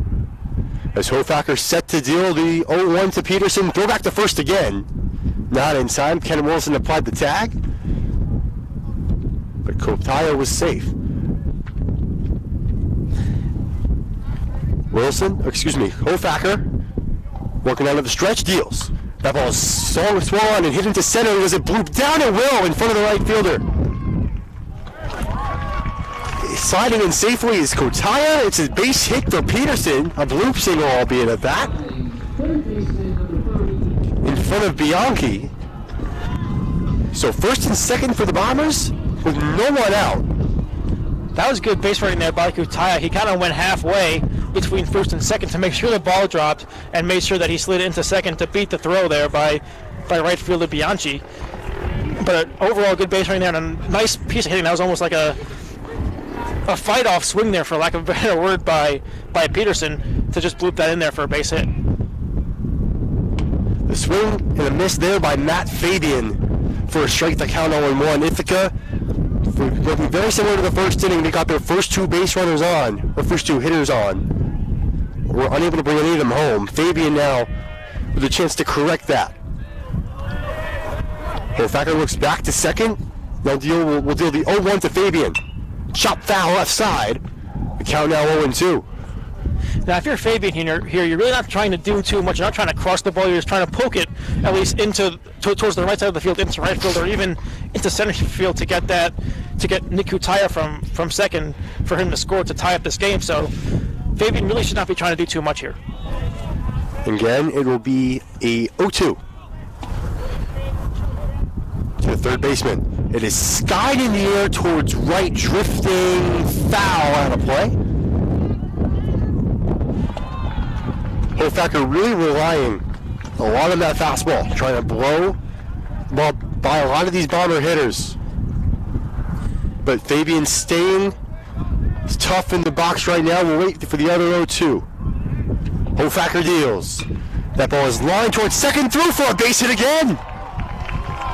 Coming in to score, Kutaya, he's going to retreat halfway there and slide back into third. Nonetheless, three straight hits strung together by the Bombers, and they got bases loaded with nobody out. Nice piece of hitting there by Fabian. Again, poking it right down the right field line, exactly what you wanted to do to get that run over. Trying to score there was Kutaya, but Valicente over at third base coach held him up as the ball was shallow, and a good arm there from Bianchi on the throw to home was definitely going to get Kutaya at the plate. So a good read there by Coach Valicente to hold Kutaya at third. They'll bring up the catcher, Gil Murad. Bases juice, nobody gone. Ithaca down 1-0. Bottom fourth, the pitch is fouled back above the screen. The count quickly 0-1. You could tell he wanted that pitch. He swung at it with pretty much every single ounce of energy he had left. And that pitch did just foul back. He got under it a little bit, but he wanted every bit of that baseball. Murad, catching the second straight game, grounds one up the middle, past the diving second baseman, through for a base hit. Scoring is Kutaya. Falling right behind him is Peterson. It's an RBI single for Gil Murad, and the Bombers take a 2-1 lead. Great piece of hitting there by Gil Murad, and by the last three hitters as well, Kutaya, Peterson, and Fabian, each getting base hits to load the bases up for Murad to poke that one into center field for a base hit past the diving Cam Jarrett at second. Great piece of hitting there by Murad, not doing too much, and got 2 runners home as the Bombers take the 2-1 lead. Yeah, it looked like Cam Jarrett was going to get there, but it went under the glove. Here's Riley Brody, second and third, still nobody out for IC, 4 straight singles. In this bottom of the fourth, that pitch low, ball 1. Fabian is now at third as he moved from first to second on that single past Jarrett into center field.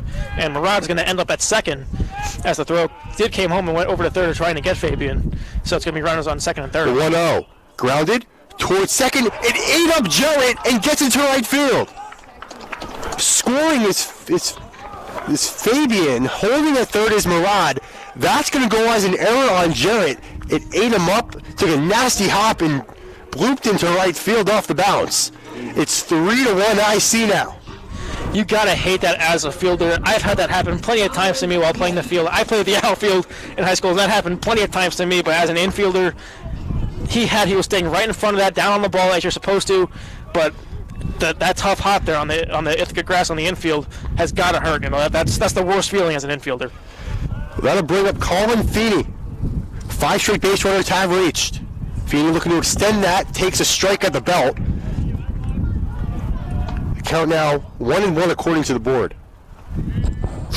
You know, and if you're Valcente here, you got to be strategizing a little bit. Do you want to go for a hit and run and try to poke it into the gap between third and short, to get that runner home? Feeney takes a strike again. Runners on first and third. Currently Brody standing at third while Murad waits off third. It'll be a 1-2 to the center fielder Feeney. Nobody out bottom 4. That pitch is swung on and skied into left. There to make the catch. Tagging is Murad. He will score standing up. It's a sacrifice fly for Colin Feeney. And Ithaca takes a 4-1 lead. Doing his job. That's all you can ask for if you're Valcente to Feeney. He poked that just far enough out into left field for Eddington to make the catch, but too far to get Murad coming home on tagging up. So overall, really nice piece of hitting there by Feeney to make the score 4-1. Well, and that will bring up the top of the order once again as David Cifanelli, the left-hand hitter, steps up to the dish. Man on first, one gone. As Cifanelli grounds one up the middle, fielded by Doyle, gets one out, got 2. They looked like they applied the tag on Feeney. They called him safe.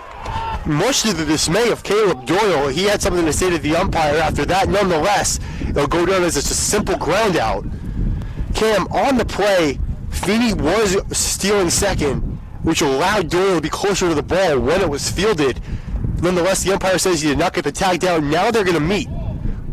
So they're congregating now just in front of home plate. We'll see if they come to a change. No replay in Division III baseball like in major leagues, and they call him out. Yeah, it definitely looked like from up here he tagged him. That's going to end the inning, but he definitely did tag him, at least from up here, to get Brody going to second. So if you're keeping score at home, register that a double play. 6-3 for Clarkson. It's 4-1. IC takes the lead here on the Bombers Athletic Stream.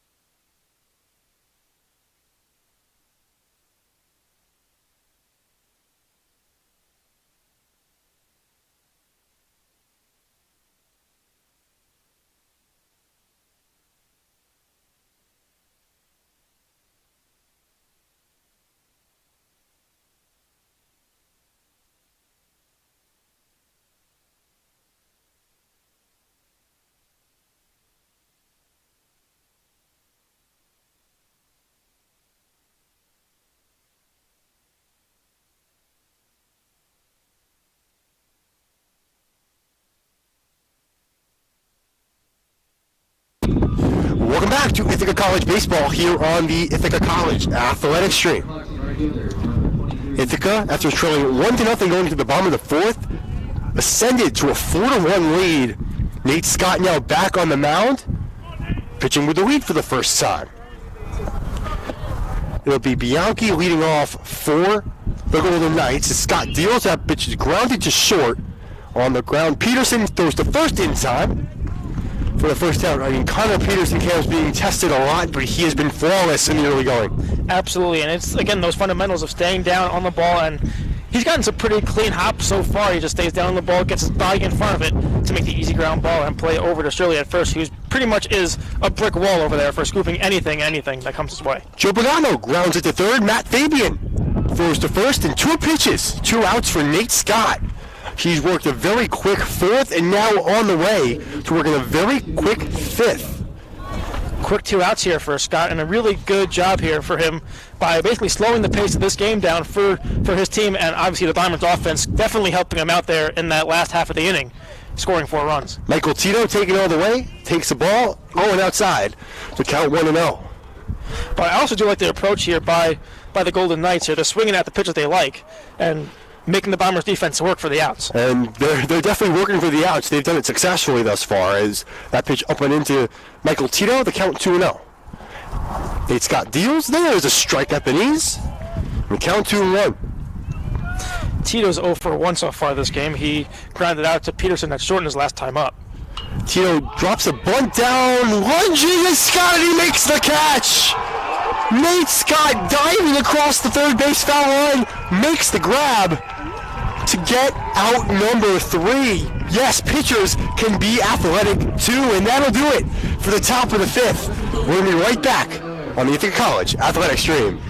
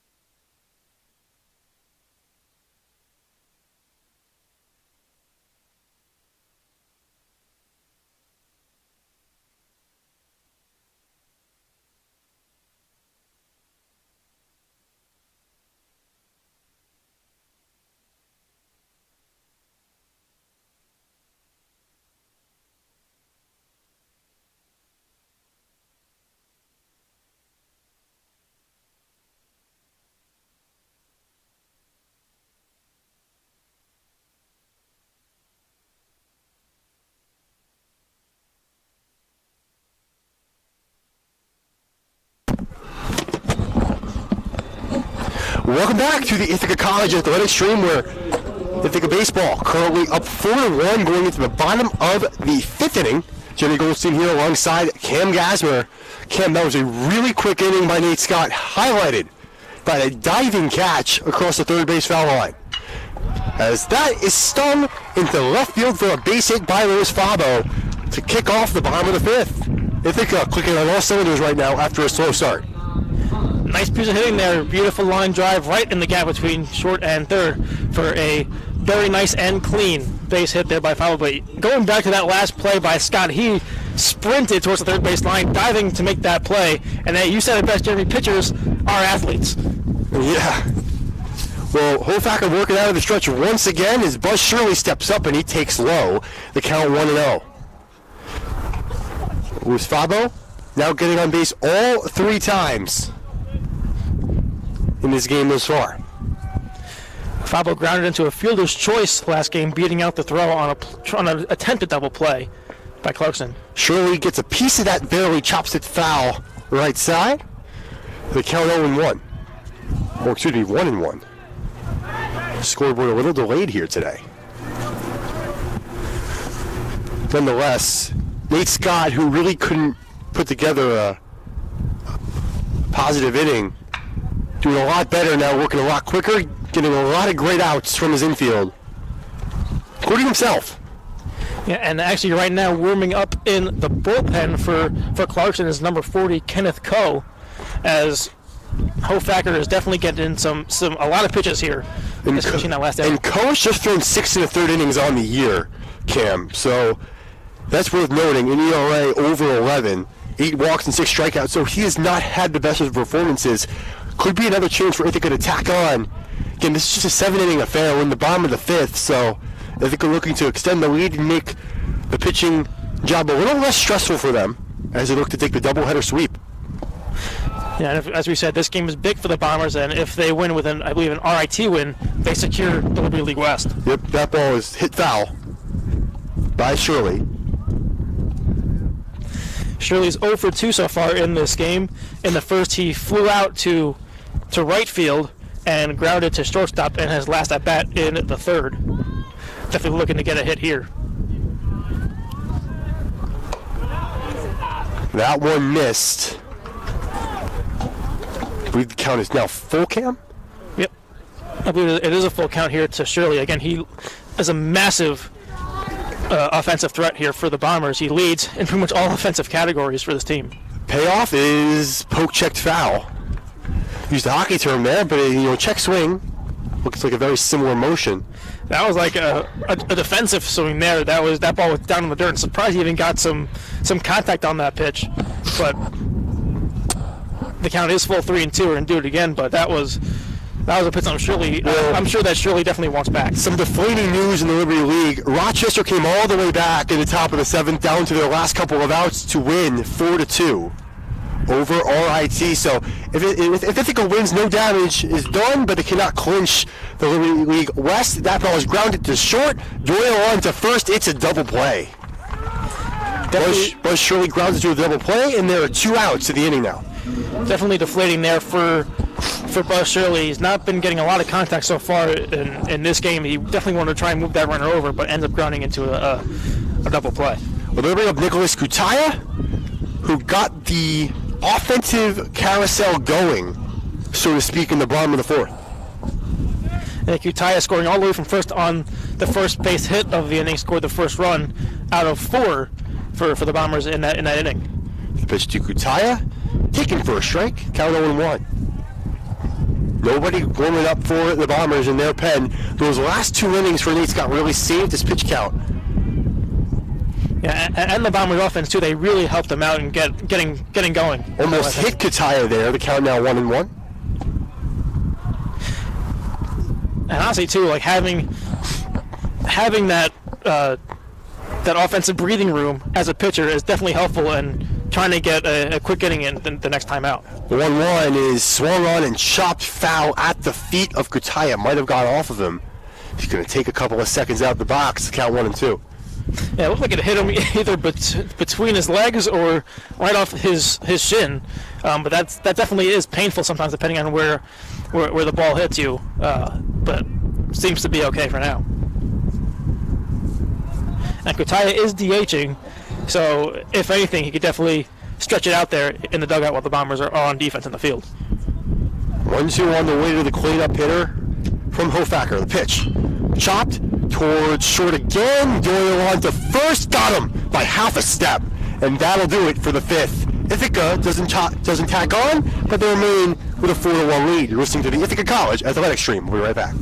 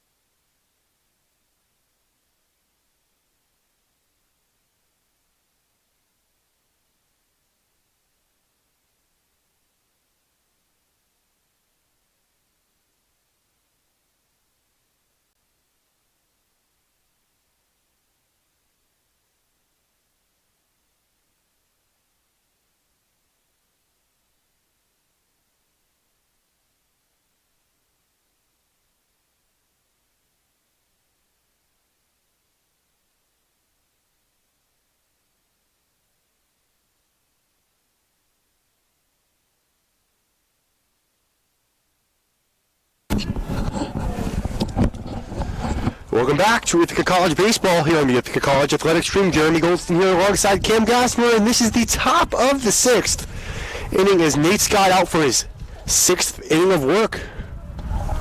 Scott doing a great job so far. Had a pretty rough start there in the first and second inning, but calmed down towards the third and the fourth and the fifth, getting some quick work, especially in that last half, that last inning of work, making that phenomenal play to end the inning. He has to deal with the top of the order here. Caleb Doyle at the dish. That ball was cranked into right. So Philly drifting back at the track, and he makes the catch. David Cifinelli. Looks like that ball might get off the wall, but over the shoulder makes the grab. So Cifinelli using the bat to produce runs and playing some good defenses. That was the first really dangerous fly ball we've seen all day, or since that first inning, Cam, when you almost saw a ball go over the fence. That was a nice catch there by Cifinelli. Now, those outfielders make that catch look easy, but if you're going back towards the wall, you want to keep your eye on the ball, but also you don't want to jam yourself into the fence. So a nice job there by Cifinelli to make sure that he didn't hurt himself going into the wall, but also to secure the catch. There's a ball inside on the way to Mike Nee, the catcher, who has probably been the most irritating hitter for Ithaca to face all day, as Nee drives one in the center field. Colin Feeney is under it and makes the catch. So a couple of fly ball outs for Nate Scott. And he's in the middle of what's looking like another quick inning here in the 6th. And so far there's nobody warming up in the Ithaca bullpen, so he might go the distance this afternoon in the second game of the doubleheader. Still got 4 more outs to record, but here's Colby Brulette,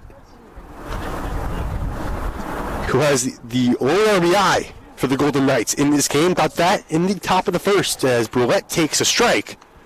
And Cam, it's just evident Nate Scott's command is just there, which was not the case in the first couple of innings, which you've alluded to. As that one is down low, count now 1-1. Yeah, he's definitely taking control of this game. Starting in the third, had some trouble in the early half of the game, as you said, Jeremy, but definitely in the third, fourth, and fifth, and now even the sixth, his command has definitely gotten stronger. He's found his rhythm and firing some fastballs right down the pipe, hitting his spots as well. The 2-1 is swung on and driven into deep right field. Feeney under it again, and that will retire the side. Another 1-2-3 inning for Nate Scott. Ithaca is 3 outs away from the doubleheader sweep. But before that, it'll be the bottom of the 6th. We'll be right back on the Ithaca College Athletic Stream.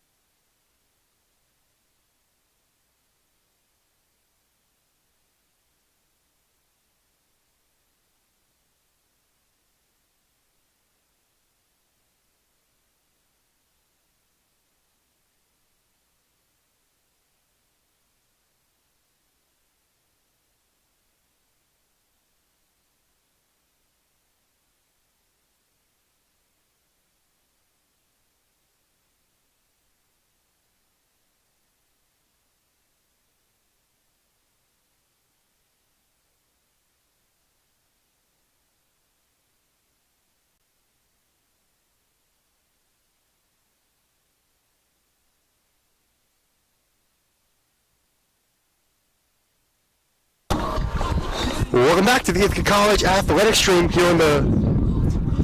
Well, not on the radio today. We're on the stream. Jeremy Goldstein, Cam Gassmer here with you today. Ithaca up 4-1, bottom of the 6th inning, looking to get a doubleheader sweep in the 7-inning affair as Connor Peterson, the shortstop, will lead off against Hoffacker, and he'll bloop that into left center in front of the center fielder Pagano for a base hit. Cam, another hit for the rookie Peterson. Yeah, he's 2 for 4 on the day so far with a base hit in the 4th inning, scoring all the way from first as Bombers scored on 4 in that inning, and that was the only run support they've had so far with 8 hits on the afternoon. But a nice piece of hitting there by Connor Pearson to fight it off and drive it into left center. Matt Fabian takes outside for a ball to count 1-0. The third baseman has made a couple nice plays in the field and also has a base hit on the day.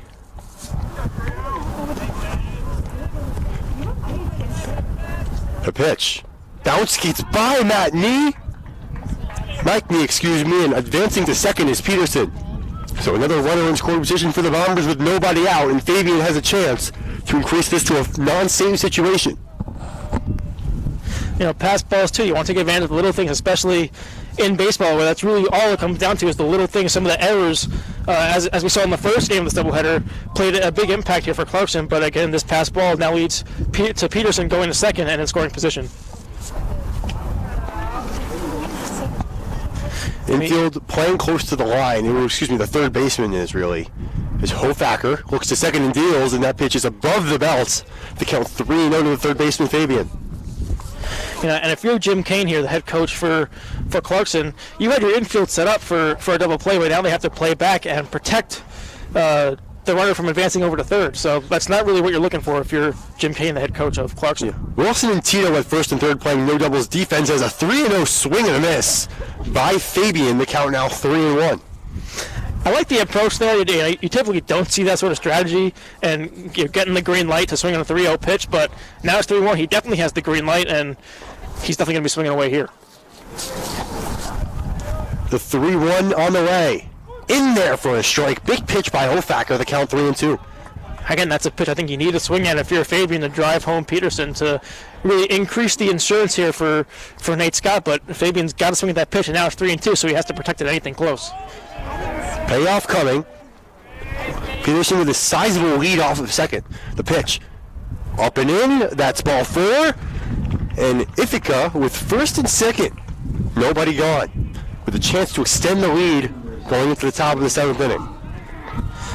Fabian reaching base for the second time in today's game off of a single in the 4th inning. Again, where the Bombers scored a lot of all their runs, for that matter.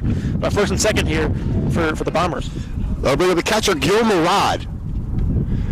Infield can play for the double play once again. As here's the pitch.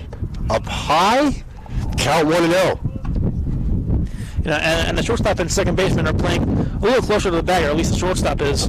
That's Caleb Doyle playing close to the bag to keep Pearson close on second. But if you're Murad, you're trying to poke one through the hole on the left side. The pitch to Murad is fouled back to the screen. Count even now at 1-1. And that's exactly what he tried to do there. His back got ahead of the pitch, trying to pull it to the left side and into the gap either down the line or right between the shortstop and third baseman. So nice strategy here by Murad getting ahead of that pitch. Cam, would you consider a double steal here with Pearson's speed at second base? No, I wouldn't, because it's easier for the catcher to throw him out at third. So if you're just Murad, try to get it. Well, there they go. And its pitch is nubbed towards second. Got the out at second, on to first, and they narrowly avoid a triple play. Well, that's ironic. Jeremy, good call. I said no, you said yes. They go with a double steal, but that's also why you don't want to go for that double steal, as that is a runner out of scoring position and a double play there for Clarkson. So you're helping them out by that, and if you're the Bombers there, and that's a mistake there by the Battlefield, I think. Credit by Cam Jarrett on the transfer, finding Doyle, who almost got the triple play. As that pitch by Brody is fouled into the Ithaca bullpen. Now 2 gone with a runner on first. Ithaca squandering their opportunity here in the bottom of the 6th. Hofacker throw back to first. Not in time. Again, Ithaca was picked off twice in game number 1. They're avoiding any of those instances here in game 2. Brody went off again in game 1. Now at the bottom of the order, here's the 0-1 on the way, and it's high. A count now 1-1. And that double play kind of shifted the momentum here for Clarkson in this inning, as the Bombers did have one runner in scoring position, and now they only have a runner at first to worry about. But Brody can do some damage, and he can definitely get a hit in. The 1-1 swung on and fouled back by a Chevy. Did not hit the truck, but the count 1-2. I'd be nervous if I had parked the car here. I would either park across the street or up at the tower. If the homer is hit like 420 feet or so, it could hit a car in that lot. But there's a Chevy parked right behind the Ithaca dugout, which is at danger of a foul ball. As that pitch got by me and advancing to second is Fabian. Count now 2-2, but now a hit by Brody will, in fact, if it's to the outfield, it should, in fact, get Fabian home. And Fabian definitely has some speed. I don't think Valentine will hold him at third, depending on how hard the ball is hit. But Fabian definitely has some speed, so you want to definitely try and drive him in.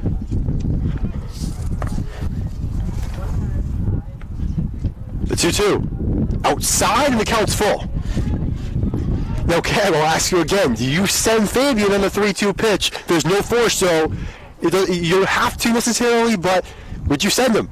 Yeah, you would. It's 3-2, 2 outs. You've got nothing really to lose here. If it's a walk, you could throw him at a third. That is also true. That's why I asked you. The 3-2. It's low, ball 4.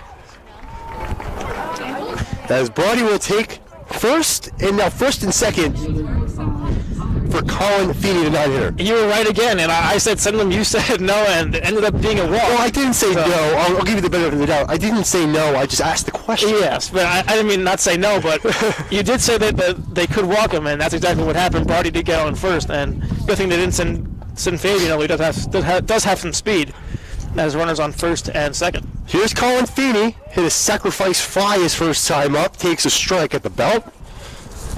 Feeney in the lineup again for his defense. Plays a really stellar center. He's about 9th in consecutive games here on this Saturday afternoon. Fabian at second got there by a pass ball. The 0-1 is swung on and hit right to Doyle at short. He'll flip on to Jared at second, and that will end the 6th. The Ithaca Bombers are 3 outs away from a doubleheader sweep. Will they get it? We'll find out when we come back.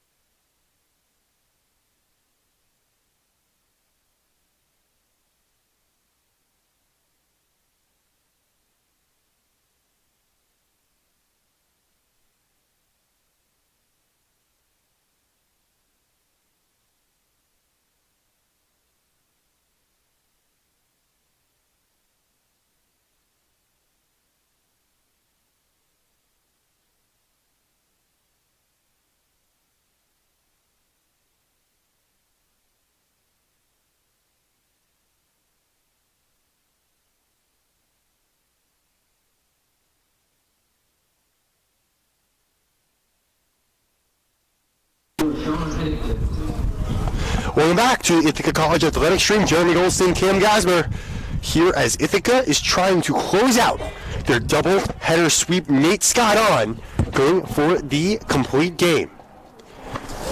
And that pitch is low to Jake Milich, a pinch hitter here.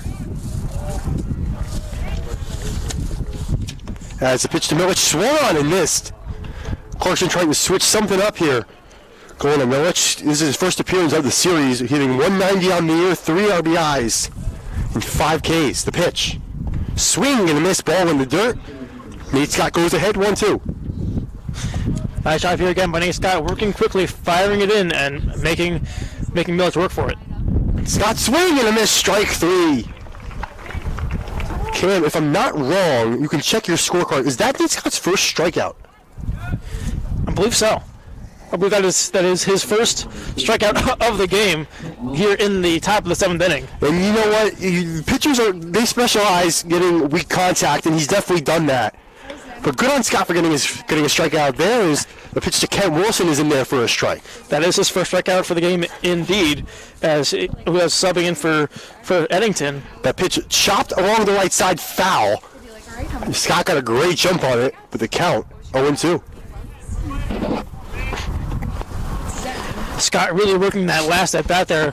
Milich making him swing at a lot of pitches, even defensively here too. And Kent Wilson's down 0-1, so he's definitely now behind in the count. The 0-2 on the way. Excuse me. Just missed outside. The count now 1-2. After Wilson, it is Jarrett, but that is swung on and hit into right. Back goes to Felly. It is, I believe, a ground rule double. Cifanelli put his hands up in the air. I believe to signal that the ball did leap over the fence off the bounce. So that will bring up Cam Jarrett in a big spot. Again, Jarrett just hitting 125 on the season going into this game. Looking to get a hit in a big spot. Jarrett has not produced a hit at least in the second game of the doubleheader, but they've got a runner in scoring position in Wilson and got to try and get him home. There's a strike to Jarrett. Eris Landy Rives, or one of the relievers for the Bombers, is warming up in the bullpen right now. He did warm up as Garrett Bell got in trouble in game 1, but did not ever come in. That's granted to Buzz Shirley, who will tap on the bag at first for the second out, and Ithaca is 1 out away from the victory. And that's not a bad play either. He definitely fought off that swing to get behind, at least on the inside pitch, and grounded it softly to Buzz Shirley over at first. But it did move Wilson over to third to potentially score that run that's just 90 feet away. But there are 2 outs here in the top of the 7th. Well, that'll bring up Tommy Bianchi, the right fielder, batting from the left side. Ithaca looking for the win. Scott deals. Pitch. Inside for a ball. Count 1-0. If Bianchi does reach, the tying run will in fact come to the plate. I'm not sure where that last pitch was. That definitely looked good from up here, but maybe a little inside. The one that was way high, that was definitely out of the zone. The count now 2-0. That high fastball is very tempting if you're a hitter to swing at, but nice job there by Bianchi to lay off. Time is called by the right fielder. And that's going to be frustrating too as a pitcher. You're already in your windup, almost trying to fire a pitch home, and the hitter calls a timeout. The 2-0 in there for a strike. Count 2-1. Nice little revenge there by Scott and firing a breaking ball over the heart of the plate for a strike, but definitely nice revenge there. The 2-1 grounded along first foul. They count 2-2, but Ithaca 1 strike away from the aforementioned doubleheader sweep. We've got Bianchi trying to stay alive here. It is 2-2. Runner on third, and Wilson, he moved over on the ground ball from Garrett. Fielder's indifference. That one does not matter. It'll be a 2-2 on the way to Bianchi. The pitch. Grounded towards the middle. Peterson, the diving stop. Throw to first. Got him. Ball game over. Bombers win 4-1. The Gold Glove effort by Connor Peterson, and they inch 1 win closer to clinching the Liberty League West. Cam, any words? What a play there by Peterson, and even Buzz Shirley at first for the split and the scoop over at first. But Peterson, as always, slushed the entire day, first game and this game as well. Diving play saves the game, and the Bombers complete the doubleheader sweep. Well, that'll do it for us on the Ithaca College Athletic Stream. Jeremy Goldstein and Cam Gasper. Have a great rest of your weekend and enjoy the night.